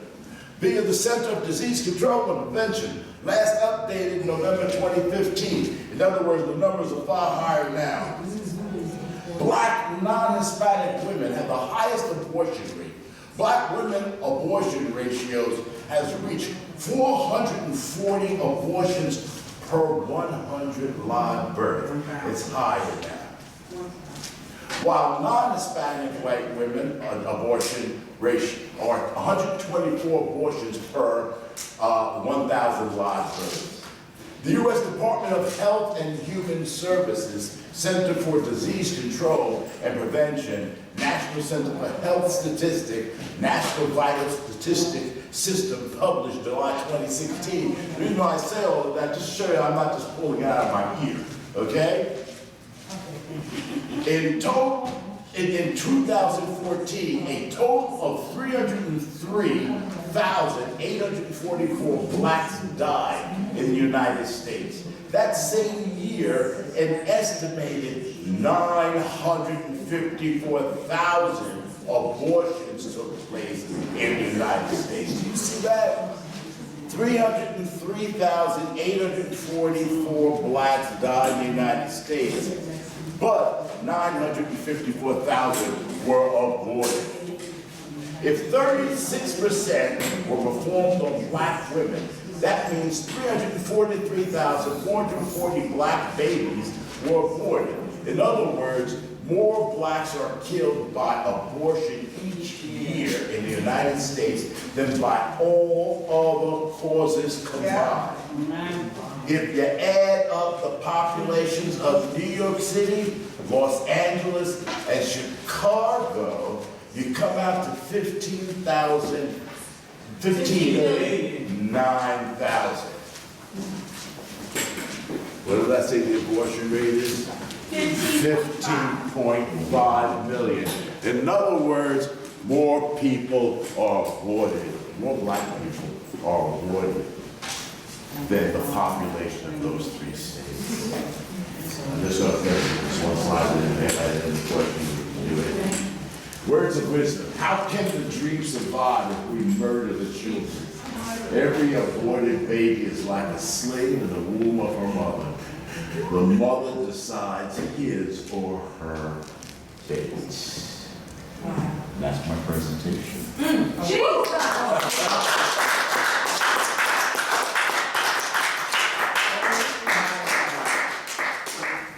Tell you how impactful this has been for all of us here. You know, this is brand new for some of us, and even when you hear it again and again and again, it just reinforces that this is real. It's not a figment of our imagination. These things are actually happening, and there's a definite intentionality for it, and being aware of that, the hope is that the awareness of it will make us mindful of our decisions, right? And that we're not playing into the hands of what's been handed down generation after generation, right?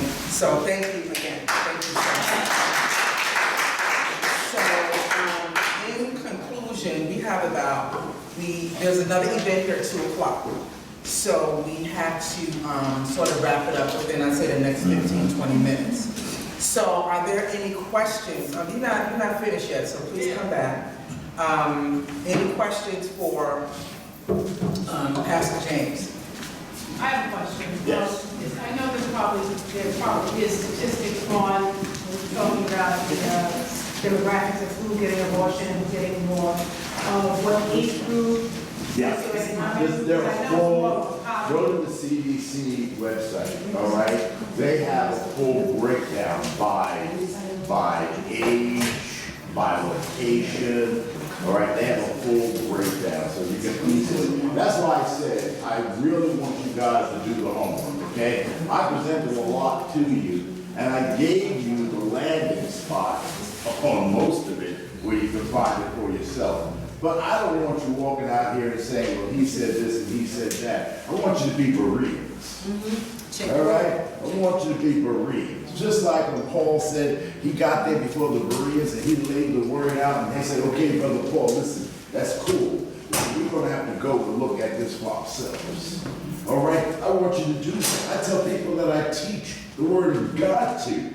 Don't stand there, me, yes me to death. You didn't discover anything yet. You just sat and heard me. Discovery is ownership. Own some of what you heard. All right? We all need to become researchers. And if I do anything today, it's just to whet your appetite to become a researcher. It's not about what I know. It's about what you can know. I want you to know that you're basically preaching to the choir. You're kind of preaching to the choir. I hope so. All of that. But I think the reason certain things we need to know is how we can also, where the interventions need to be. Because I just feel the Lord has really told me that the young women, especially African-American young women, feel like they don't have any other options, that we need to do some of that as well. Intervention, and here's the problem. Margaret Sanger thought, or at least espoused, if you limit their growth, then everything is going to be all right, okay? When in fact, if you educate, if you provide a solution to your projected problem, it won't be a problem, okay? They were lazy, they didn't care about doing that. They just wanted to cut us off. Okay, so you used to have 7, now you have 1.8. That's not enough, I gotta trim you down some more. Okay, whoa, why? All right, the reasons why black pastors were so enamored by her, and not only them, but famous people, black people were enamored, because they thought she was coming up with a solution to the problems in the ghetto. All right? The problems in the ghettos. All right? There was no money. There's kids in every room. No father. So the way that you stop that problem is you start reducing the pregnancy rate. Okay? That'll solve the problem. No, that wasn't the problem. The problem was they needed the education and the enforcement and the nurturing to be able to grow those families into functioning human beings. All right? She was looking at it as if it were impossible. They didn't care. They just wanted you gone. All right? If you want to make an impact, just like the brother was saying, it's really each one teach one. It's not a mass project. You've got to put disciples back into the community. You've got to develop a disciple. What is a disciple? A disciple is a learner. That's what a disciple is. When Jesus said make disciples, he was saying make learners. You can't make a learner if you're not a learner. That's right. You have to make disciples. when they go out there, they need to be able to say, listen, I did it, you can do it. Let me show you how. That's right. All right? That's how you make it work. And as many as you can reach, you set them out there. Because if you reach 3, and each one of them reach 3, and each one of them... Yep, there we go. And it seems impossible, but you gotta trust in the Lord. Amen. That's right. It is absolute. That's right. This brother, I wish I could put him in front of a dozen. If I had a dozen people right now, I'd like to put that brother in front. Our next speaker, Patricia Sandoval, we are blessed to have with us. She is the subject of her autobiographical book called Transfigured, which is the story of her escape from drugs, homelessness, and the back door of Planned Parenthood. Catholic speaker Jessie Romero calls her the modern-day St. Mary Magdalene. She is a full-time international pro-life speaker speaking on chastity, God's mercy, His healing, and His gift of life. Please welcome Patricia Sandoval.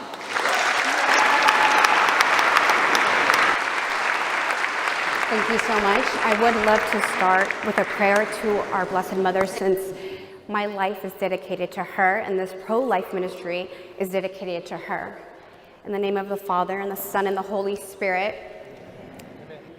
Blessed Mother, I ask that you give us that peace that comes from your Son, peace in our hearts, and that we can hear the voice of the Holy Spirit and the message that He wants to gift us today.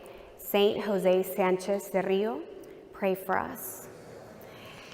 I'm here because of God's mercy and God's great love, and I'm really here also because of my mother's prayers. God has forgiven me so much throughout my life, and I'm here also to repair all the damage that I've done. My story is a very hard story to tell. It's not easy. It's still a little bit hurtful, but I do it because I love the Lord. And the Bible says, our Lord says, that there's no greater love than to give your life for a friend. The unborn do not have many friends. They actually have many enemies. And I decided years ago to be their friend and to be their voice, and that's why I'm here. I'm here to be their voice, no matter how heavy the cross is and how shameful this story is, and how hurtful it is for my own family to hear that I publicly speak this. I decided to be their friend. My story begins when I was a child, and in my family, I felt very loved. I felt united with my family, and I was baptized in the Catholic faith. I did my first communion. And I remember when I was very young, I used to go into my backyard, and I used to write love letters to God the Father. And I used to roll them up, tie them on balloons, and I used to send them up to heaven. And I used to speak to God, and I used to look up at the sky, and I felt like I had a relationship with Him. But as the years went by, my mother started getting involved in the New Age practices. My mom actually started reading people's palms. We had good luck charms all over the house, and then eventually my sister and I would start playing the Ouija board every single day. So in my household, Jesus was not the king anymore.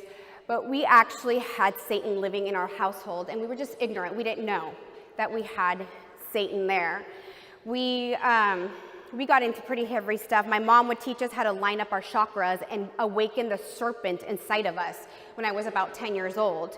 We would go to big convention centers where they would hypnotize everybody in the crowds. We would go to fairs, like basically big events, where there would be witches at every table, and some would read your past lives. And I was like 10, 11 years old, and these were the type of things that we were involved with.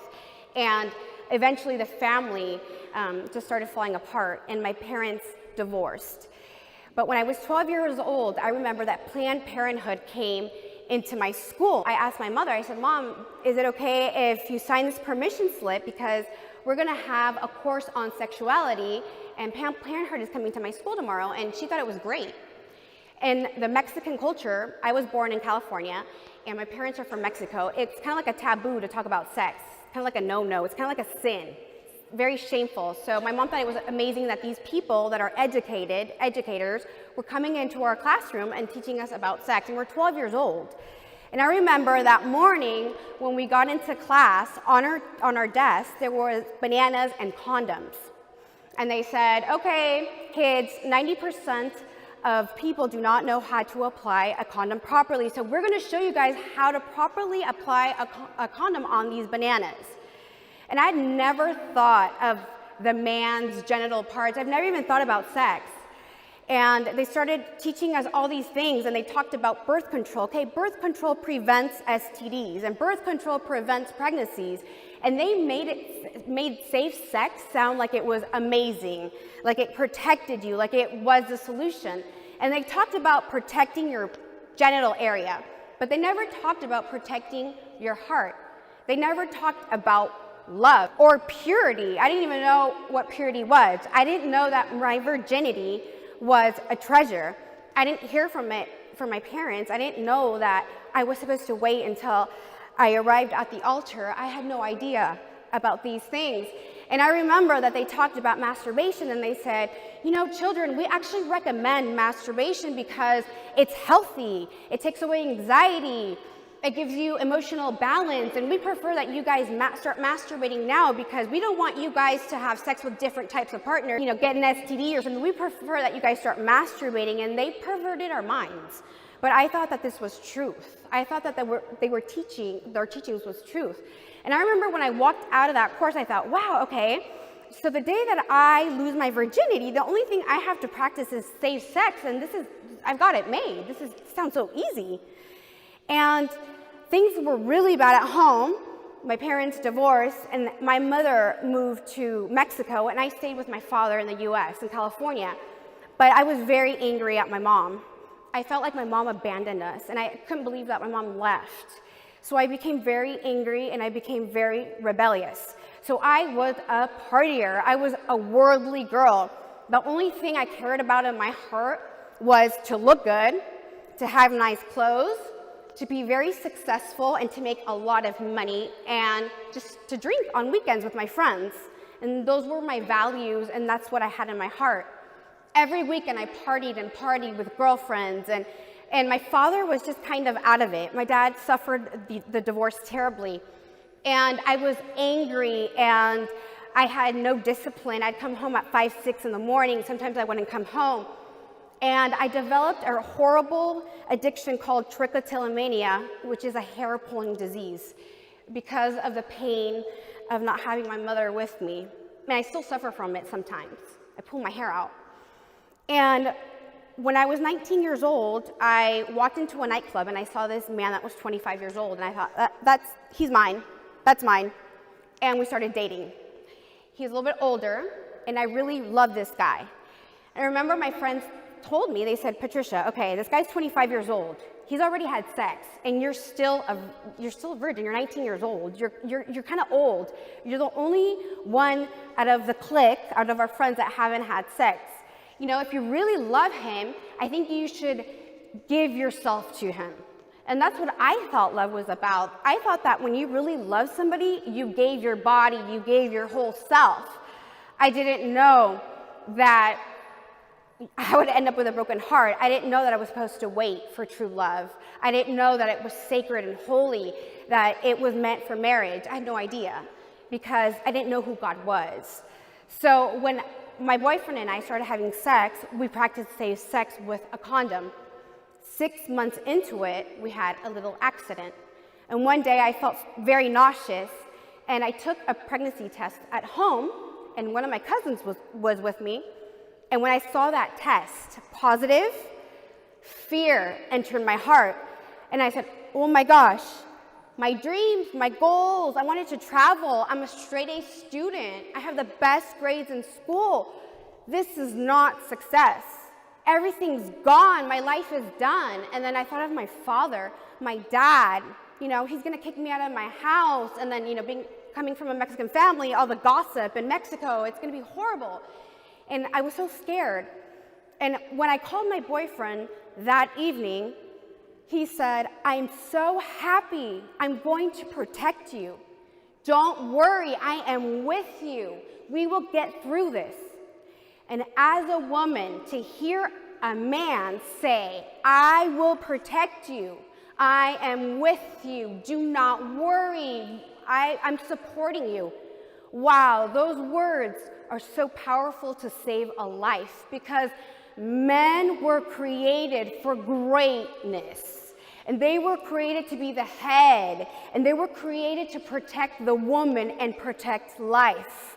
And I felt so loved, and all that fear came out of my heart, and I was so happy.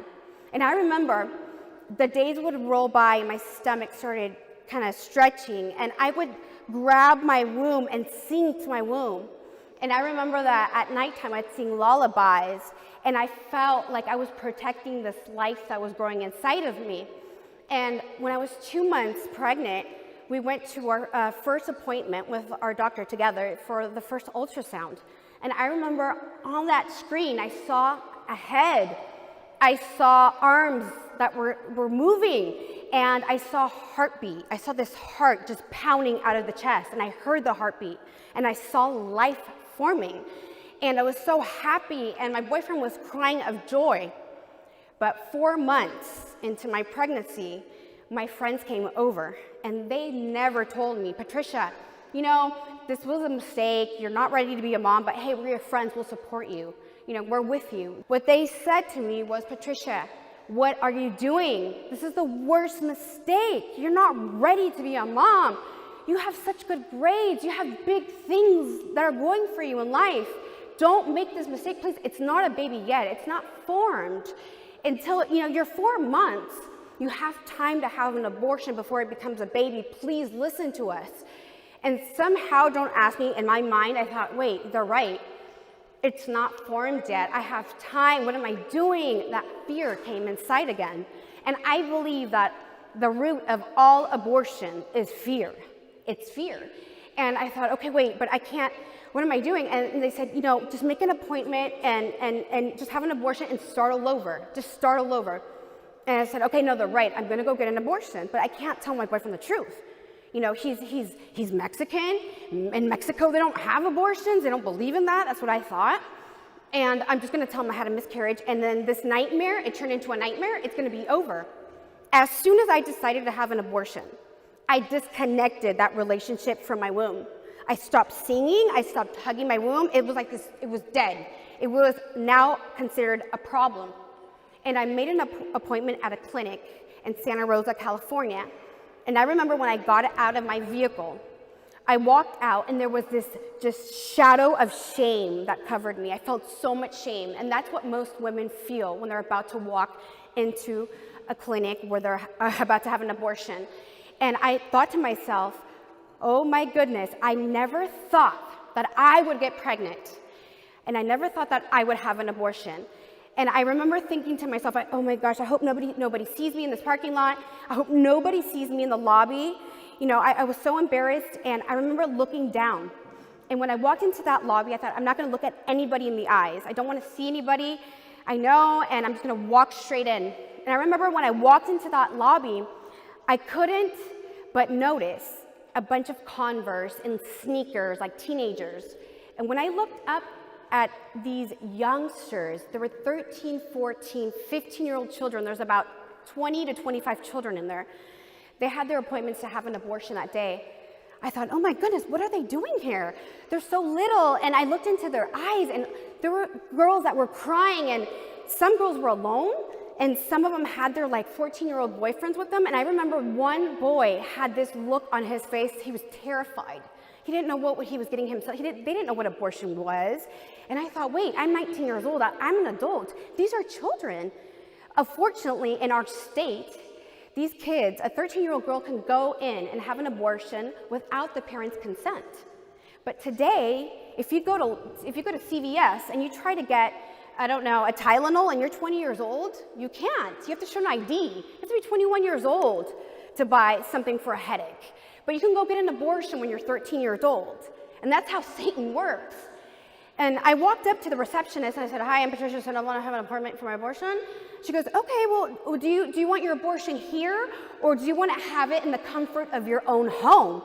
And I thought, well, what's that? She said, well, there's a pill called the RU486, where you are having an abortion basically for 48 hours and you abort in the comfort of your own bathroom. I'm like, no, I don't want to have an abortion in my home. I just want to have it here, and I just want to forget this, and I never want to think about this again. I want to go home. Okay, she goes, well, we're going to put you in the room now. So they put me inside the exam room, and I remember they put me on the exam table, and I was shaking because they don't give you pre-instructions. They don't tell you what you're going to go through until you get there. So I was sitting on the exam table, and the doctor walks in, and I remember she was a beautiful lady, very sophisticated. And I was shaking, and she said, oh my goodness, Patricia, you're shaking? No, don't get nervous. Look, this takes 5 minutes. And I've had an abortion myself. And last year, I performed 2 abortions on my daughter. My daughter's okay, I'm okay, and you're gonna be okay. It's just 5 minutes. So I thought, oh, okay, well, she looks good, and her daughter's okay, and I work in the medical field. Doctors don't lie because they want the best for their patients, so I trust her. You trust your doctor, right? So 5 minutes, I can tolerate 5 minutes, it's fine. And I remember when I laid on that exam table, I thought, okay, I decided to come here.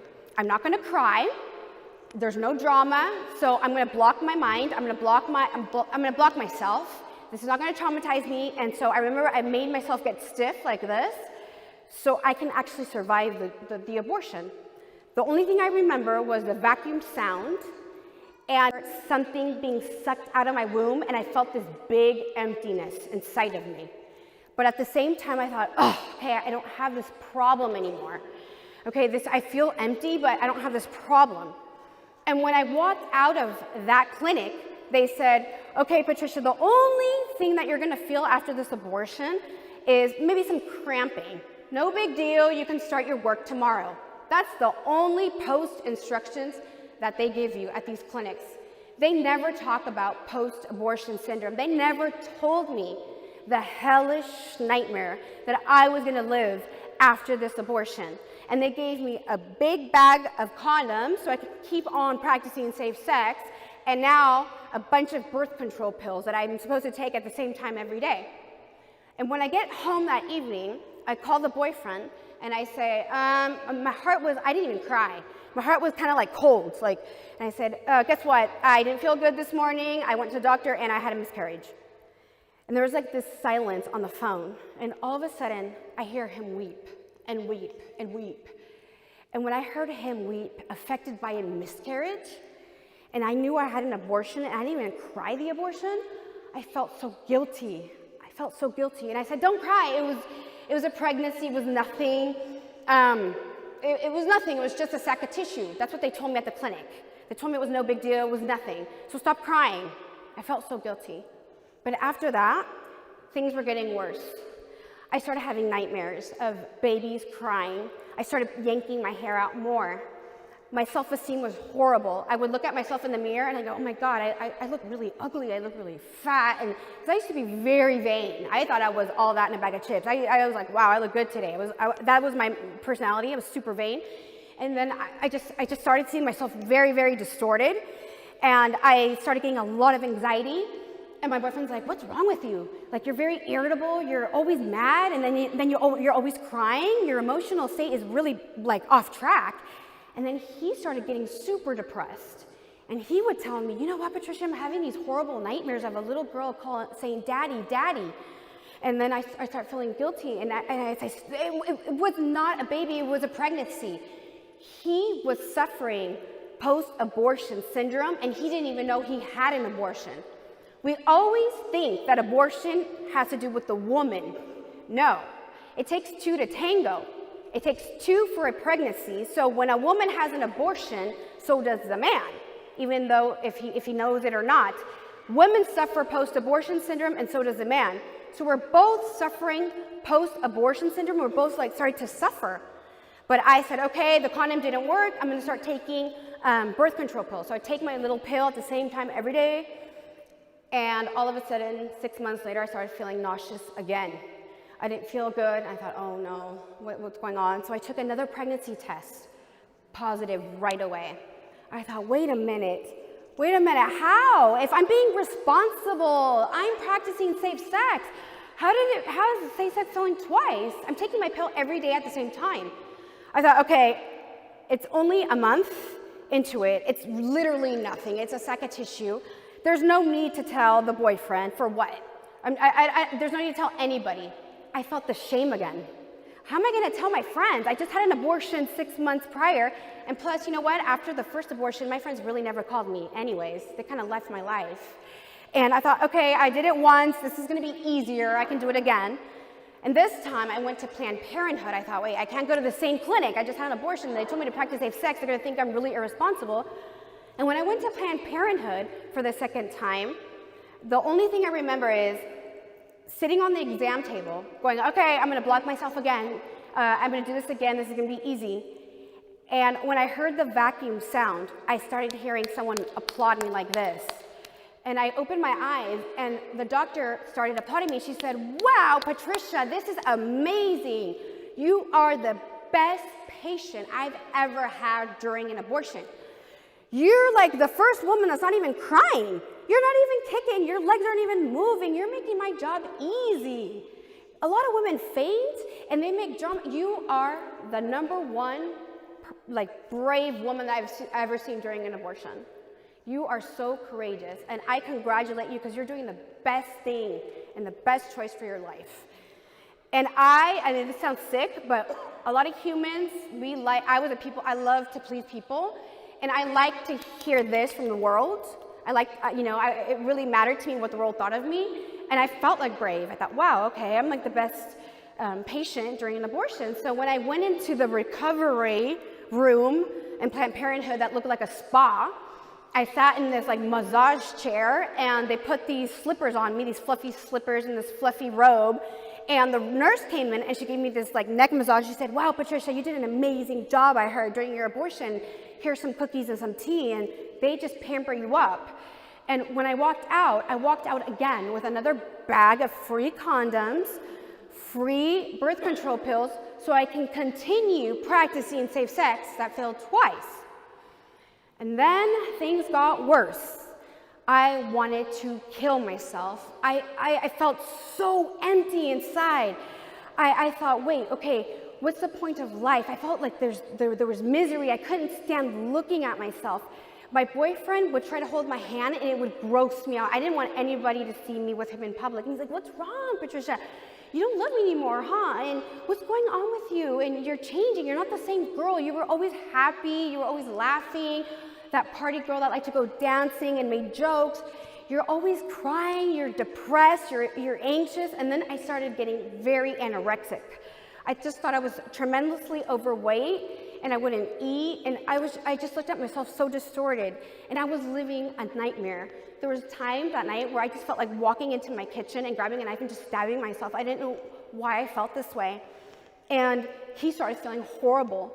And for some reason I thought, okay, if I leave my boyfriend, then nobody will love me. Then, I don't want to leave him. I feel bad. And I just kept practicing, safe sex, but it was miserable. And I thought that I was supposed to do that because we were girlfriend and boyfriend, and it's just normal that, boyfriend and girlfriends have sex. And for the third time, I got pregnant 6 months after the second abortion. And what happens is that's Planned Parenthood's trap. They need more abortions. So they give these youth the worst contraceptives with the low dose concentration and the worst condoms because they know it's going to fail. And they know that these kids will keep having sex and they're going to keep coming in to have abortions. And I fell into that trap. So I got pregnant for the third time, and I was so furious. I thought, what is going on? 3 pregnancies, a year and a half? I'm taking my pill. And I didn't want to feel guilty anymore. I said, I'm going to tell him the truth. And I'm going to force him to go with me to this abortion because I don't want to be the only bad person in this movie, right? So I call him, and I said, guess what? And he said, what? I said, I'm pregnant again. And he started getting happy. Oh, I want to be a father, Patricia. I'm so happy. I said, no, it's not the time. No, you're not going to be a father. I'm not going to be a mother. I don't want to be pregnant. I'm going to go get an abortion. And when he told me, but I don't want to have an abortion, it's like this lion came out inside of me. And I said, it is my body and my choice. You have nothing to do with the choices I make over my body. I don't care what you think.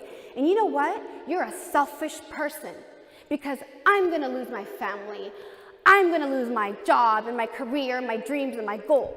Your parents won't stop talking to you. You're a guy. I'm gonna lose everything. My life is gonna end. Don't you care about me? It was all about me. I said, if you wanna come with me or not, I don't care. I'm gonna go have an abortion tomorrow morning. And I think he was scared that I was gonna leave him because he really loved me a lot. So he went with me to this abortion. And what I remember is laying on that exam table, and they turned on that vacuum sound. And I felt his hand squeeze me so hard. And when I opened my eyes to look at his reaction, his lip was jumping because he was so frightened. And I looked into his eyes, and it was terror in his eyes.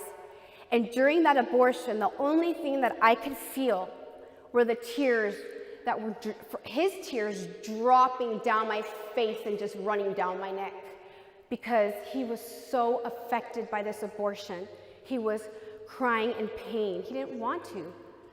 I took the right away from him to become a father. Unfortunately, the unborn do not have a voice. But men today do not have a voice over their fatherhood and over their children. Men don't have a voice as well. Women take that away from them. And I did that to him. I took that right away from him. And when I left that clinic, I knew I was gonna leave him. Things were just horrible. And I waited about a week or two, and I left him, and he was so heartbroken. And I felt so miserable. I thought, I need to move out of this city.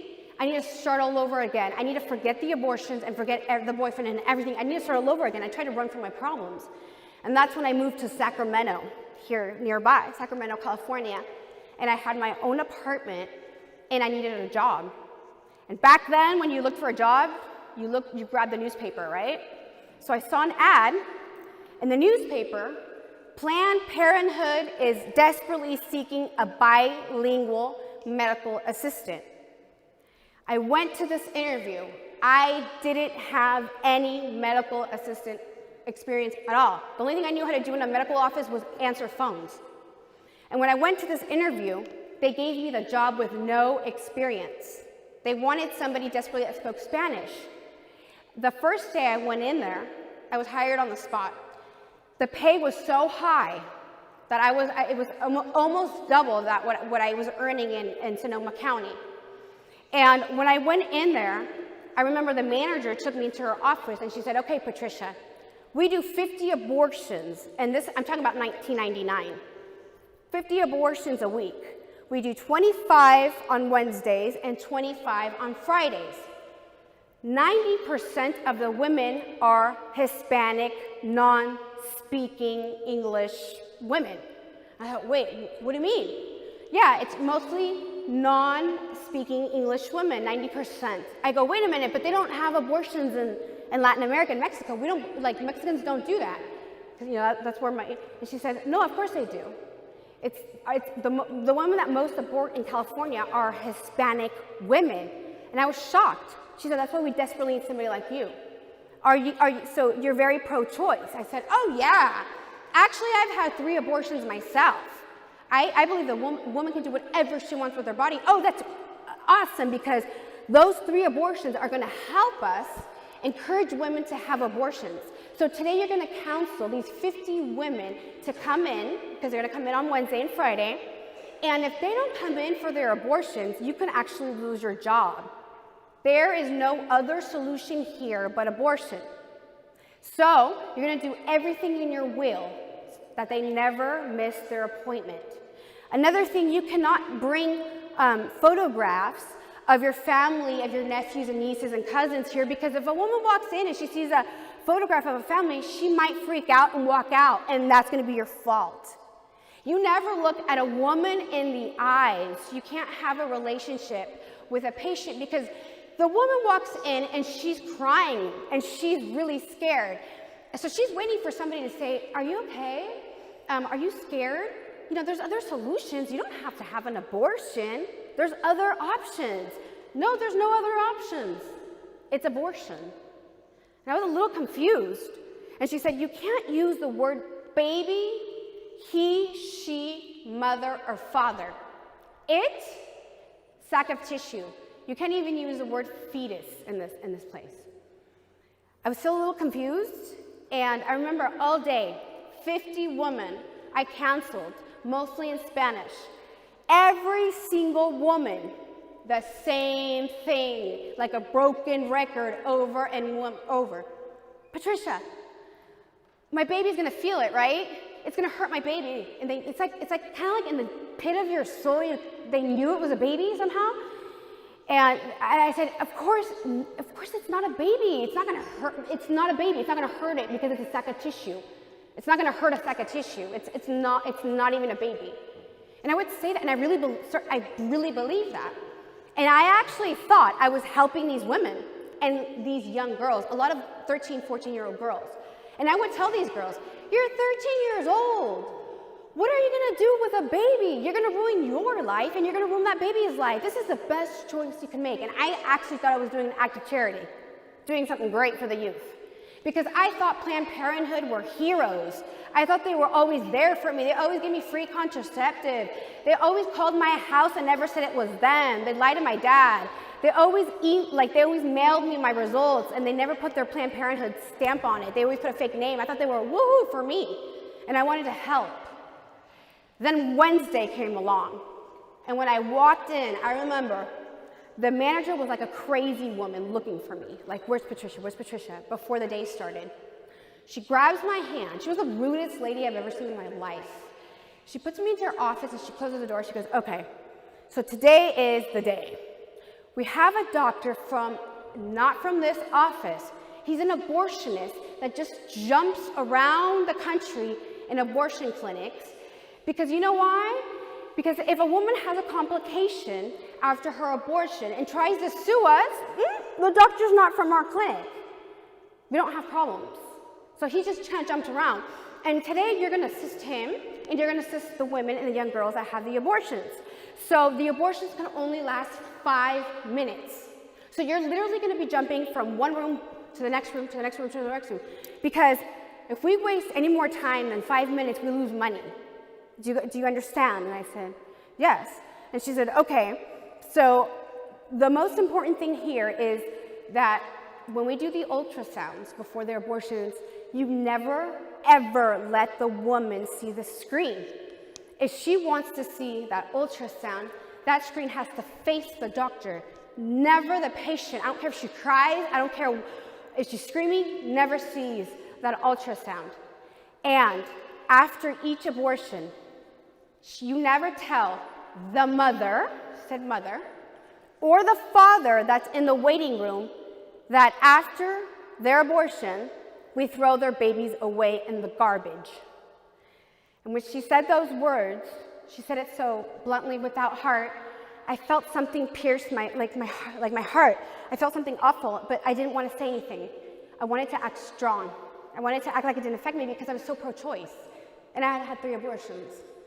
And I remember the first young girl, she was about 15 years old, she walked in. And I remember this young girl started to faint in my arms, and she was sweating, but I didn't want to look at her eyes. And I thought, oh my gosh, this girl's fainting. She's such a coward. She's fainting over a sack of tissue. And I thought, I was a brave person. I didn't act like this. I wasn't, I didn't do any drama. And I was kind of irritated with her. And I remember I put her on the exam table, and then the doctor walks in, and I remember he didn't even say hi to her. He didn't say anything. He was a rude man. He was a very tall, strong, rude doctor.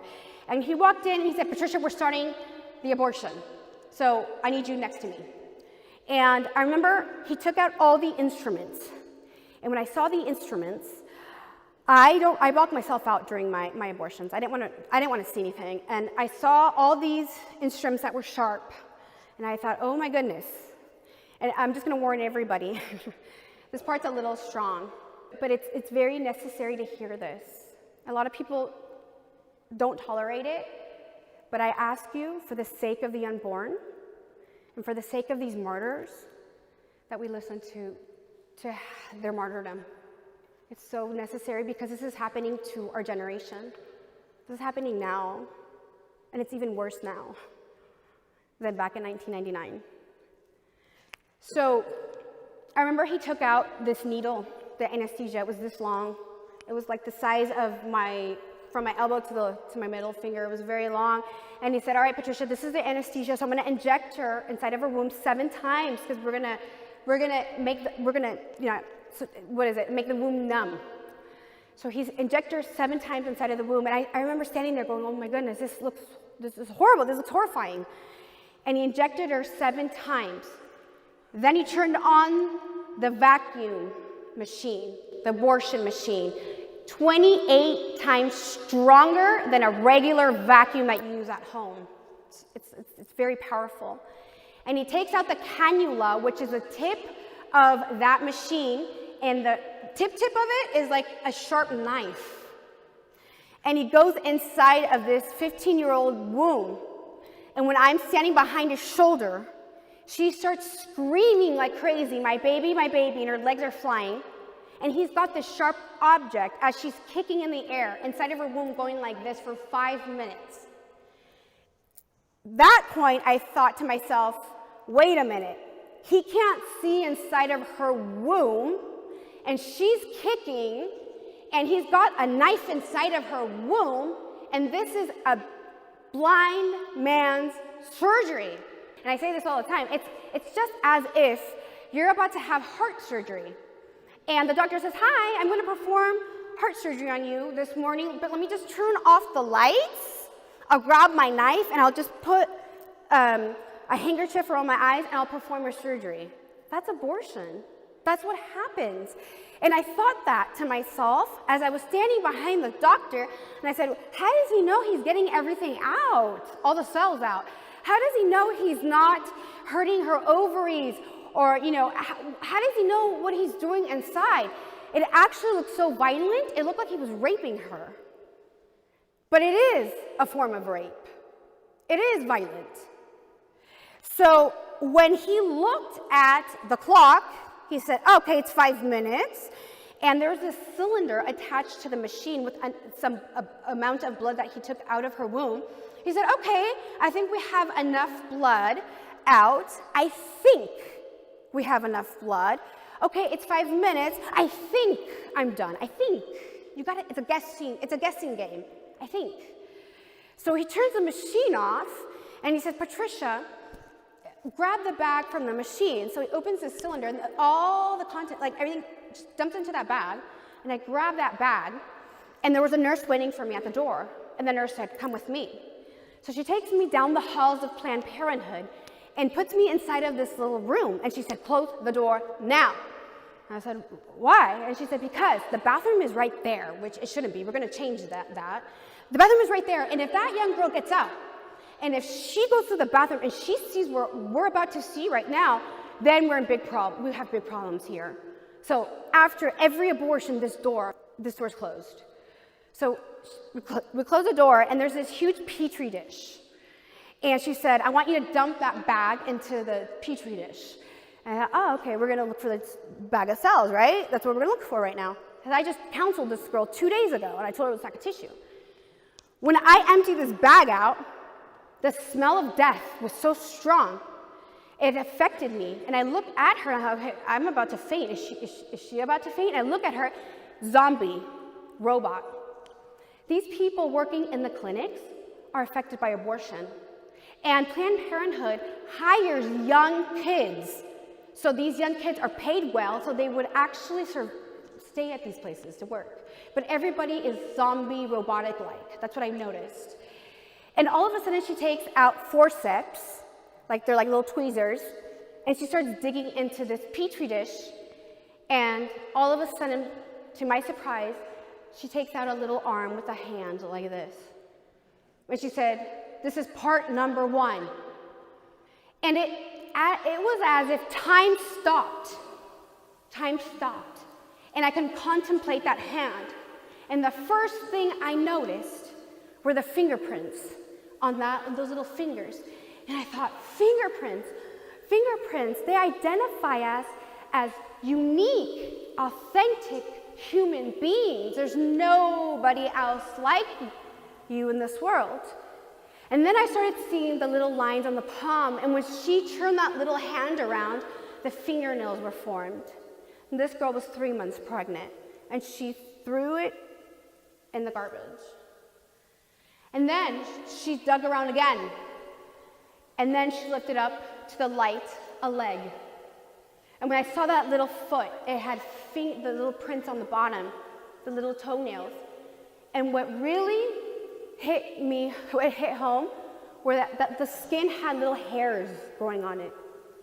And she said, this is part number 2. She found the second arm, the second leg, but what really pierced my heart was the head. It had hair, eyebrows, nose, eyes, ears. I even saw little lash coming out, lashes. But the mouth was open, as if this baby tried to fight for his life. It tried to scream, but nobody can hear him because he did not have a voice, and he couldn't save himself, and he didn't make it. And it was from his own mother, in her own womb. And that's where I saw my reality, and I said, wait, I didn't abort 3 sack of tissues, I aborted 3 of my own children. And it hurt, but I was such a coward, and I tried to act strong because I was pro-choice, and I didn't say anything. And the whole day in that clinic, it was a Holocaust. It was me jumping from one room to the next, the next, and the next. The vacuum sound, all day, abortion. It was a human factory of human beings being killed. The girl would go in, she'd have an abortion, head, arms, feet in the garbage, money. Another girl would go in, abortion, head, feet, garbage, money, all day, in a circle. It was a money-making, demonic, satanic place. At the end of the day, there's about 25 babies in pieces in a garbage can, in a biohazard bag. And I said to the nurse, what do we do with this bag? And she said, oh, with that garbage? Oh, okay, so in California, we can't just dump out that garbage because there's blood in there. And you know, the garbage in the garbage cans in the back of the clinic, because can you imagine these women that walk out of this clinic and have abortions, they open that garbage can and they just see all these dead babies? Of course not. So there's a huge freezer right there. And biohazard comes in monthly, and they just kind of throw it out in the dumpsters. So just tie the bag up and put the date on it and just store it right there. And when I open that freezer up, because these bags are red, but they're clear, I open this freezer and I see these blocks of babies frozen from all the abortions that Planned Parenthood had just in that one clinic. And it was horrifying to work in that place. I would cry every single day. I worked about a month in that place, and every day I suffer, and I'd see these people go, are these people not suffering? What's wrong with these people? They're affected, they're numb. The last day that I worked at Planned Parenthood, I walked in and there was this young girl, and her stomach was this big. And it was the first time I've ever seen the manager at Planned Parenthood so happy, the biggest smile on her face. She said, oh, hi, Patricia, good morning. You will be assisting the 16-year-old girl with her abortion after your lunch. She is 6 months pregnant with twins. And when I saw this girl look at me with a smile, say, nice to meet you, I thought to myself, you have no idea what you're about to do. I could not see 2 siblings in a petri dish in pieces. I felt like I was gonna faint. I couldn't. And I ran out of Planned Parenthood and I never went back. So I was suffering post-abortion syndrome from my 3 abortions. Now can you imagine this bigger trauma on top of that? Working at Planned Parenthood, helping other mothers have an abortion, how my soul was. And I was lost after that. I started getting heavily into drugs. I met this young man that was just involved in drugs, and I told him that I was just depressed. I never told him about my abortions. I never told anybody about working at Planned Parenthood. And he introduced me to cocaine because he told me that that helped him heal his heart. And I started using cocaine, and it temporarily helped me. And I used so much cocaine that my nose would start to bleed, and I couldn't use it anymore. I couldn't snort it because I used so much of it because it helped. And he said, Patricia, your nose is damaged. How about trying methamphetamine? I'll teach you how to smoke it. So I started grabbing a crack pipe and I started smoking methamphetamine. And that would help me forget about my parents and my mom. And it would help me forget about how I was just trash. And it would help me forget about how I was a murderer and assassin. And I started falling more into this black hole. I ended up on the streets for 3 years as a homeless methamphetamine crack addict with this boyfriend, and nobody knew about me because I was a failure, because I dreamt of being successful, because I wanted to travel the world and be somebody big, and I was a nobody. And I pulled all my hair out. I pulled everything out. I had no hair. And I lost so much weight from so much drugs. I looked like a lady that was 150 years old. I was bones. My body actually started to hover like this, and my bones would stick out of my back because I was using so much drugs. And I remember one day I looked in the mirror, and I looked into my eyes, and I could only see death. And I looked at myself and I thought, who are you? What happened to you? What happened to that little princess that was so loved when she was little by her family? The little princess that was a straight A student, the little princess that had such friends and she was popular. What are you? What happened? And I felt like a dead woman walking on the streets. And one day, I got into a fight with that drug addict boyfriend, and he left me. He got into a car and he left. And I really thought that he'd come back for me. I thought that he loved me, and he never came back for me. I remember the hours rolled, and after the 4th hour, I realized I have nothing. I hit rock bottom. I have nobody. I don't have friends. I don't have my family, and I don't have anything. And I started to weep like a little girl. And I thought, what's going to become of my life? What's going to happen to my life?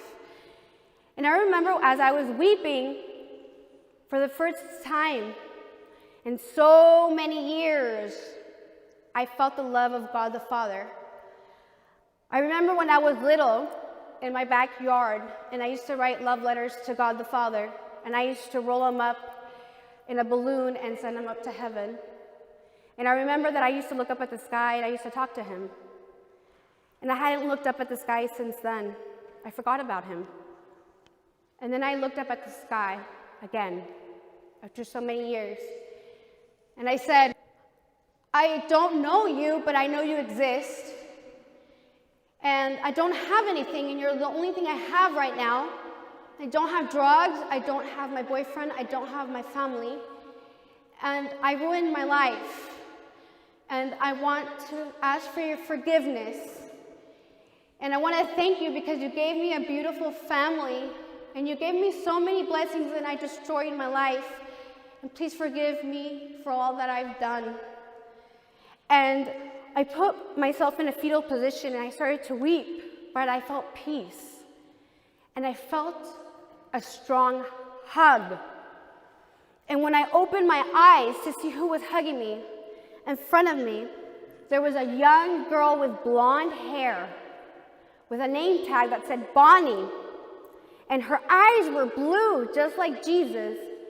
And those blue eyes were full of mercy. And she said, Jesus loves you. Jesus loves you. I am a waitress at that restaurant right there. And I saw you crying. And I started to pray for you. And the Lord told me to come out here and tell you that even if your mother or father shall abandon you or forsake you, that he will always be with you until the end of time, and that he loves you and he forgives everything that you've done. And that young girl, she held me in her arms, and she lifted me off my misery, And I felt as if it were Jesus lifting me up with so much dignity, just as he did to all the women in the Bible. And that, my friends, is Jesus Christ, the King of the divine mercy. And I would like, please, that we applaud his divine mercy at this very moment.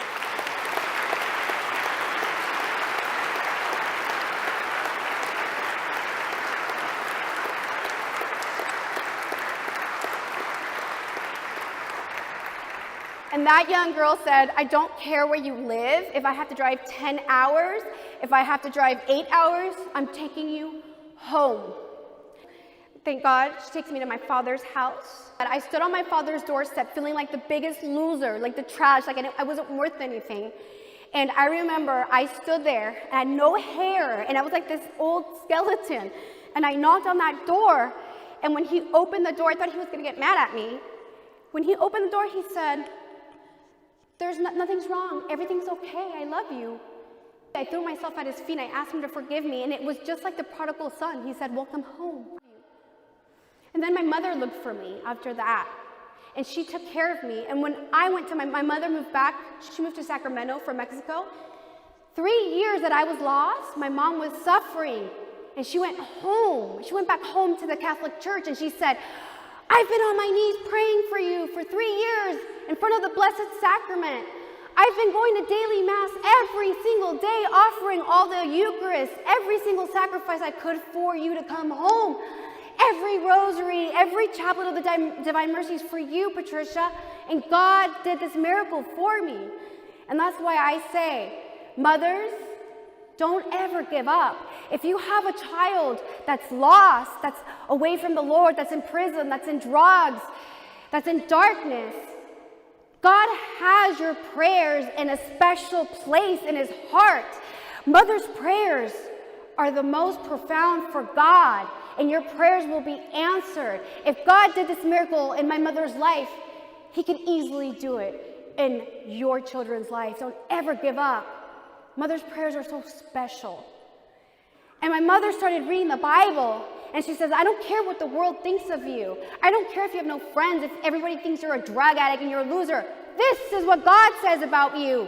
And you're the daughter of the Most High, and you're the princess of the King of Kings, and you're not worth your education because you were a straight A student. You're not worth your career. You're not worthy because of all the friends you had. The only reason that you are worthy is because he shed the last drop of blood for you. Many kids don't know who they are. They don't know their identity, and I never told you who you were. That's why the devil took you and he dragged you across the world like he does with so many youth. He drags the youth into drugs, into pornography, into addictions because they don't know their identity. Your identity is the blood of Christ, and that's who you are, period.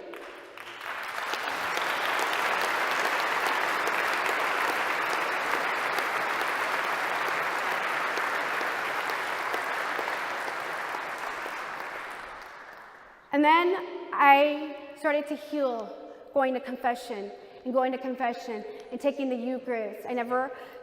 Thank God, we love psychologists. We love them. God uses them for his glory. But I never went to a psychologist to heal everything that I had. I couldn't forgive my abortions. I still felt like a murderer. I felt like I killed my 3 children and they ended up in a garbage and they don't live anymore.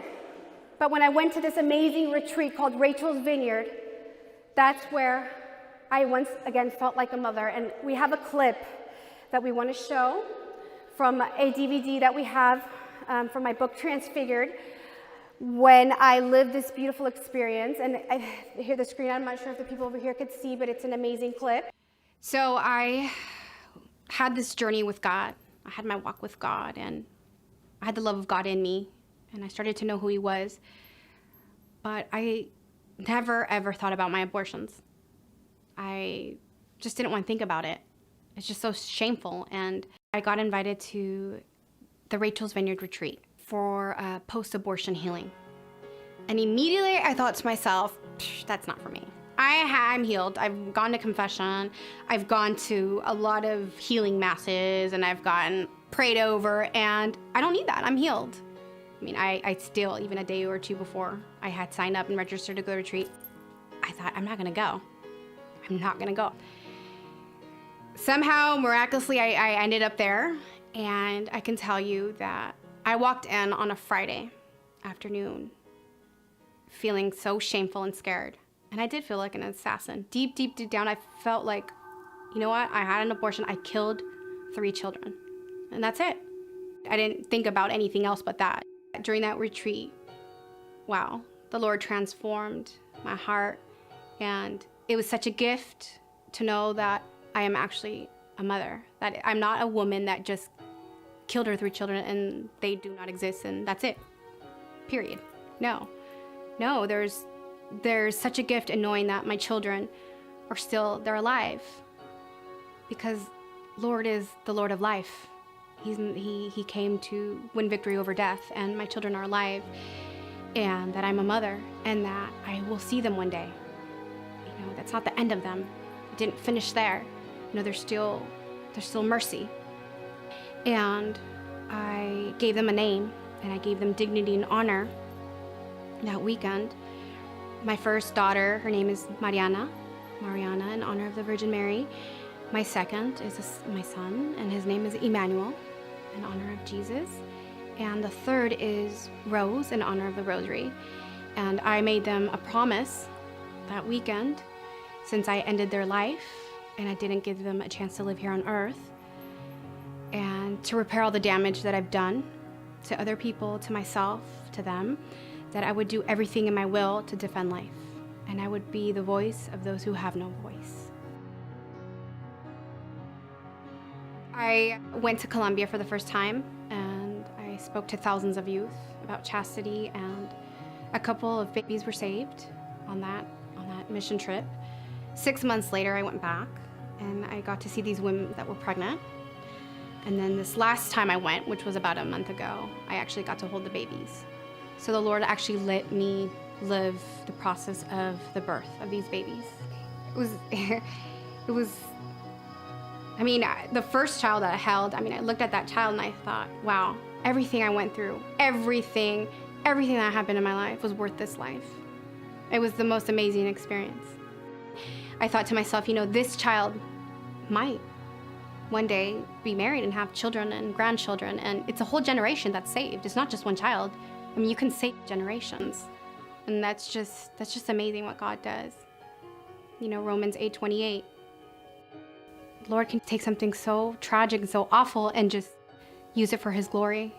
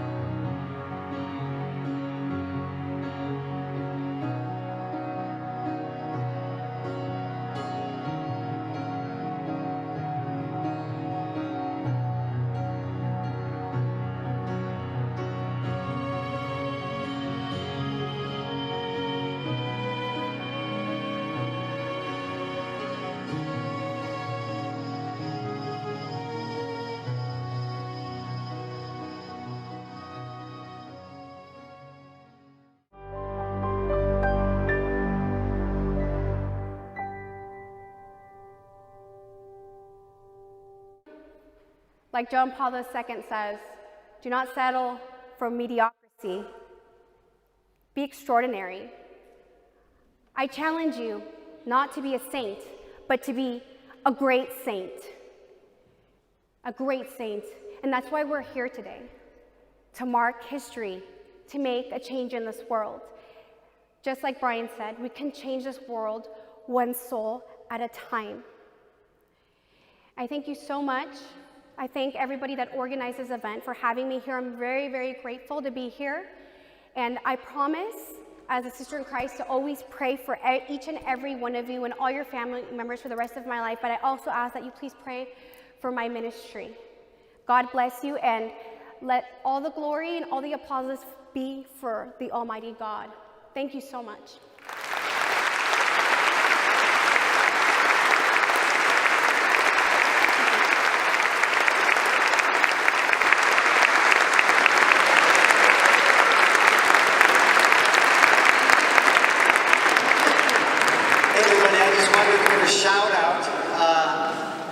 really shine out about the book Transfigured and about the testimony that you just heard Patricia share with you.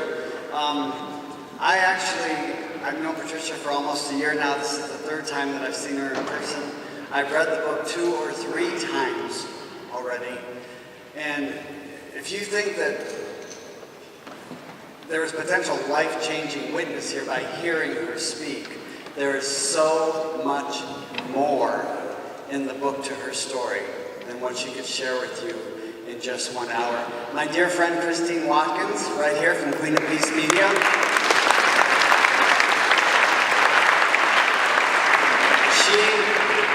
I don't know if she wants me to tell you this, but she actually spent nearly 8 years with Patricia writing the book Transfigured. 8 years. And all I can say is that the book is available there at the table. I encourage you, it is a life-changing story, to pick up a copy, take it home, share it with someone you know whose life it is going to change. And as I wrote in my own review, read Transfigured, be transfigured. Thank you. Let's go. Kind of cool. When you do something for the unborn, you know there's like millions of billions of babies in heaven, right, that are unborn. Can I borrow this? Yeah. So my spiritual director, the priest, he says that when you do something for the unborn, and then the day you get to heaven, the ones that are going to receive you in heaven are all those millions of little unborn babies that are going to run and they're going to say, thank you, and they're going to hug you.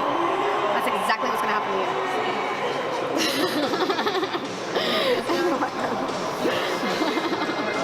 So the book is out, my life story. It's Transfigured, and I can talk about what it has done for people. It is like an injection of faith, especially for people that have been involved in the pro-life ministry that just want to give up because you feel like you're alone in this battle.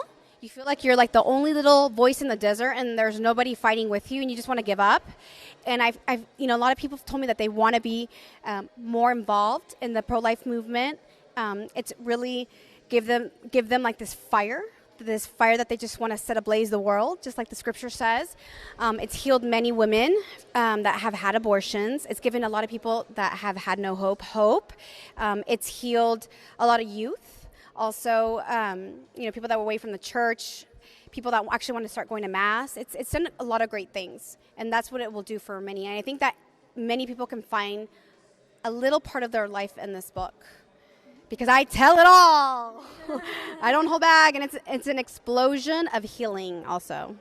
Yeah, the Lord's good. It's an explosion of mercy. That's what it is. I know that one of you guys came up to me and said that you never cry at events and you felt like crying. Was that you? Yeah,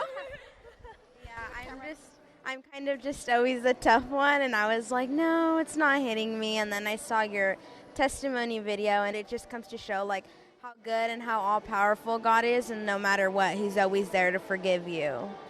So, yeah. So the first time I heard your testimony was on ESNE. It was through ESNE El Sembrador. I think it was El Congreso de Mujeres. And it was in Spanish. And we were listening through the TV, like me and my parents were having breakfast. And we were just, I was hearing what you were saying. Like, I usually don't listen to what TV has to say. And I was just like, what? Are you serious? It's just, yeah, like you said, like His mercy. Like, you see His mercy really shine through that brokenness. And like how He's able to heal physical and spiritual wounds. It's just so overwhelming.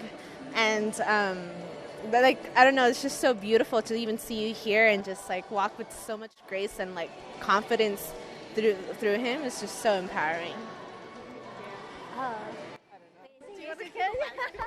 I know that you guys are speaking about that you were inspired by my talk, but I'm actually super inspired, and it gives me hope to see young people like yourselves at these events. And I think, like I said, I wish that I would have known what you know now. I wish that I could have been just like yourselves coming to these events, because I think my life would have been different. And I think that's amazing that you guys are here on a weekend, because it shows the love that you guys have for the Lord. The bit that hit me the hardest was you talking about you actually watching an abortion, because prior I was pro-choice, because that's how the culture raised us. But when I heard that they have a child die the way they kill the baby, I was like, that's not right. That's a human life, you know? And when your testimony talked about how it was a young girl that's 16 and it's just stabbing her womb, and it just hurts that that happens every day. And it's like something you have to pray for, that there's that conversion for them too. Yeah. So I cried during your whole talk. And it hit me in a way that I never thought anything would hit me. Pro-life is so important. Like, we are advocates for that, and to be reminded of that, because I forget, in all honesty, I forget sometimes that that's actually one of our callings, is to be able to stand for the voiceless. And it just put me super on fire, because I also do ministry work at Sacramento Newman, and we have a social justice, and then they want to do pro-life, and it's just like, I want to start getting involved in that ministry more now. I'm kind of shaking because I'm like nervous, but it moves me and it warms my heart, because you are so brave and so courageous that God gave you that grace and his mercy to be able to speak about this to like hundreds and hundreds of people, and it like transforms people's lives. Because I know for a fact that mine is like completely changed. But yeah. One of the things that really stood out to me was when you talked about like chastity as well. So like I practice safe sex as well, so it's like I can kind of relate to you on that. And it's like all I was told growing up is just, oh, be safe, or make sure you wrap it up, or make sure you're taken care of. And it actually took me a very heartbreaking experience to understand like there's more to this than just being safe. And like ever since then I've been working my way to be more chaste, and it's difficult, yes, but but it's something that I was wondering if you had any feedback for, or any, like, I guess you could say tips or anything like can kind of help with that. So chastity is not easy, and sometimes we get discouraged. God doesn't focus so much on our sin. We're gonna fall. We always fall. We sin about 7 times a day. He focuses on our struggle.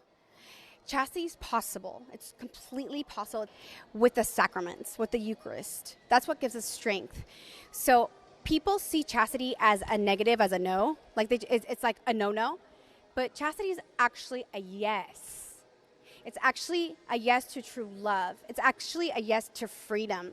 It's yes to peace. It's yes to happiness. Like, I could tell you from my experience, when I wasn't practicing chastity, every month I was worried, oh my gosh, am I pregnant? Am I pregnant? Do I have an STD? Okay, wait a minute. My boyfriend just broke up with me. Now he just slept with that other girl over there. And I just slept with them like 2 months ago. What's going on? It's like heartbreak after heartbreak. And I was just falling into wound after wound after wound. So when they tell you to be safe and to protect yourself, they never talk about the heart. You always end up with a broken heart every time you have, any type of intimacy before marriage. So chastity is actually... This is what chastity is. When you see the person you love and you say, I love you so much that I want your soul to go to heaven. I'm going to take care of your soul. That's how much I want you to be a saint. And it's that person telling you the same thing back. I love you so much that I want you to go to heaven. I want you to become a saint. That's true love. It's wanting the best for the other person. So chastity is a yes to true, deep love in Christ. That's how I see it. And the more you get close to the sacraments, to prayer, that sin's going to debilitate. It's going to be easier for you. Chastity is like a sport. If you want to become the best soccer player, what are you going to do? You're going to train for it, right? You're going to practice. A lot of soccer players, they miss the ball. They miss the goal. They fall, but they get back up, and they keep training, right, to become the best athlete. And that's what chastity is. So this... is St. Philomena's devotion. It's a sacramental. There's a promise behind this, that it helps you with temptations, against purity. Like if there's purity, the devil's trying to tempt you with your purity, she helps you. So it's a promise of trying to be pure. So I have her first class for at home. I have her bone, and I touched it to her bone. So this comes from Italy, from where she's from, like where her body is at. So I never take this off. I'm gonna give you my chastity. Okay, now I gotta try extra. Oh, you should. Here, I'll hold that for you. She's super special.